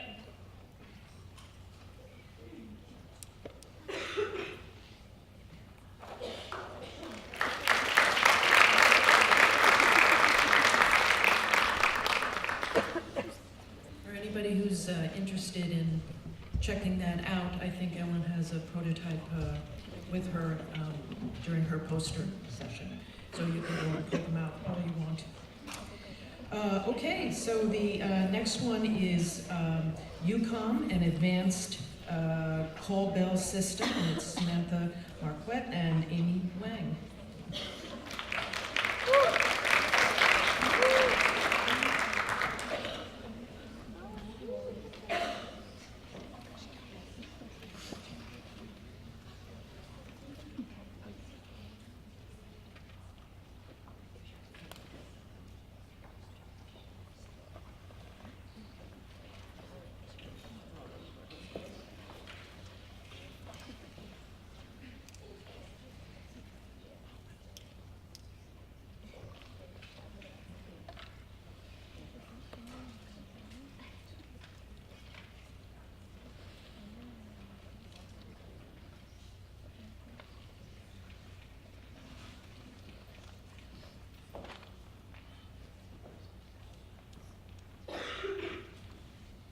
So I'm Amy, I'm a junior here at the School of Nursing. And I'm Sam, I'm currently a senior here in the School of Nursing. For the past year, Amy and I have been working with a team called UConn LLC, which originated as two biomedical engineering students that graduated in 2017, came up with the idea for this company. So the problem that we have identified here is the call bell system that we have currently in place is inefficient and it's outdated. Certain populations, those with multiple IV lines, multiple IVs, lines, and drains, they aren't able to reach the call bells because of those attached to them. In addition, the response time to call bells is a big problem, and then that would also lead to patient safety. So this is why I present the question, if call bells are what people say are patient's lifeline, if a patient's unable to reach it, or if the response times to the call bells are slow, then what happens? Because one study reported that only 49% of nurses viewed call lights as a patient safety issue. And 53% of the nurses found that answering call lights was an interruption to a critical process in their role. So why is a solution needed? After examining the limitations of the current system, we saw that we had to implement a new system. There was one case in 1997 that we found, which was really important because they utilized the same call bell system that we use today, with it attached to the wall with a remote button. The patient just came from the ICU and he was transferred to the med-surg unit. He had multiple lines and a trach tube in place.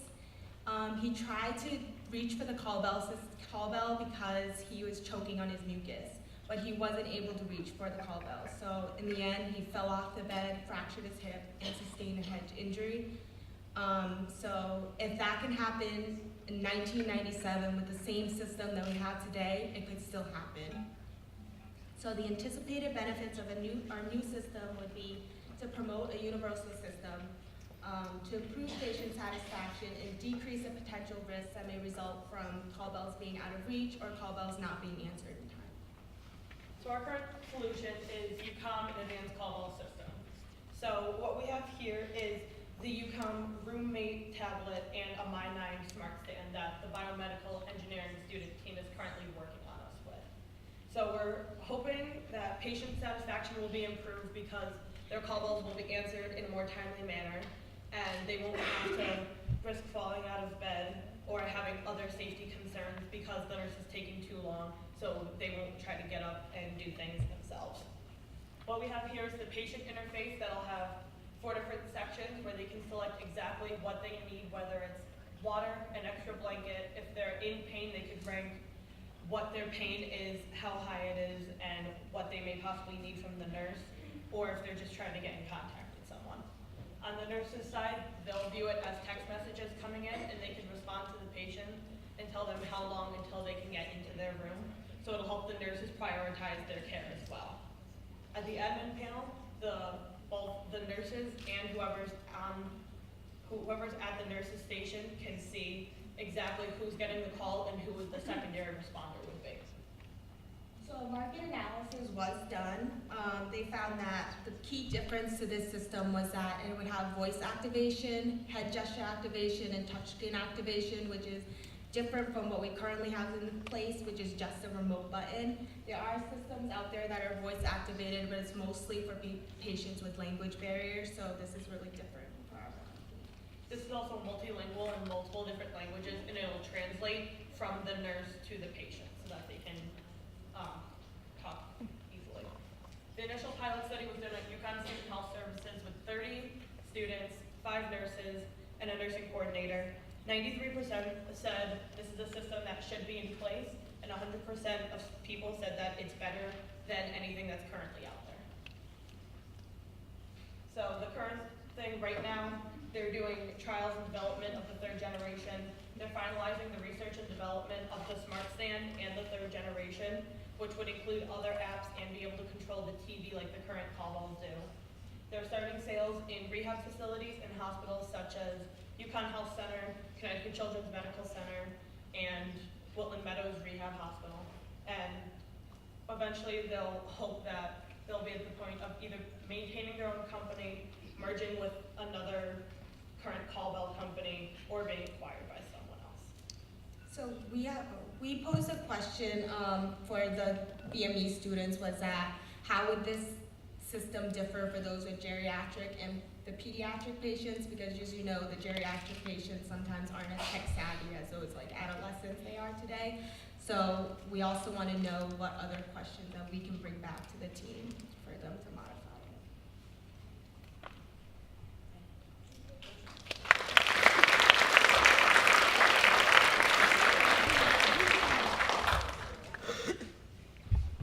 Really cool technology, great job.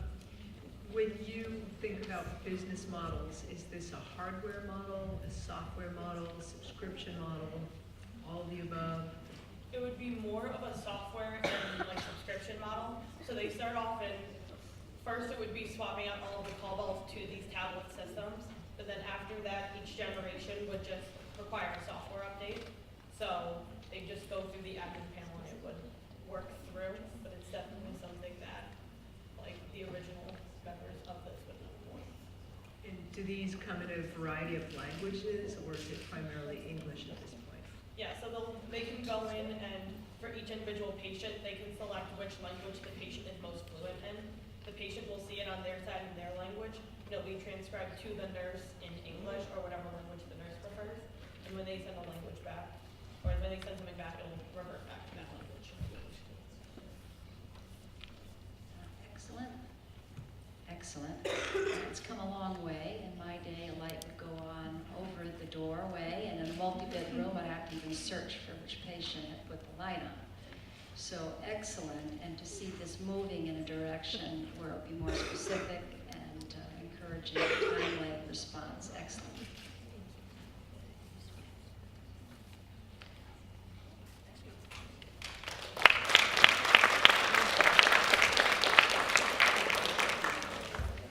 Okay, we have our last presentation. It's a project called Zika Zap, and it's Della Helwig.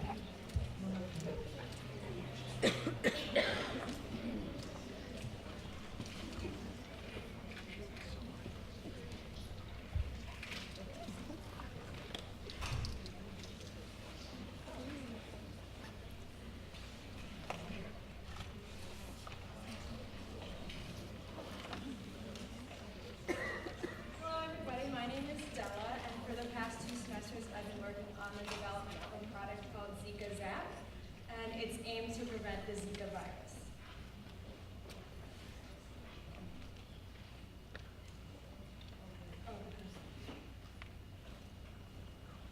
Okay, so since Zika hasn't really been in the news lately, a lot of people don't know that it actually still is very prevalent, and it affects 4 continents, as you can see in the map there by the purple. It has affected over 223,000 people in just the past 3 years alone, and surprisingly 20 deaths, which sounds like a small number, but imagine having a family member that died from a mosquito bite. So it is actually very significant.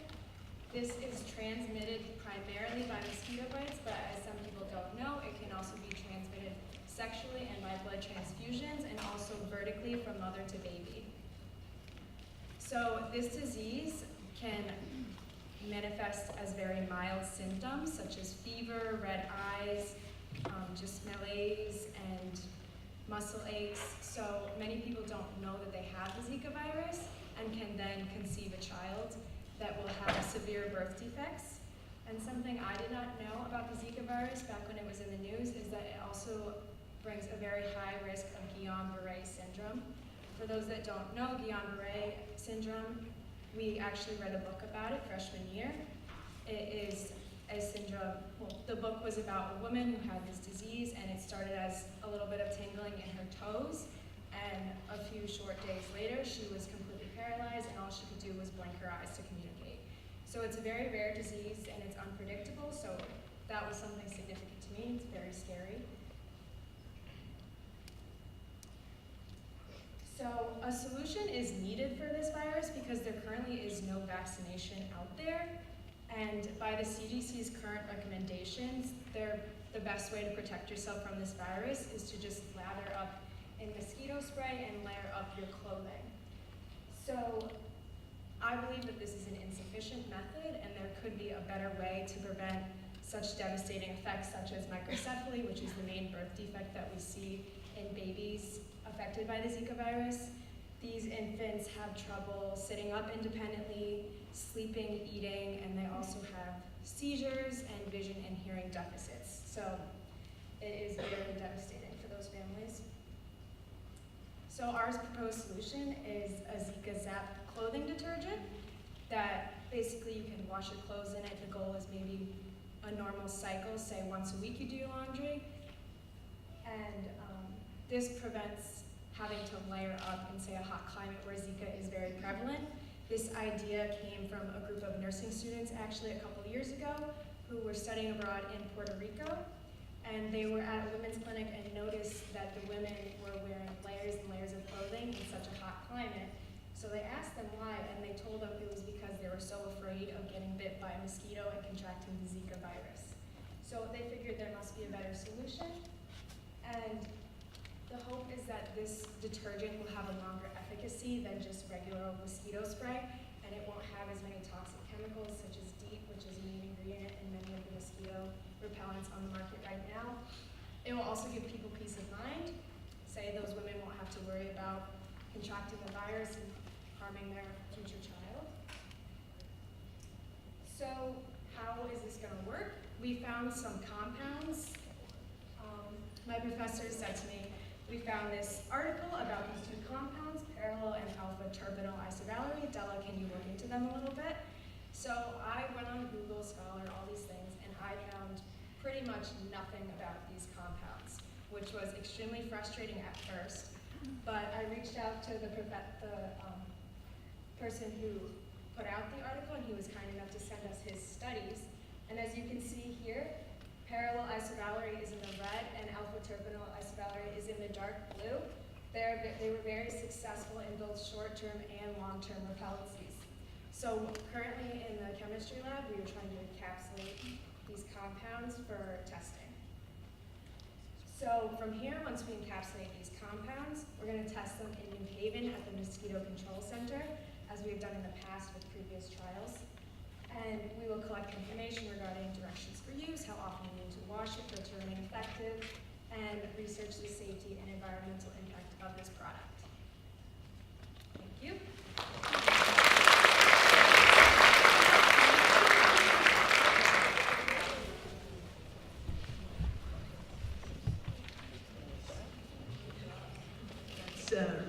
That's really cool. So you just had some data up there. My question was going to be about how does it compare to anything that you can currently put on your clothing to prevent mosquitoes? I actually believe that compound was studied in this. I don't remember exactly what color it was, but this is a very new compound that they created themselves at Iowa State University. So we are now trying to create it ourselves at UConn in the chemistry department. So it's a very new compound that hasn't been researched a lot. So I think that it is proven to be more effective than the compound you just mentioned. Great job. Excellent, because many of the clothing, specialized clothing that we buy that has been pre-treated, it wears off after time, after washing. So this would be excellent, and then we'd have more a variety of clothing as well. Very good. Thank you.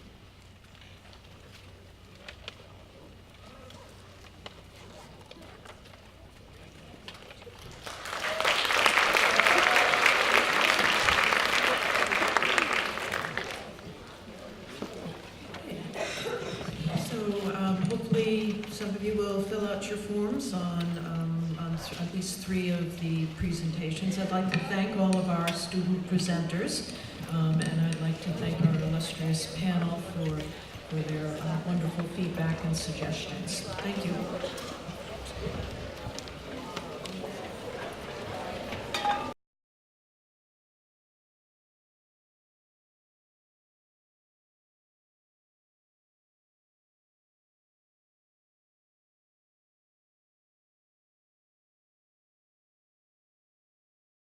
Academic Affairs at the University of Connecticut School of Nursing. Dr. Starkweather has devoted her career to identifying the physiological mechanisms of persistent pain and developing personalized methods to mitigate pain and its detrimental consequences. The impact of her research has led to innovative self-management strategies for patients and for families dealing with pain and other distressing symptoms. She's been funded by the National Institute of Nursing Research for the past 10 years and serves as the director of the NIH-funded P20 Center for Accelerating Precision Pain Self-Management. Welcome. Thank you, Dr. Young. Well, thank you all for coming back in. This is a hard session to start out with because it's after lunch, but most people don't enjoy talking too much about pain and even less to experience it. So we're going to be talking about some of the innovation going on in the field right now, however, and looking at some ways that you will hopefully become involved. When we talk about the sheer impact of chronic pain across America, it affects more people than diabetes, heart disease, and cancer combined, which is staggering. When you look at it across the world, it's the same type of situation. Billions of people are affected by chronic pain. When we think about the difference between acute pain and chronic pain serves a useful purpose, right? It alerts our body to the potential for tissue damage. It serves a purpose in terms of postoperative pain, injury, things like that.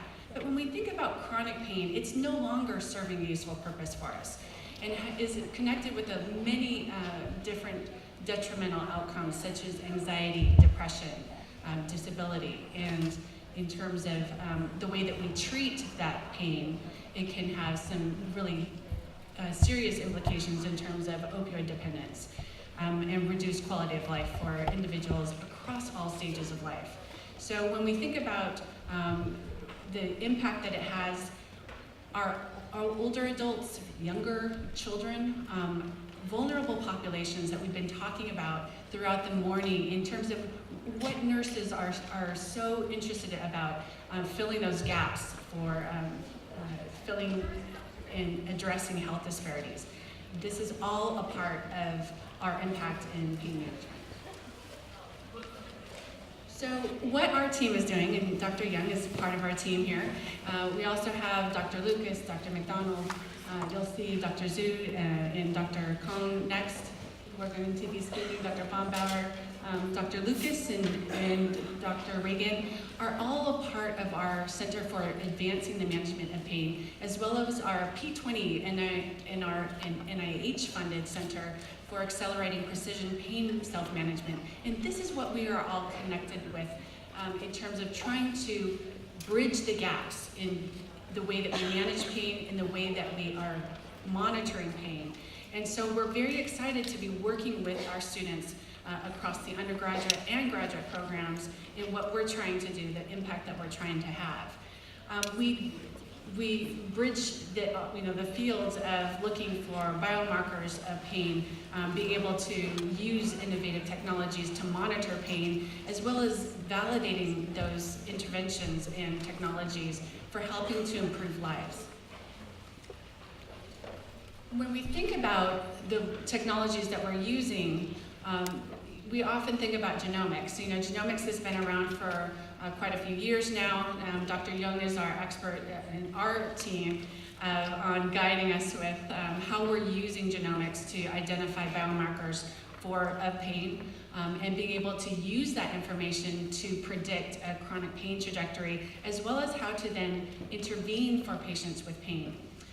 So part of what we're doing as nurses, we bring our perspective in terms of how patients can use the tools at their disposal for managing pain, and what we're trying to do is bring more of that information to them, whether it's genomics, whether it's metabolomics, whether it's some other technology that we're using to help them be able to better manage, predict, and use that information to choose what options they're going to use for pain management.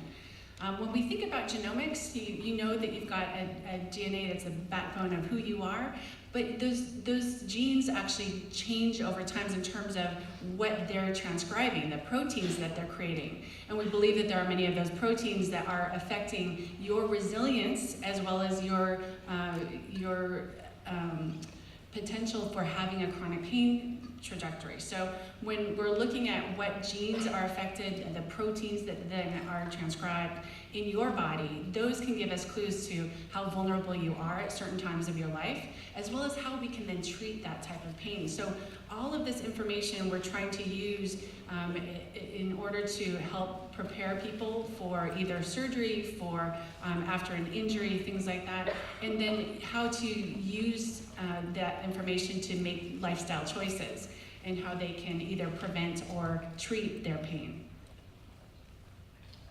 So some of the research that's coming out of our field is looking at when a person has an injury. We use low back pain as a very common injury that people have, and we're recognizing that some of the ways that we assess patients using our neurological assessment, this is a more research protocol, so much more precise in the way that we are administering that neurological assessment. We're recognizing, though, by using these tools, that some patients, at the time that they have their injury, they're setting themselves apart from other people who have the same exact injury, but their body responds very differently. Being able to recognize that you're one of those people that may be vulnerable to a chronic pain trajectory, we can actually work to get you the type of early interventions to help prevent later continued pain, disability, and poor outcomes. So that's what we're really working to do across the board, across different pain trajectories here.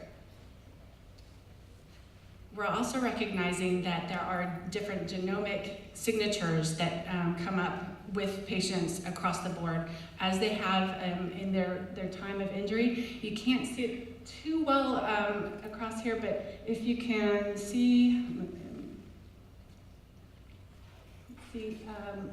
if you can see here with our chronic pain patients, these patients went on to have a chronic pain trajectory, whereas these patients at the very same time of injury had their pain resolved spontaneously. So we're recognizing that these patients are you're able to recognize them at the point of injury, which is excellent for you as nurses, because you can use that information in the emergency room, in an urgent care setting, and then we can also inform our patients that they may be more vulnerable and be able to use certain therapies, different treatments to be able to recognize them. We're also seeing that these genomic profiles are different across these two different trajectories that patients end up having. So being able to predict later outcomes is something that we are really trying to target here to be able to give that information back to patients, as well as then use novel nursing interventions to try and change the course over time. So we're really excited about some of the ways that we're using our interventions to change people's lives and change outcomes. If you look here in terms of decreasing the risk factors of chronic pain, we're using both technology to inform patients through education, through different modules that they can get online for free. These are the ways that we are working right now to address disparities. These are things that are not in the commercial setting yet, so patients don't need to pay for them. They're not things that are things that it's actually something that anybody can obtain right now. So as we look forward into the future of how we can patent these and hopefully give them out in terms of greater, wider dissemination to more different populations, we need to be able to address different cultural factors as well as their ability to reach different ages and different populations. So that's what we're really moving towards for the future. As we talked about from this morning's sessions, these are the things that nurses will never be replaced because you cannot have this type of interaction with that patient in terms of the goal setting and the ways that their pain is affecting them and being able to really connect with people. Now we are finding some different ways. Dr. Lucas has developed some really great ways to reach women who are early in breastfeeding through texting and being able to communicate with them that way so that we can reach them. They're as highly acceptable to them as well as something that they prefer to have. So think about the ways that we can reach people just by your phone, by reaching out to them and being able to have an impact on their pain. So by doing all of these ways that we're looking at our science, our ways that we are looking at impacting people, we're really trying to get the information back to the individual that we're treating or their family as well to help them deal with pain, to help them cope with pain, help them hopefully prevent pain in the future. As we're doing this, it's all about empowering nurses to be able to have the information that they need as well as their patients and families. Think about how much more informed people would be if they knew what their symptoms would be after a procedure or after a certain treatment, and being able to choose what's the best trajectory for me as an individual. So that's ultimately where we're going here. So we invite all of you to become a part of camp. It's right here on campus, right in your School of Nursing. We're there every single day, making impact on patients' lives, families' lives, and we invite you to be a part of what we're doing here. Thank you.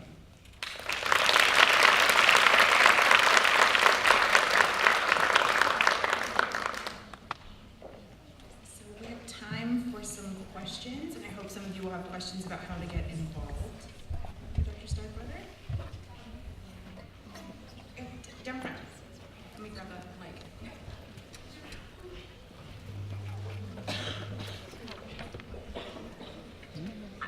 I actually had a question. You talked about detecting early pain. Yes. And I actually had back problems, so actually I love listening to this. And I just wanted to better understand how you detect earlier pain. Like, how do you operationally define that? Sure. So operational definition is so important, right? Because it can change the whole breadth of your study and your findings. Right. So the way that we define that is when you look clinically, so as an advanced nurse practitioner, I've spent 20 years looking at how we diagnose pain in individuals. And for acute pain, low back pain, for instance, of what you have, it's typically defined within 6 weeks, because 6 weeks is usually the mark at which people either stop having pain and they get better, or they actually go into a subacute phase. So in the literature, you'll see this whole kind of acute, subacute, and then chronic phase. Right. Once you get into that chronic phase, it can last years. And so that's what we're really trying to prevent there. So when we did this study, it was, we tried to get patients to come in as soon as they had pain. So it had to be more than 24 hours, but less than 4 weeks, because we were trying to get within that 6 week. So interestingly, what you're saying is the sooner you are able to detect the pain and then work with pain management, the less chronic pain will be over time. Well, so what we're trying to do with that is use some of the identifiers that we have found through our research, and some of these are through your neurological exam, using highly specialized equipment that we call quantitative sensory testing. So we use thermal and mechanical type of stimuli to see if patients show these signs that would say, I'm more vulnerable than the people that normally resolve to having chronic pain. And by identifying those people, we can bring them earlier interventions. Now we're trialing some of those earlier interventions now so that we can hopefully change the trajectory that they would be vulnerable to. Cool stuff. No, thank you. Thank you. Any other questions for Dr. Stefan?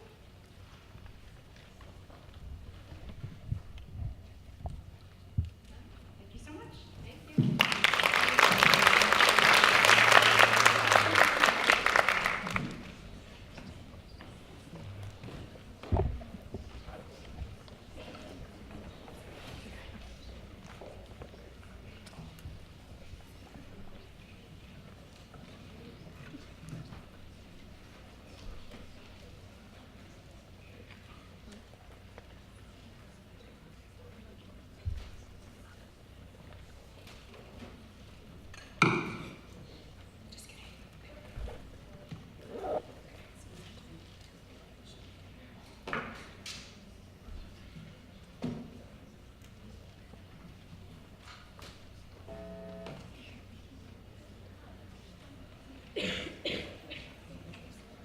So disaster averted.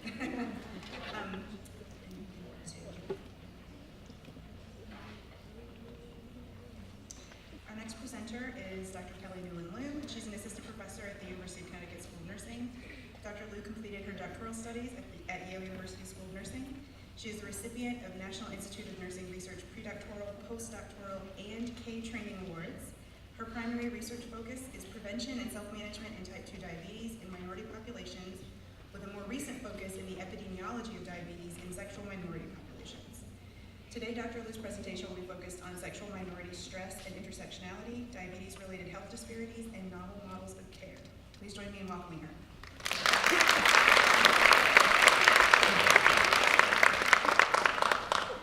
Thank you so much for this opportunity to speak today. And I'd like to say that I'm so passionate and excited about this material that I have a lot to present. So please be patient with me, because I have a lot of slides. I only have 15 minutes, and I want to be respectful of the time. So that said, let's move to the first slide. In 2011, the Institute of Medicine identified LGBT groups as health disparities populations with distinct healthcare inequities relative to heterosexuals.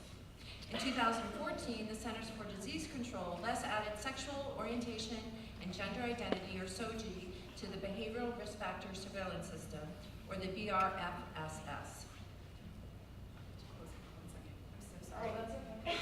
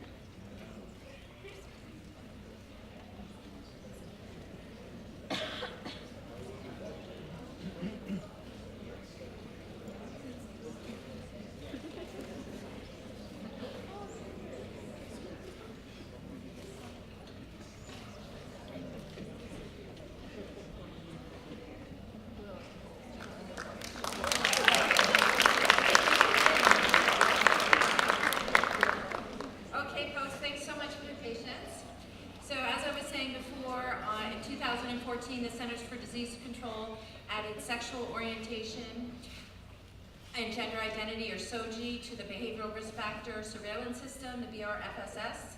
The BRFSS is a nationally administered survey assessing health conditions and behaviors among the U.S. adult non-institutionalized population. However, prior to 2014, some states, such as Massachusetts and Oregon, independently included SOGI measures in state-administered BRFSS.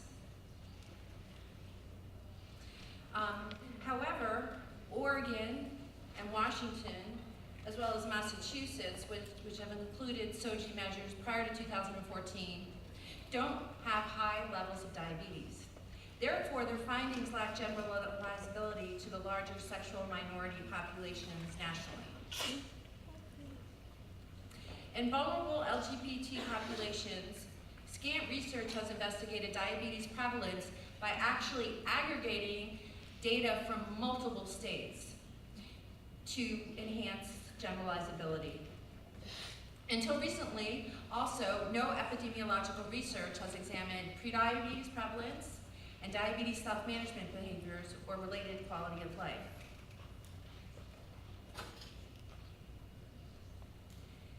In the following presentation, we're going to review obesity, prediabetes, and diabetes burden in self-management behaviors in sexual minority populations. I'm briefly going to review four studies of distinct sexual minority populations. The first study examined the prevalence of obesity, prediabetes, and diabetes in gay and bisexual men using 2014 data representative of 19 states. These 19 states independently selected inclusion of SOGI measures into administration of the BRFSS. The sample size was 53,542. Presented in this table are sample demographics. Given limited time, I will provide these slides so that you may more closely look at the data. However, I will provide a summary of the study findings to follow. The second table here reveals bivariate findings related to depression and healthcare access factors. The third table reveals prevalence rates and logistic regression findings, including multivariate results with adjustments for demographics, depression, and healthcare access factors. So let's look at the main findings for study one. First, gay and bisexual males have twice the rate of depression relative to straight males, which is consistent with previous research. Secondly, bisexual males were found to have lower rates of regular medical checkups, while gay males had higher levels. Furthermore, gay males were found to have lower odds for obesity, although comparable levels of prediabetes and diabetes compared to straight males. Interestingly, prediabetes prevalence was comparable across all male sexual orientation groups. Furthermore, bisexual men were found to have increased odds for diabetes relative to straight males when adjusting for multiple demographic, depression, and healthcare access factors. Now we're going to talk a little bit about intersectionality, because I published a paper that dealt with this concept in sexual minority women. Let me just catch up here. Among LGBT and racial ethnic minority populations, the cause of health disparities is related to some degree by the common experience of stigma, marginalization, and discrimination. Intersectionality, or the overlapping of minority identities, may intersect to heighten these stressors, along with gender and low income, and thereby contribute to suboptimal health outcomes. Among sexual minority women, psychological stress may be caused by racism, sexism, and heterosexism from within the LGBT community, as well as from the mainstream or within the respective racial ethnic communities. Moreover, sexual identity non-disclosure is often reported among women with overlapping racial, ethnic, and sexual minority statuses, which may additionally contribute to stress accumulation under time. It is well established that chronic or protracted stress increases the risk for type 2 diabetes. Hence, in study 2, we examine the prevalence of obesity, prediabetes, and diabetes in lesbian and bisexual women with attention to overlapping racial, ethnic minority status, using 2014 to 2015 BRFSS data representative of 28 states. The sample size was 136,878. The presented table reports the sample demographics.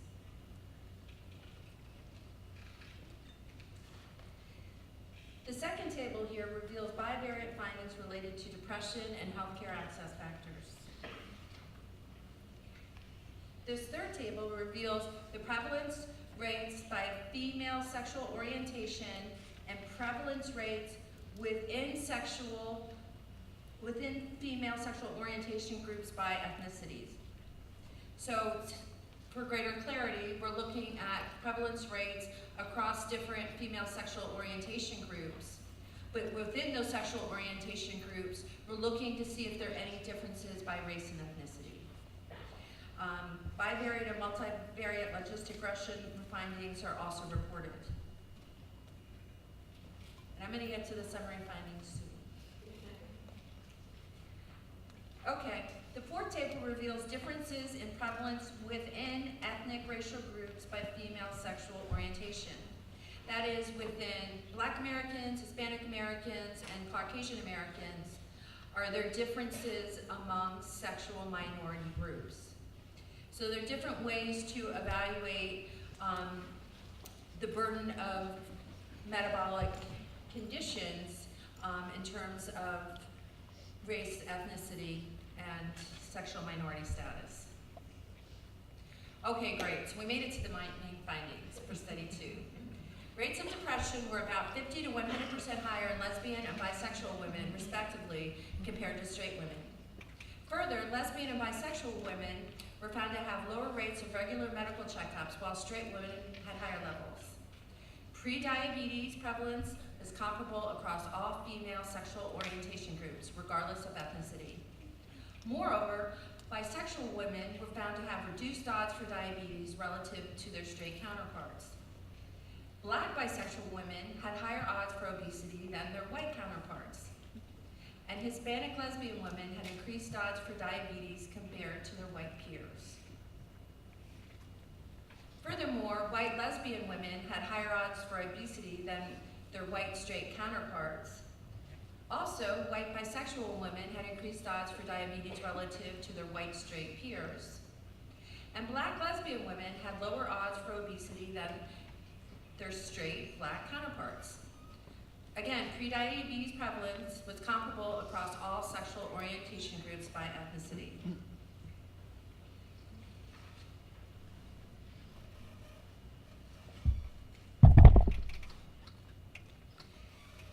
In study 3, we examined the prevalence of obesity, prediabetes, and diabetes in straight, male to female, and female to male, and gender nonconforming respondents using 2014 to 2015 DRFSS data representative of 28 states.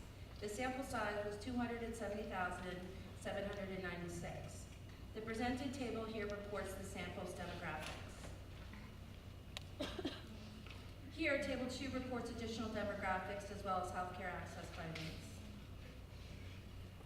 Table 3 reports the prevalence of healthcare access factors, depression, exercise, overweight, obesity, prediabetes, and diabetes, with the combined cisgender group as the referent.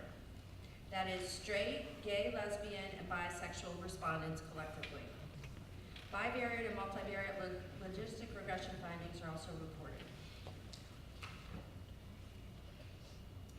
Here in Table 4, we report the prevalence of health factors with the straight, cisgender subgroup as the reference. Bivariate and multivariate logistic regression findings are also reported. In Table 5, we report the prevalence of health factors with the gay, lesbian, cisgender subgroup as the referent. Bivariate and multivariate logistic regression findings are also reported.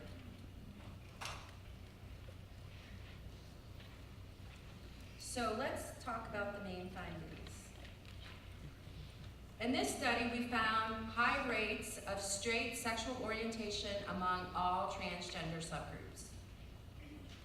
The male to female subgroup had higher rates of male sexual identity than female sexual identity. The female to male subgroup had higher rates of female sexual identity than male sexual identity. All transgender subgroups had comparable levels of depression relative to the combined and straight cisgender subgroups. Transgender subgroups had lower levels of depression relative to the sexual minority groups, specifically gay, lesbian, and bisexuals. Furthermore, compared to the combined straight and cisgender groups, transgender, male to female, that subgroup had higher odds of overweight and obesity. Relative to gay, lesbian, and bisexual cisgender subgroups, transgender subgroups, male to female and female to male, have reduced odds for smoking. Relative to bisexual cisgender subgroup, the transgender male to female subgroup had increased odds for overweight and obesity. As with the prior studies, prediabetes and also diabetes prevalence was comparable across all gender identity subgroups.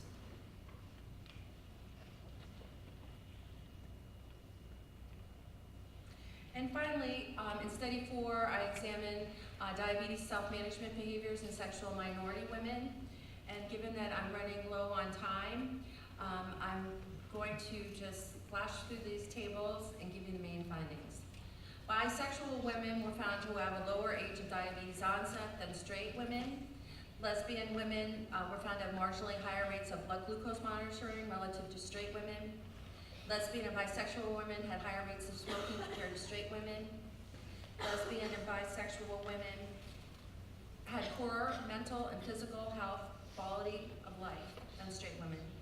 And furthermore, income, physical activity, insulin use, smoking were found to contribute to poor mental and or physical quality of life in sexual minority women.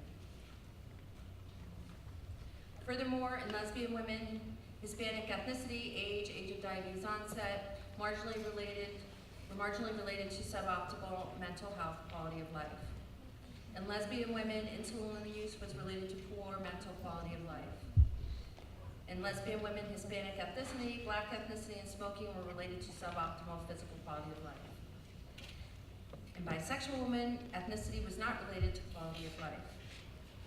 Furthermore, in bisexual women, age of diabetes onset, and smoking were found to contribute to poor mental health quality of life. So, what are we to make of all these findings? Overall, our findings reveal that certain sexual minorities have a disproportionate burden of obesity and diabetes. Sexual orientation minorities, such as gay, lesbian, and bisexual persons, have higher rates of depression and smoking than straight and transgender populations. In sexual minority groups, stigma, marginalization, and discrimination may be compounded over time. Protracted psychological stress and depression contribute to obesity and diabetes. Also, interestingly, smoking also contributes to type 2 diabetes onset, increasing risk by 30 to 40%. In lesbian and bisexual women, we found that intersectionality, that is the overlapping sexual orientation or ethnic minority status, may also contribute to obesity and diabetes for certain subgroups. Comparable rates of prediabetes across all sexual orientation and gender identity groups likely reflects bias from self-reported prediabetes in the BRFSS, or pre-diabetes unawareness. As NHANES data reveals that about 32% of Americans have prediabetes, while our work reveals rates closer to only about 10% or less. In terms of the transgender subgroups, particularly male to female and female to male, our estimates of obesity and diabetes may also be biased. Data was not collected on the use of certain hormonal therapies and sexual identity corrective surgery, both of which may contribute to weight gain and increases in blood glucose levels. Rigorous longitudinal studies examining the effect of certain hormonal therapies and sexual identity corrective surgery on diabetes are lacking and much needed. Moreover, higher rates of obesity in male to female respondents may reflect measurement bias. BMI is an indirect measure of overweight obesity, plus males may have greater muscle mass relative to women, and thus elevated BMIs may be documented in the absence of actual obesity, particularly in male to females, persons not using hormonal therapies. Quality of life is poor in sexual minority women with diabetes. Age of diabetes onset, smoking, and insulin use were found to be shared contributors to poor quality of life in lesbian and bisexual women. The presented studies answer some questions, but absolutely raise more questions. Why is it that Hispanic bisexuals have higher rates of diabetes? Why is it that bisexual men have higher rates of diabetes compared to gay men? And again, we're still not really clear on rates of obesity, prediabetes, and diabetes in transgender populations because the measurement tools are not adequate at this time. The presented studies reflect much of which is related to measurement. Further, the effects of stigma, marginalization, discrimination, intersectionality, among other factors on obesity, prediabetes, and diabetes needs to be explored, and research is urgently needed. Again, I will share these slides because I'm out of time, but the literature has suggested professional practice competencies to care for sexual minority populations and components of promising intervention models. In terms of research on intervention models for obesity and diabetes, that is surely understudied. I and my colleagues at the School of Nursing, Dr. Long and Snyder, we will be conducting a qualitative study to investigate such models for sexual minority women. Thank you so much. Probably have time for one question. Two, anyone? No questions?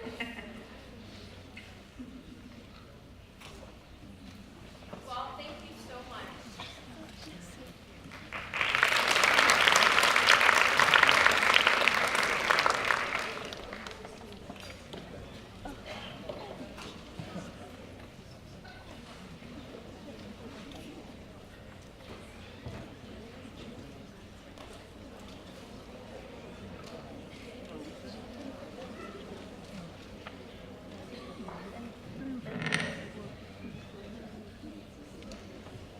Okay, so next we have Dr. Xiaomei Kong and Wanli Zhu presenting together on the topic of neonatal pain, brain-gut microbiome mechanism, and neurobehavioral outcomes. Dr. Kong is an associate professor at the University of Connecticut School of Nursing. Her research addresses biobehavioral and multi-omic mechanisms of early life experience and neurodevelopment, and implementation of pain and symptom management in vulnerable populations. Dr. Kong has led NIH-funded studies that generated evidence that has contributed to the practice and policy changes worldwide. Dr. Zhu is currently a postdoctoral fellow and project manager at the University of Connecticut School of Nursing under the mentorship of Dr. Kong. Her research centers on exploring the relationship among lifestyle, genetic, and environmental factors and their impact on the dynamic changes of microbial genomes to predict pain and other distressing symptoms in patients with chronic disease. Help me welcome them.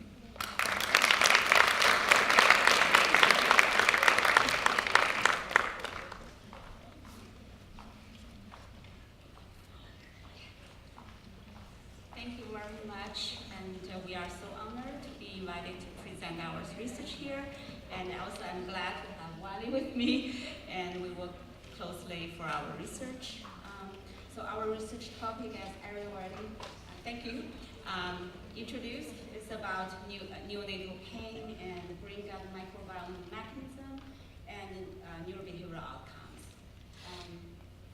So we are so grateful that support from NIH and also our internal grants from UConn Institute of System Genomics and Stevenson Fund System support, and also UConn School of Nursing.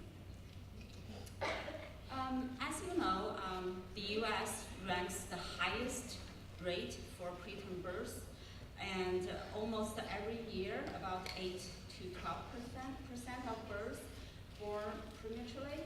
So these babies, actually, they will stay in the NICU for 20 days, but many of them over that, probably a couple weeks, couple months even. So these babies, they experience a lot of painful procedures, stressful events. And all these early life events may influence their longitudinally neurodevelopmental outcome. So our study really tried to look at what kind of painful procedures, stressful events this baby experienced in the NICU. As you know, you can see the picture, like this picture.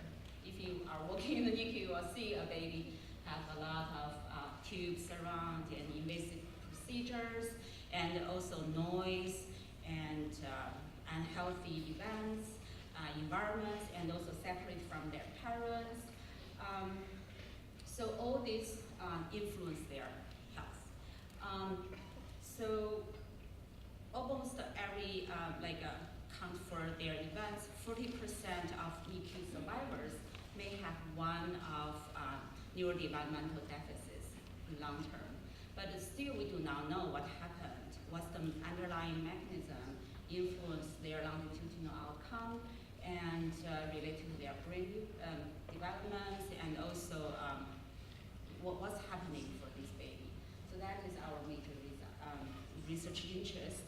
From 2013 to now, we try to look at, to investigate the regulation of early life stress, pain by the brain gut microbiome signaling system, and try to explore non-invasive microbial and immune inflammatory markers, predictors of their longitudinal neurodevelopmental outcome.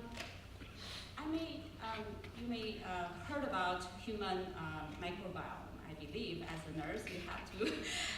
So the last couple decades, two major research projects. One is human microbiome project, and another is human genome project launched by the NIH. Change our research procedures, our research methods, change the landscape of health science. So along with high technology developed, we use many new technology to investigating microbiome components. And you know, like as a human body, you covered with millions of microbiome cells, and also the majority in your gut. But I'm sorry, this one is not right. So you know the microbiome cell is almost 10 times more than human cell. But this one is much more, I'm sorry, it should be 100 times genes over human genomes. It's not 1,000 genes. much larger than that. So, and now we say microbes make you who you are. So that means microbiome components, microbiome identity, make the changes of your life, make changes of your health. So that is so important. Okay? So for preterm babies, they are so different from full-term healthy and breastfed infants. So like a breastfed full-term infant serves as the standard for norm of the gut microbiome. But for preterm babies, most of the time we call the dysbiosis. So their microbiome community is so different, and that is influence their life. And the factors currently we know, like their delivery mode, feeding types, and also medication use, and hospital environments, and early life experience, and many, many other factors influence the microbiome for infant. So this is our theoretical framework guide our study. So we call it the brain-gut microbiome signaling system. So you know, the brain and the gut, there is a bidirectional connection and or regulation system. So as the adults, when you think about if you experience a very stressful events or very kind of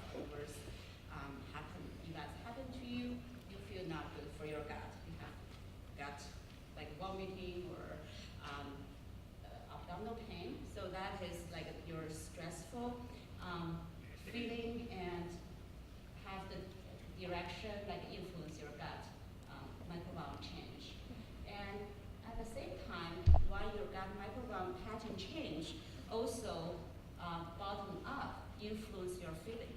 So like the current study, we find out if you have depression or you have like even Alzheimer's disease, like your microbiome may different from healthy population. And for infants, like early life experience, especially painful procedures, stressful events, and will influence your whole entire system and may have the impact on your gut microbiome patterns. But definitely we want, as a nurse, we always want to support the baby, we want to support the parents, and so if we can provide pain management intervention, provide more support to put mother-infant early contact, all this could make this pain for early life, make it changes. Okay? So our research aims almost the first time, like in nursing, and so we try to look at what's the microbiome patterns and what's their early life events looks like, and what's the linkages, and as well what's the linkages of gut microbiome and their neurodevelopmental outcomes. So our study design, we used a prospective longitudinal study design, and we follow the baby during their NICU stay, and we conduct our study in CCMC NICU for 2 sites. So we follow them for 3 to 4 weeks, and we measure their daily life experience, including stressful events, painful events, and also any like mother-infant contact or this kind of positive contact with the baby, and also definitely feeding type. We try to look at what happened for does the baby receive mother's own milk or donor's milk or formula, and definitely we try to look at their neurodevelopmental outcome before they discharge from the NICU. Definitely we collect stool sample. We try to look at what's going on for their early life, the first 2, 3, 4 weeks, what happened for their microbiome changes. You know, so the metagenomics new technology help us to investigate more in detail to profiling the microbiome changes. So we collect stool sample and put in our freezer, and when it's ready for the sequencing, so we send to our microbiome, we call the Mars facility, to run the DNA extraction, and then use the machine, and it's an Illumina machine, and to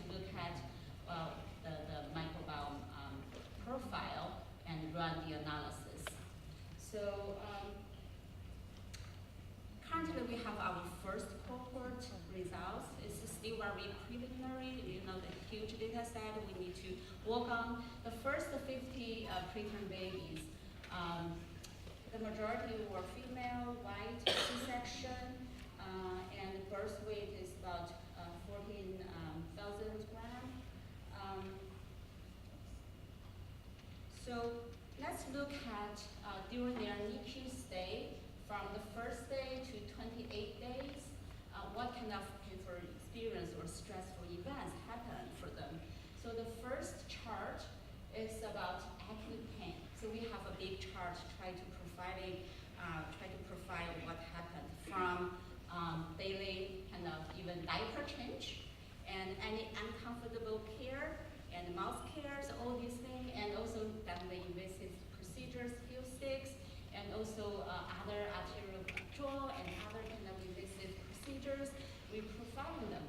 So almost each day they will, this kind of tiny baby, they experience about 23 acute procedures.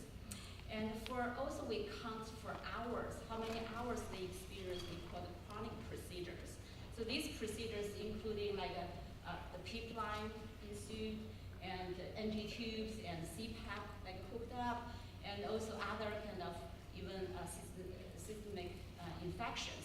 So these we count as hours. So it's cumulative altogether. It's more than 24 hours. It's each day is 42 hours. So that is really kind of shocked us. It's really a lot of events happen for them. So then I will ask one more. So we run a regression analysis. Like the neurobehavioral before the scale we measured before they discharge from the NICU. So we run a regression analysis. We find out that the acute pain and chronic pain correlate with their negatively. That may influence their neurobehavioral outcome. But if mother hold the baby and also provide breastfeeding, also positively, like reduce their stress and improve their neurobehavioral. And when we will talk about more neurobehavioral and microbiome. Thank you, Dr. Kang. So I will continue to talk a little bit more about the gut microbiome. Like Dr. Kang just introduced, that microbiome is considered as a second brain. Now, it's actually bi-directionally communicating with your brain on pain perceptions and other health outcomes. So first, we want to look at what's the factors that really differentiate different microbiome patterns in different babies. So this figure is actually showed the microbiome patterns from different babies who are fed by different types of feedings. So what I want to point out here is the first 3 columns over here. Those babies are fed primarily by mother's own milk. Either they are solely mother's own milk with donor's milk, or mother's own milk with formula. And these 3 columns are babies who are not fed by mother's milk at all. So this is human donor's milk, this is formula, and this is human donor's milk with formula. So we can see from here that each color actually represents one specific microbiome in the microbiome community. So this green represents Clostridia, and this pink represents the Enterobacteria. So Enterobacteria is like a kind of broader term that has a lot of pathogenic organisms in that. So we can see from here, it's very clearly that the babies who had fed mother's own milk, they have less Enterobacteria, and they have a very nice range between Clostridia and the Enterobacteria, versus those babies who has no mother's own milk during their NICU stay, like the first month. Those babies have a lot more Enterobacteria in their gut. And then we further looked at, what's the difference, because our interest is how the pain and stressful events are influencing their gut microbiome. So we want to see, like the babies who have less painful painful and stressful procedures compared to the babies who have more painful and stressful procedures, what their differences in their gut microbiome. And interestingly, we found that babies who has low painful and stressful procedure, which is represented as the red over here, so those babies have a higher level of bifidobacteria and bacteroides. So a lot of you may notice that bifidobacteria is actually one of the commercial probiotics that's available in the market. So, which means that actually the babies who have very lower level of stress during their first a month of NICU stay, those babies have a healthier gut microbiome. And then this figure is kind of a little bit messy, but what I want to point out here is that the red are the babies who have the microbiome patterns of the baby who have very low chronic pain and stress, and those green are the babies who have a higher stressful and painful events during their NICU stay. And we can see there is a kind of patterns between, right? And also there are some other drivers that drive their differences in terms of microbiome. Those are like mother's own milk, gender, birth gestational age, probiotics, postnatal age. Then, one of our interests is how the how's the microbiome is actually contributing to your health. So one of Dr. Khan's interests is looking at the baby's neurobehavioral outcomes. So we try to look at what's the relationship between the microbiome and the neurobehavioral outcomes in these babies. And we found also very interestingly that the babies who do better in the neurobehavioral assessment, like those babies who have a better responses to stress, are the babies who have higher level of lactobacilli and bacteroides in their gut. So again, lactobacilli, many of you may know, that's another very common commercial probiotics on the market. And the babies who has responded worse in the neurobehavioral assessment, those babies are actually have more bacteria from a proteobacteria. Those are like more potential pathogens in their gut. So again, this kind of addresses that the babies who has better microbiome patterns or more healthier bacteria in their gut, those babies actually have do better in their neurobehavioral outcomes later on. And then it's a very interesting, one of our graduate student, Jie, he's interested in the twins, looking at the twins and their microbiome. And then very interestingly, we found over here that the gender is actually a big drivers of the different microbiome patterns. So those are from 22 twins, their microbiome patterns, and the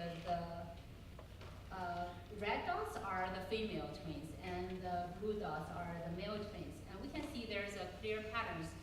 Even though they're from the same twins, they still show different patterns if their genders are different. So with that, I will give you back to Dr. Yeah, I want to summarize, and time is up.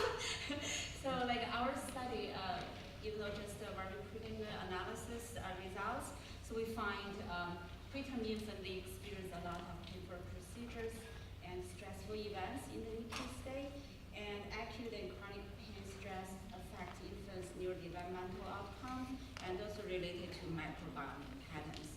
So what we are doing now, so we try to follow the baby even after NICU stay, and for 2 years, we try to look at what's this early life events, really what was happening for the baby when they towards 2 years old. So that is our study results, and we really appreciate for CCMC NICU family, staff member, they help a lot to, and also my research team, and I have really multiple disciplinary team, and Erin here, Angela, and also our students, postdoc, it's really help, and even undergrad students. So they really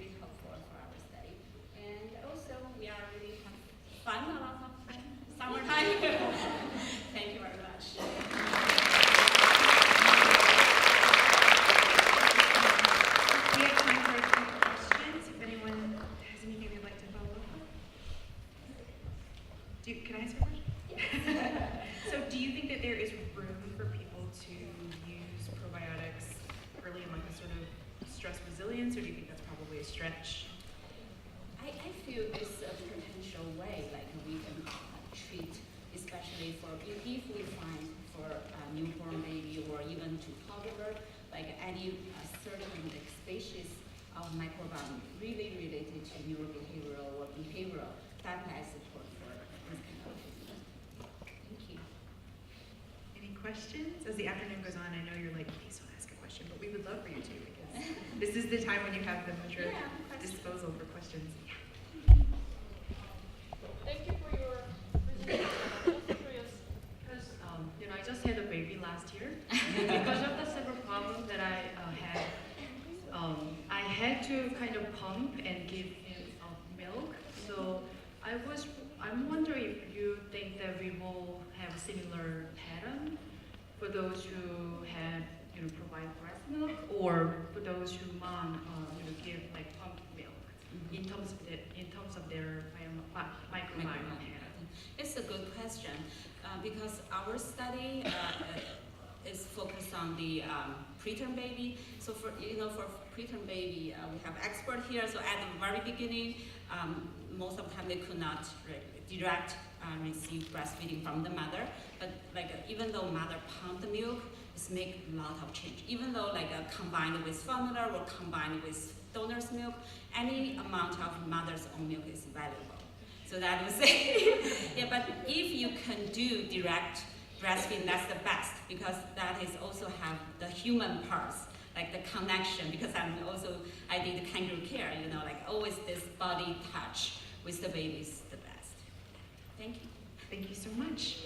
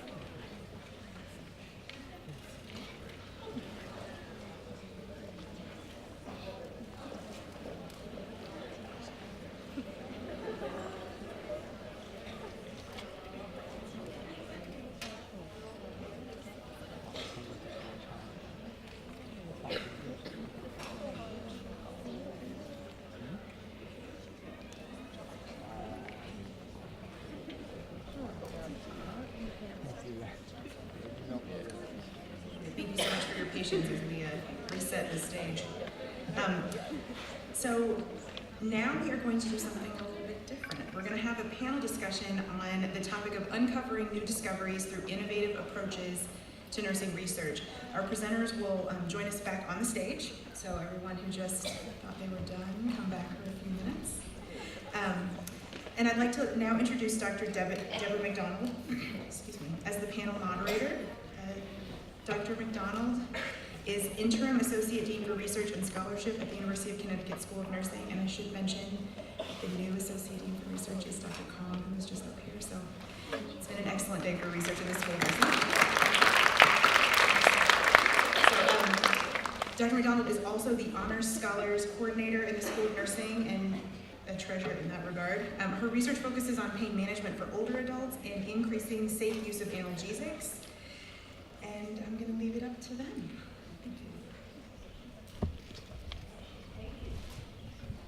Yep, okay, there we go. So I've got the pleasure of asking some questions of our wonderful panelists this afternoon. And the first one's going to be talking about your research program. So each of you developed and just shared some of your program of research. In thinking back to how you first began that research, can you talk about how that problem kind of got started and how you started with that idea, please? Would you like to say? Yes. So, I have to admit that I was very ignorant to the plight of sexual minority populations until there was a greater national focus. And I was watching a program that showed a support group for male to female transgender persons. And this woman reported that she couldn't go to nursing school because of her sexual identity. I mean, that was probably a number of decades ago, because I know now that nursing schools certainly would recruit and would want that diversity. But my reason for being as a nurse, and when I heard that story, my eyes welled up with tears, and I thought, how can I help this population? And my expertise is diabetes. So that's how I started my research. There's very little done in transgender groups. I expanded it to sexual minority men and women. But I accredit it to, or attribute it to enhanced understanding of the plight, discrimination, and just such the unfortunate history that we have in this country in the treatment and marginalization of sexual minorities.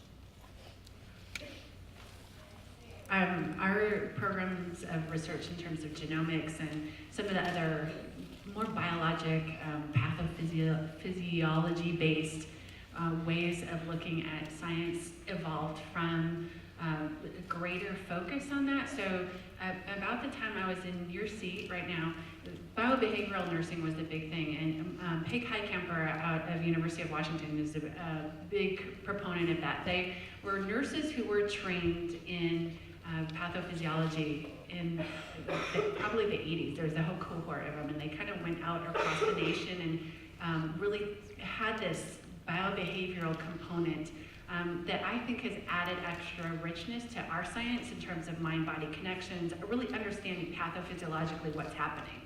And so when you look at psychoneural immunology that evolved through the 80s and 90s, the whole interconnection with genomics really, I think, was strategically embraced by the National Institute of Nursing Research. So for 20 years, they have been providing the Summer Genetics Institute for nurses, really to base nurses within the science of genomics. And so for those of you who are still interested in it, I think they're still going to be offering it for a few more years. It's spending literally a month down at NIH in their campus learning all about genomics. And they want to have nurses really engaged. This is what it's all about, because when you know, I'm writing something with Erin, who's a genomics expert, you know, I only have like the very top layer of the knowledge base that I need to be able to even talk with her and communicate about science. You know, she's been studying it for years and years and has done postdocs and you know, has really embedded her career in that. And so for nurses to be able to work with different scientists who are in specialized areas, it's really important that we do our due diligence to learn as much as we can about what we're going to be studying. So I think that's been a really important part of my own career. So my research interest of infant pain and stress, it was a long time ago, about 30 years ago, while I was a nursing student and while I was like an internship, working as an intern in the NICU, and I observed and said, oh, a lot of painful procedure happened to this baby. But all the nurses and physicians told me, oh, they cannot feel pain. These babies are semi-human. They cannot feel anything. It's really, so they start from there. I just curious, are they really, well, what's the mystic there for infant pain? And how can we help them? And I still remember one night, the women delivered a triplet and 3 babies.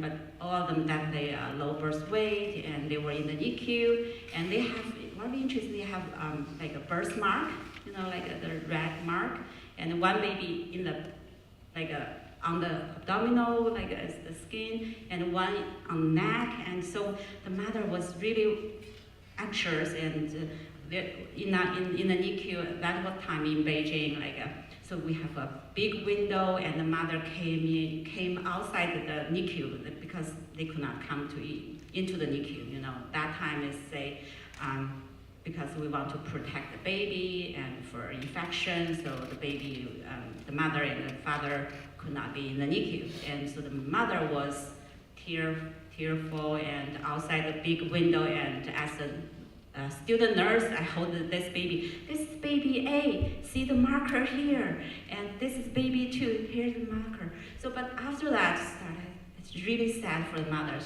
The mother could not hold baby. So start from there, my research, interest, I believe is from there. So I start to look at how can we help the mother and the baby, how can we measure the stressful events, what kind of nurse can do for these families. My research interest is also in pain. So it's similar like Dr. Kong, but I have a little different stories. So before I came to United States, actually I practiced in China also. So I saw that there are big differences between the two different countries in terms of how they approach the pain. So in China, less pharmacological interventions, but more other behavioral or cognitive interventions in terms of how they approach pain.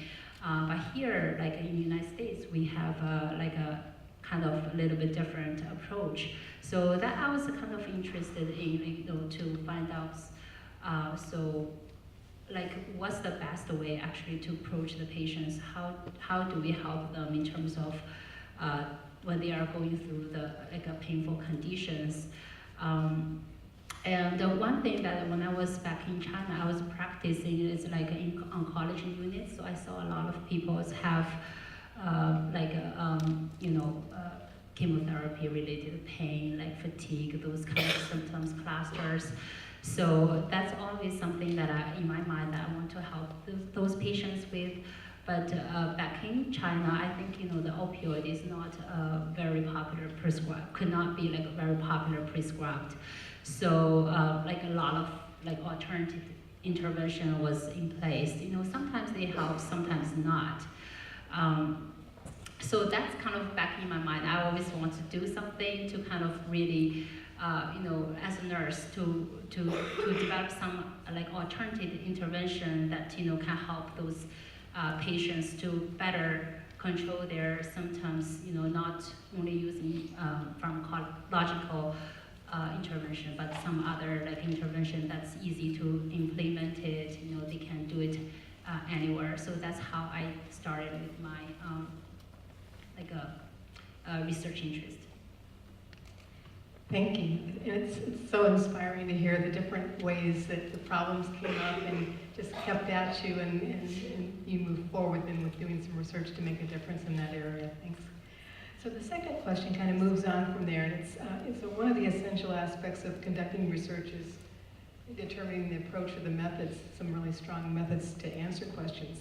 So how have you used the prior evidence to help develop really good approaches, innovative, different approaches to address the problems you see?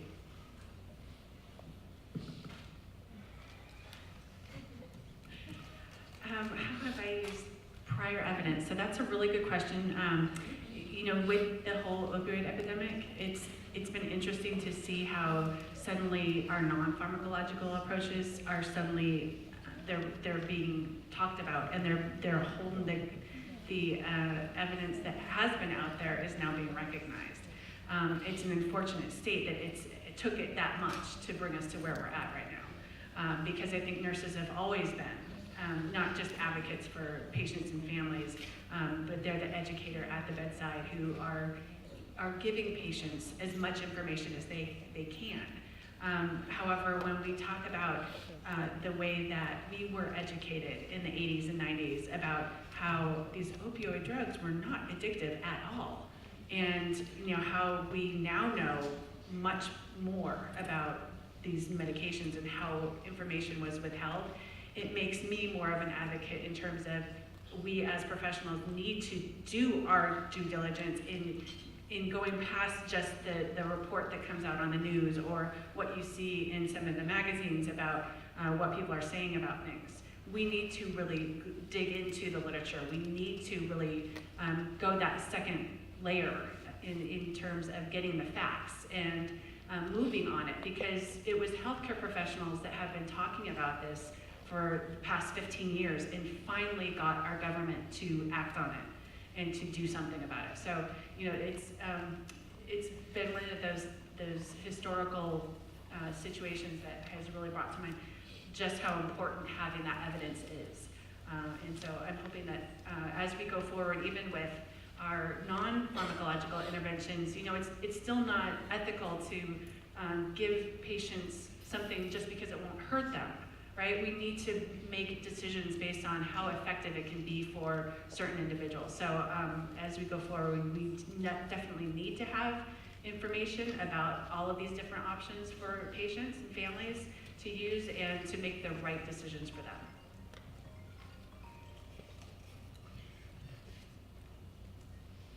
Okay, so I use. Okay, so for my first study looking at prevalence rates in gay and bisexual men, that was a more basic study, data collected just from 1 year of the BRFSS. And I followed, you know, traditional epidemiological measures. I have to say that Dean Chun was one of my advisors at Yale University, and she always pushed and pushed and pushed me. So I was taking stats class at the School of Epidemiology. So I had a lot of comfort in doing these analyses. And then my background is in looking at ethnic minority health disparities. So for the second study with women, I thought, well, how can we analyze these data so that we understand intersectionality or the overlapping of sexual minority and ethnic racial minorities. And so that's why I did analyses whereby I looked within ethnic minorities with regard to sexual orientation and within sexual minorities, within sexual minorities, bisexual orientation, so that we could get a better understanding as who or what population or subgroup is most burdened. And I think that's really the innovative part of my research. And I must say, to date, there's no comparable study that looks at it from that way. So, thank you.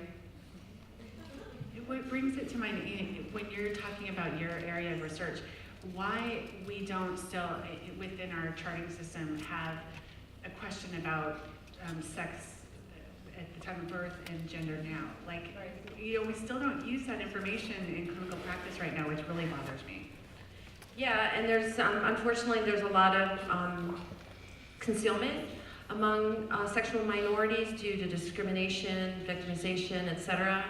However, I do think that there's a greater awareness about sexual minorities and, again, the plight, and hopefully discrimination has been reduced through greater public awareness. But sexual identity concealment is very serious because that adds to greater anxiety and possibly depression, all of which stimulate greater protracted psychological stress, which, to get to the microbiome, influences the hypothalamus, pituitary, adrenal axis mechanism, and thereby affects a whole host of events leading to obesity and diabetes, and also adversely affecting the microbiome.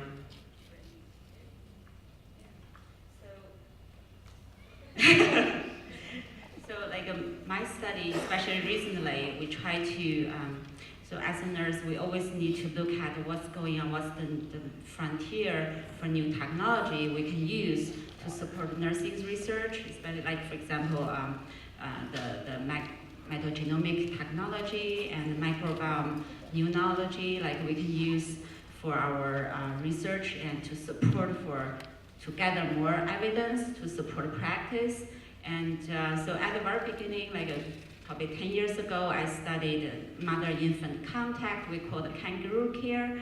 So because, before we still feel like an incubator is the best way to take care newborn babies, especially for preemies. But later on, a lot of tens of more than 1,000 research support mother hold the baby skin to skin may be the best way to make the baby less stress and improve their stable for their body temperature and even longitudinal brain development. So a lot of evidence already show. So and then I use that evidence to see if the effects of kangaroo care can reduce pain. So we ask the mother to hold the baby skin to skin and to conduct a heel stick. Heel stick is the really common procedure in the NICU, probably many times daily in the NICU. But if mother can hold them and to see it can reduce their stressful response for babies, wonderful. And then we find it.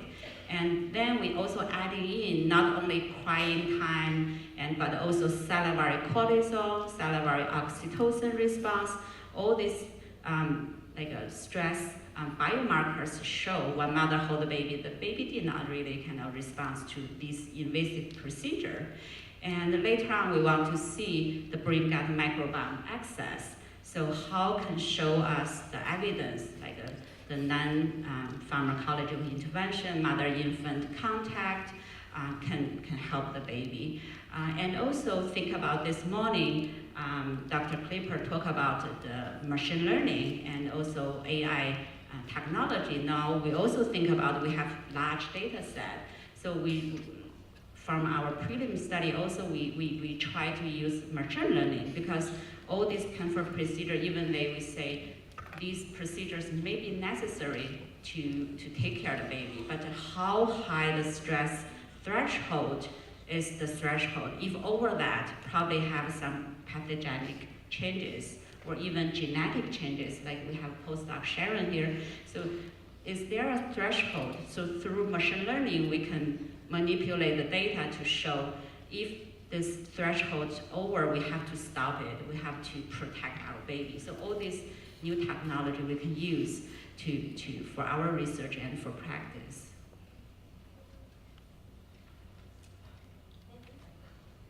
So for me, I think it's the same. So a lot of I think for me is I found a lot of evidence from the literature. For the microbiome, if you read some of the previous literature that they have done a lot on animal models, and they primarily use rats or mouse models that they irrigate all of the microbiome bacteria in those a baby mouth. So they have those mouth born and then they get rid of all the germs and then they give them probiotics or give them some bacteria and see what it does.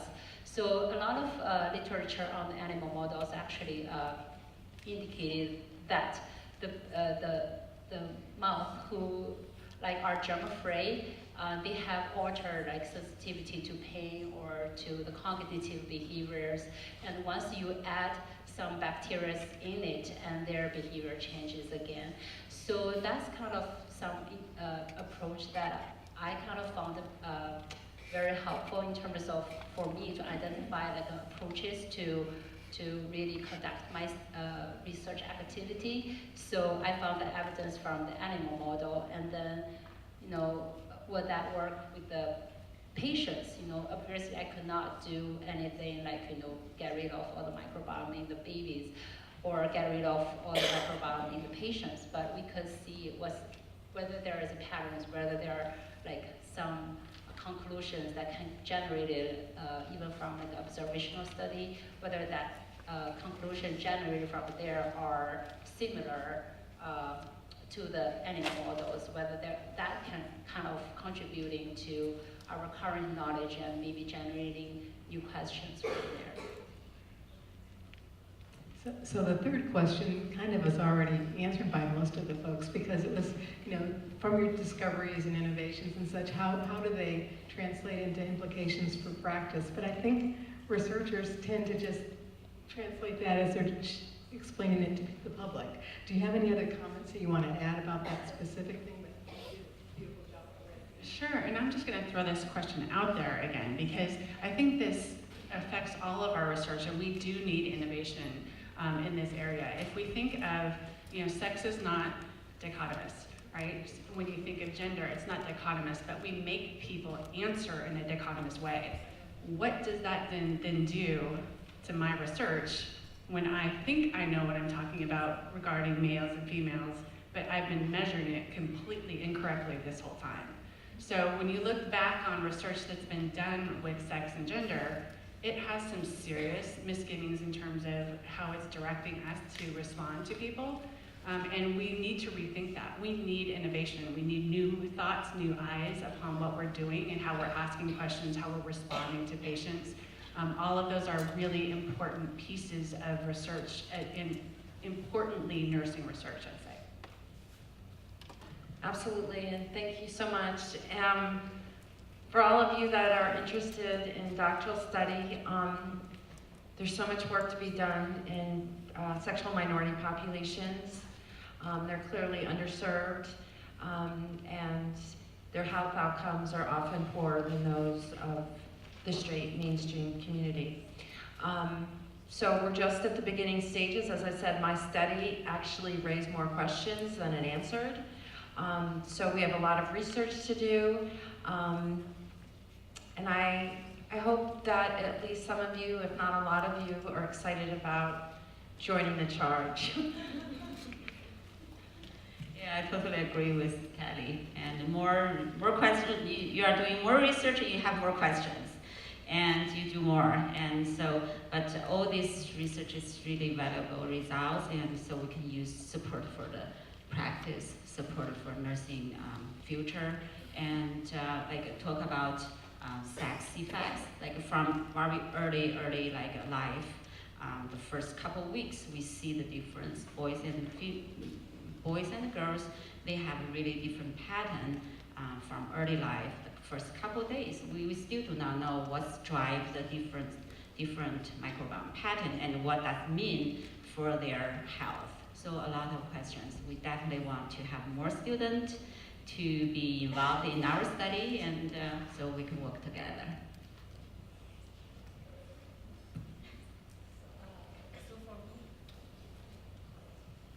For me, I'm actually in a really early beginning of my research trajectory. I actually graduated from here from the SON program in 2012.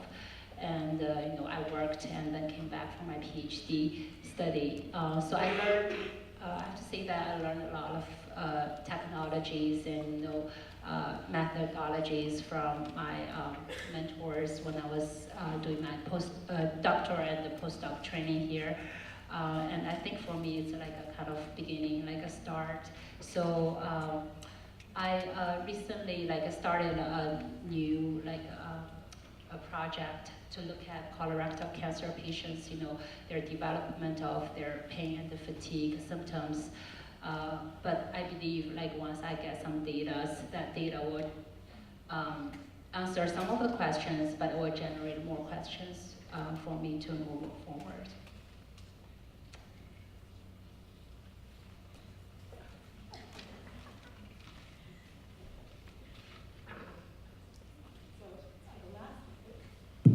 There we go. The last question, again, has been touched on a little bit too, but so talk about how training in scientific method, how your research training has helped prepare you to be an innovator.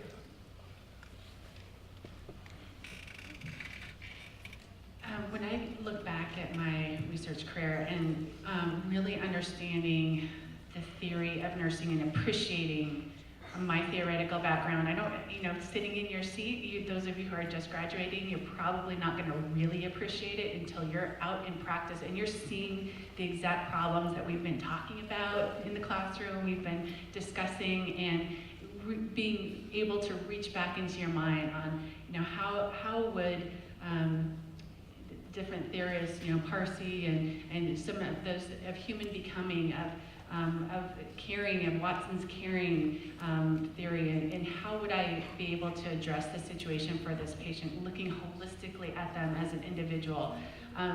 Those type of problems that come up, in the busyness of being a nurse, you've got to be able to really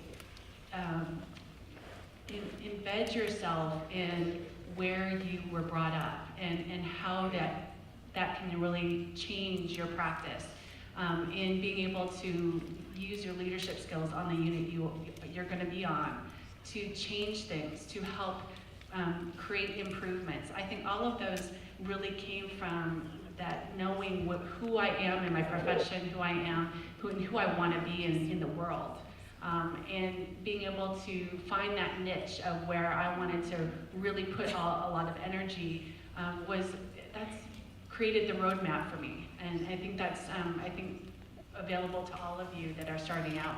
We in nursing tend to get into our PhD and DNP programs way later in life, and we need people, young minds, young people who are ready to really engage in this journey to do it sooner. So I really encourage you to take a look at the opportunities that are there in front of you.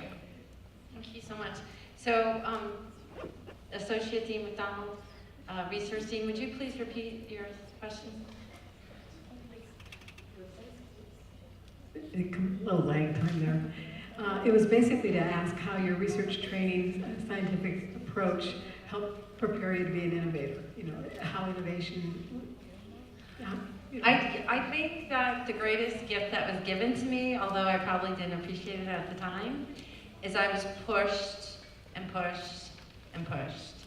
And late nights, early mornings, and just appreciation that we're always learning.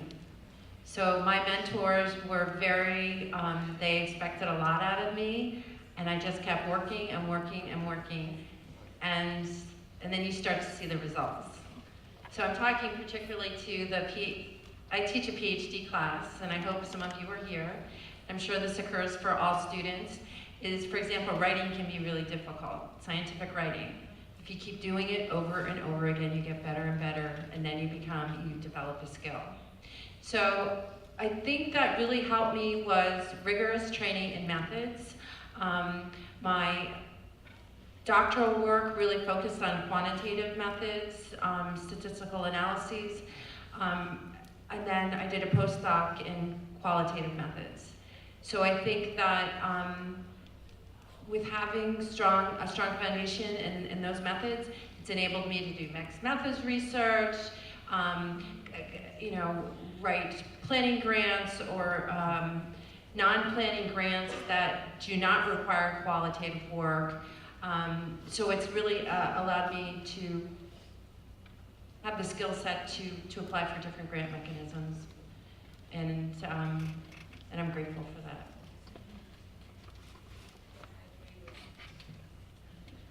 Hello. I agree with Kelly's comments, and so sometimes you feel some growth pain, I will say. So some training is not fun, it's tough, but all the training are really valuable for your future, for your current and the future, including your bachelor a study, in any internship and doctoral study, and even when you are in tenure track training. So all this it's a learning process, and and especially recently our study is expanding quickly, so you work with different area of researchers, including engineering, genetist person and researcher, and also bioinformatic person. So all this interaction, sometimes, or I would say most of the time, it's not smooth at the beginning. So, but all this training, learning is really prepare you well for the future. Thank you. I agree. So I think one of the tips that I want to give you is don't be afraid. When I was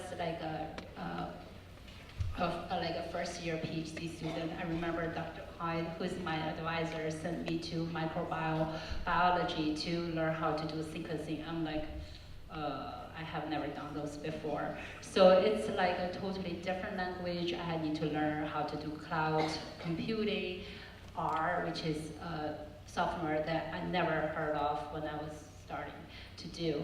But then I'm like, maybe if other people can do it, maybe I can do it. So I kind of started to work with Kendra, who's the facility scientist in Mars facility. She's very helpful, so I kind of work with her kind of to learn like different technologies and different new knowledges. It's painful at the beginning, but then like once I'm more and more familiar with those technologies or knowledges, that I'm able to talk interdisciplinarily to other peoples and kind of to know like what's new out there. Because if you don't even know the basic, you don't know what's new out there, and you can't be like finding some new technologies to be helping you to want to accomplish whatever you want to accomplish. So one of like a take-home message for me is that don't be afraid. You just can do it. Just go for it. Well, that's a great note to finish on. Can you help? Let's give a great round of applause for our wonderful panelists.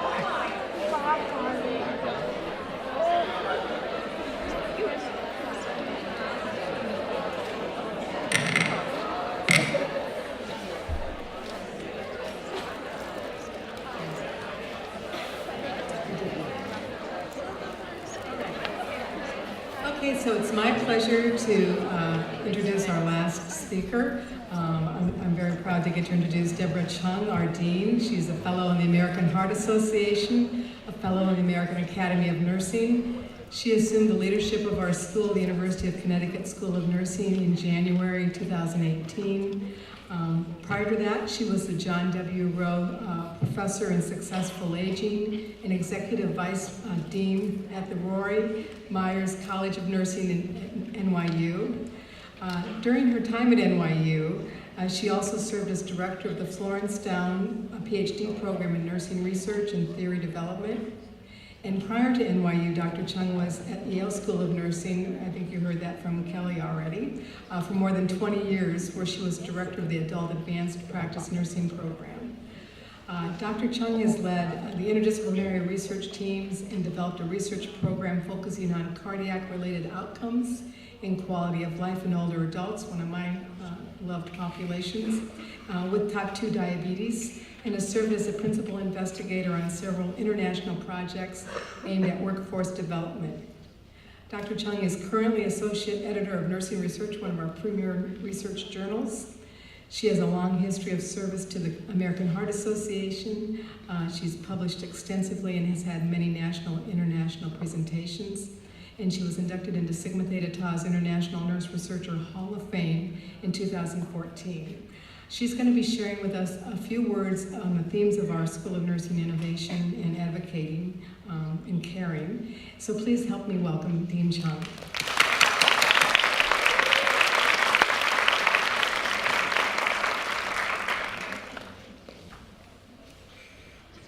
Good afternoon, everyone. And I don't think actually Dr. Liu said that it was me. She looked at me as she said, they used to push me there at Yale.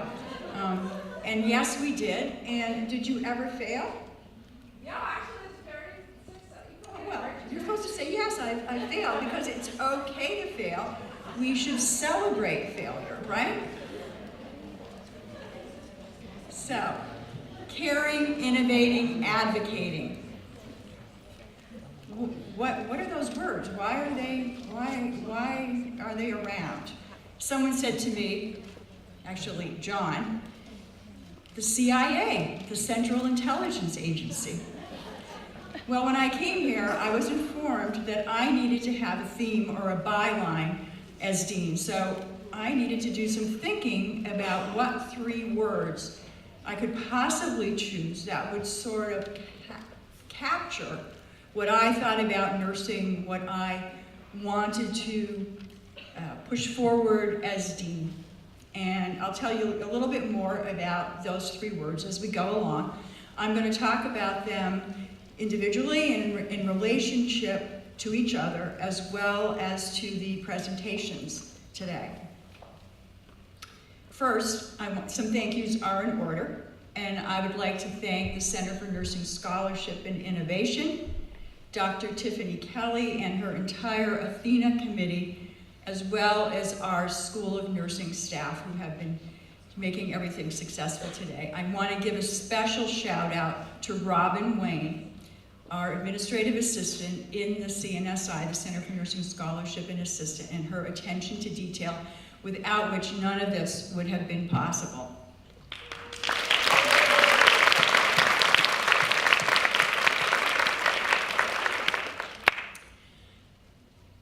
Thank Dr. Bonnie Clipper, first of all, for assuring all of us that we're going to have a job for a very long time.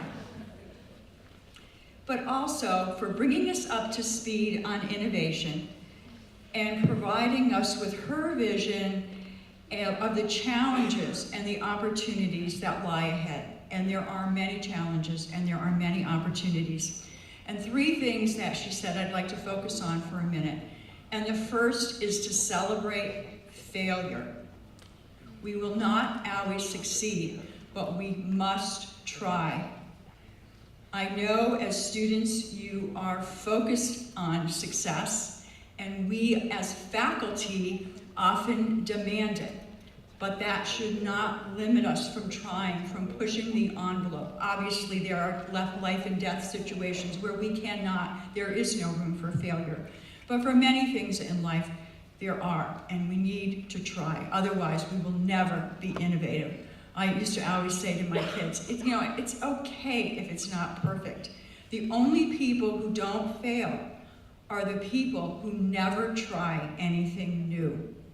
So please do celebrate your failures.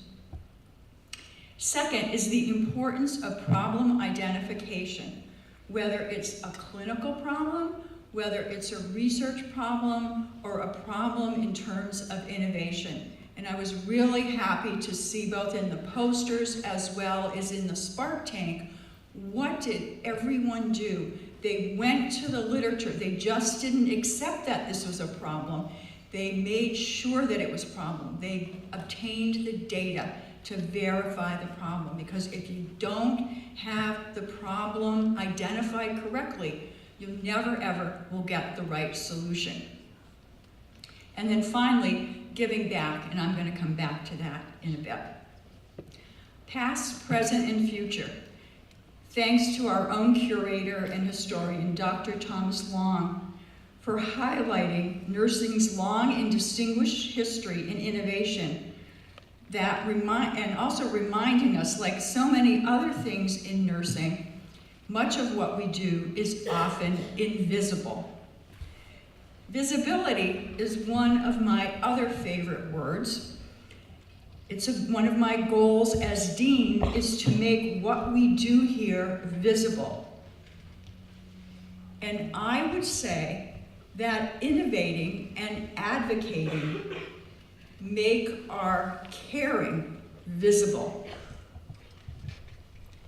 And then to the present, Brittany Mulcathin's truly inspiring account of how an undergraduate student can identify a problem and innovate to find a solution, taking it to a commercial level. When we think of commercial, of course, we think about business, of profit, of money. But that was not the impetus for Brittany's innovation. Rather, it was about caring. It was about advocating. What better way to advocate for mothers and infants than to provide an innovative solution that supports breastfeeding? I especially liked when she told a story about being in the Shark Tank, when she said, "I didn't win." And what did she do? She did not give up. She went and got more information, she gathered more data, and she went on to succeed. And then to the future. Former director of the National Institute of Nursing Research, Dr. Patricia Grady, and Lisa Goff, health science policy analyst at NINR, in a recent review, urged nurses to claim the future through addressing the challenges in the current healthcare environment through thoughtful, innovative, and interdisciplinary approaches. And precision medicine, or precision health, is one of those opportunities. Precision health is the thing. We all need to be aware of it. It is the future, and as nurses, we need to be leading that effort. Anna Dene has beautifully shown us nursing's role and the need for us as nurses to be playing a central role in terms of precision health. And what were the words that she used quite often? Advocating, right? Empowering the patient, looking at the reasons why the environmental reasons and the lifestyle reasons why people may not have been behaving as we thought that they should be.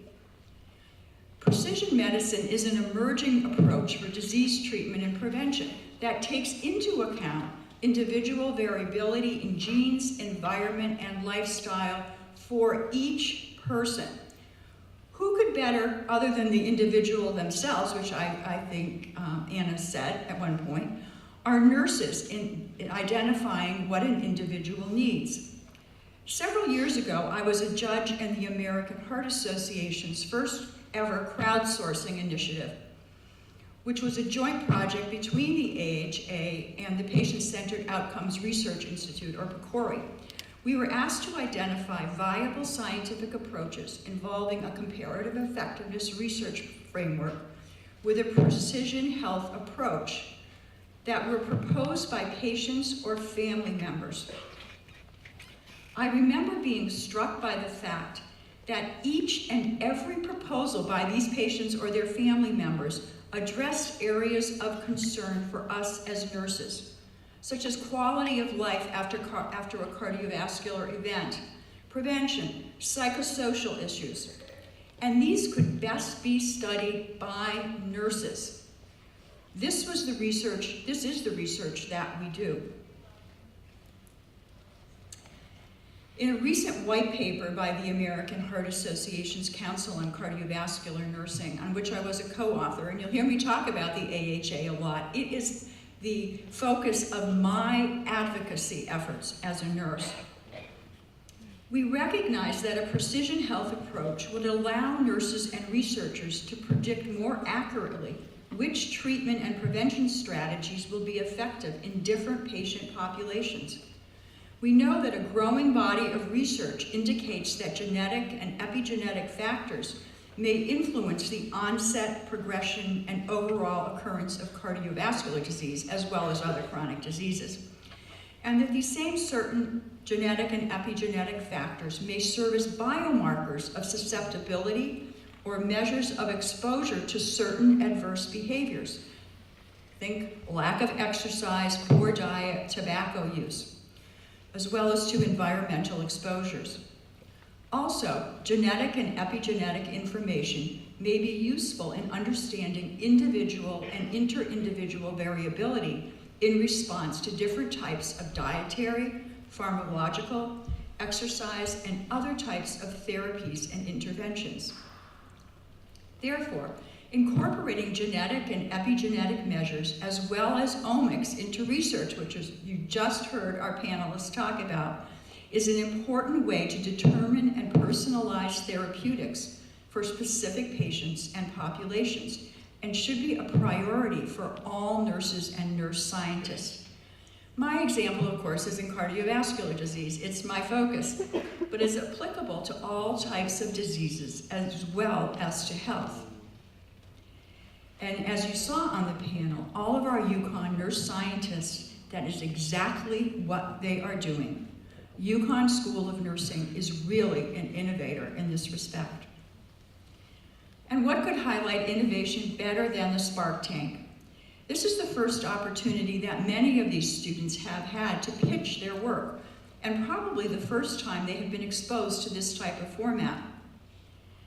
I think this clearly demonstrates, as does Brittany's success, that we can successfully teach innovation at the undergraduate level. In fact, I believe that the earlier we can expose students to the idea of innovation, that they will be able to approach problems with a much different attitude and an openness that will allow them to find creative solutions. I thank our distinguished panelists in the Spark Tank, Bonnie Clipper, and all of our alums, Pat Bender, Ann Harrington, Liz DeLuca, and Carol Polifrani. Our alums serve as an example to all of you for their caring, their ongoing commitment, and as to Dr. Bonnie Clipper says, to giving back. Again, through my lens of the American heart, I still recall sitting in an innovation presentation in which young scientists, all who happened to be physicians, of course, who had pitched their ideas several years earlier and then been awarded funds, and substantial funding, I might add, to develop their projects, reported back on their progress. One was a dispatch system in the emergency department that was generated as a result of the physician noting the scribbled, handwritten notes of nurses about incoming patients. The system she developed was being deployed nationally and internationally. And I said to myself, I won't tell you exactly what I said, but I said, why was nursing not the one to do this? The other was for an app for a cognitive training program for patients post-stroke that not only provided the actual intervention, but generated outcome data so that progress could be monitored and yielded important research data. Where was nursing in this development? What patient and family teaching and monitoring interventions should we be developing apps for? And I was very happy to see Joey's pitch, and we're gonna go back and hook him up to these people who did this other project. I would argue that all of this innovation and advocating is the result of our caring. I believe that everything we do in nursing is predicated on caring. Physical care, emotional care, environmental care, and importantly, caring for ourselves, caring for our colleagues. I think it is impossible to be a nurse, or at least an effective nurse, unless you care. Can you be innovative if you don't care? Can you advocate, support, champion, stand up for, lobby for the individual or the collective if you don't care? No, I think not. Both are logical extensions of extreme caring, of wanting to make a real difference in the lives of others. I have seen your caring, seen it in your posters. I have heard stories from your patients, your faculty, And even from your clinical sites, yes, they email me and tell me, I want you to know this about your students and how they care. So that I am confident that you care a great deal and have the capacity to innovate and to advocate. In closing, I want to thank all of our clinical partners who came today from across the state, you, the students, and the faculty who have mentored you. I also recognize the structure supporting innovation within the school. Christine Meehan and Anna Borgalt, along with Dr. Tiffany Kelly, and from Sigma Theta Tau, Sigma Mu chapter, as well as from the university, from Mustafa Anuli and the Office of the Vice President for Research and the Connecticut Center for Entrepreneurship and Innovation, along with David Noble and Kathy Roca at the Worth Institute for supporting our vision to advance innovation in the school. And you need to know at the university level, the school is looked upon in a very favorable light in terms of what we are doing in terms of innovation. Would also like to thank Tim Folta for his support. And last but certainly not least, to Liz DeLuca, who was able to join us today for her vision, for her innovation, and for her caring, and in naming the DeLuca Foundation Visiting Professor for Innovations and New Knowledge in Nursing. And so I didn't forget it. Back to visibility. We all need to make our caring visible. Innovation and advocacy are two ways to do that. Nurses have historically been referred to as patient advocates, but I challenge you to engage in advocacy in a broader scale. We have a duty to contribute to the public and policy arenas, to public engagement, national debate, and to having an impact beyond the campus and the hospital walls. So, as we send you out into the world, help us to make UConn School of Nursing and its graduates highly visible. Show your caring, show your innovation, and show your advocacy. Thank you.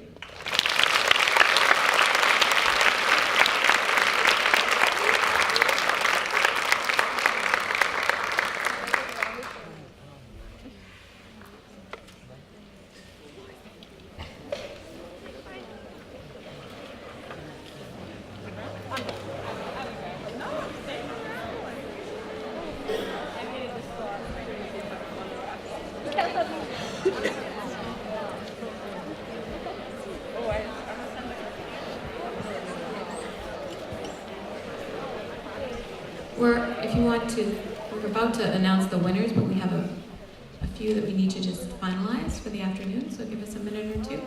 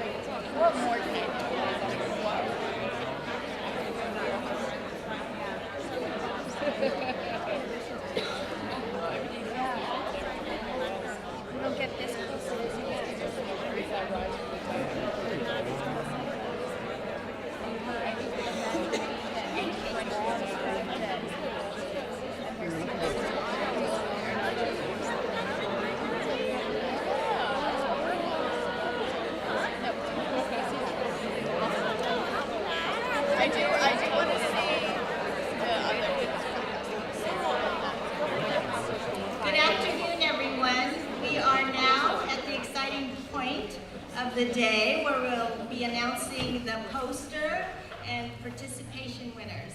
So our Associate Dean of Research developed a team of reviewers who evaluated all the posters in the morning and in the afternoon sessions.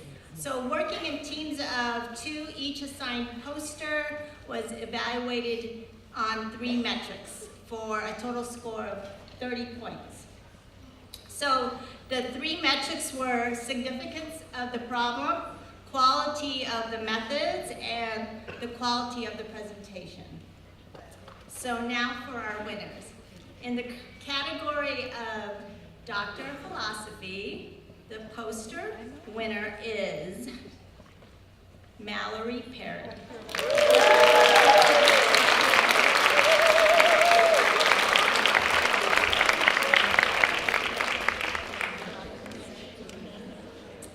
In the category of Doctor of Nursing Practice, the poster winner is Valerie Kiefer.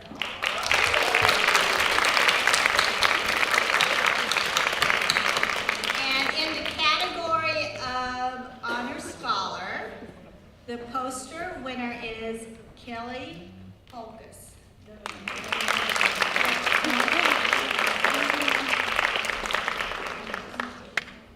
Oh, sorry, Sarah Todd. So I wonder who won the category of Clinical Agencies, Partners, Innovations, and Current Students, and that's Kelly Holkus.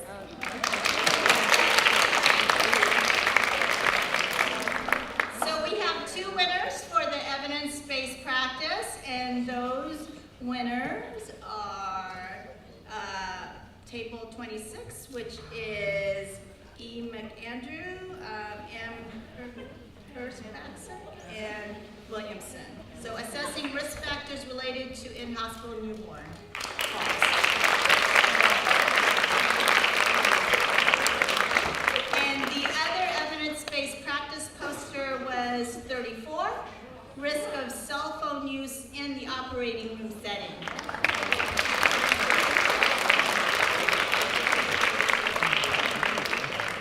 Each of our winners are receiving a copy of Devices and Desires.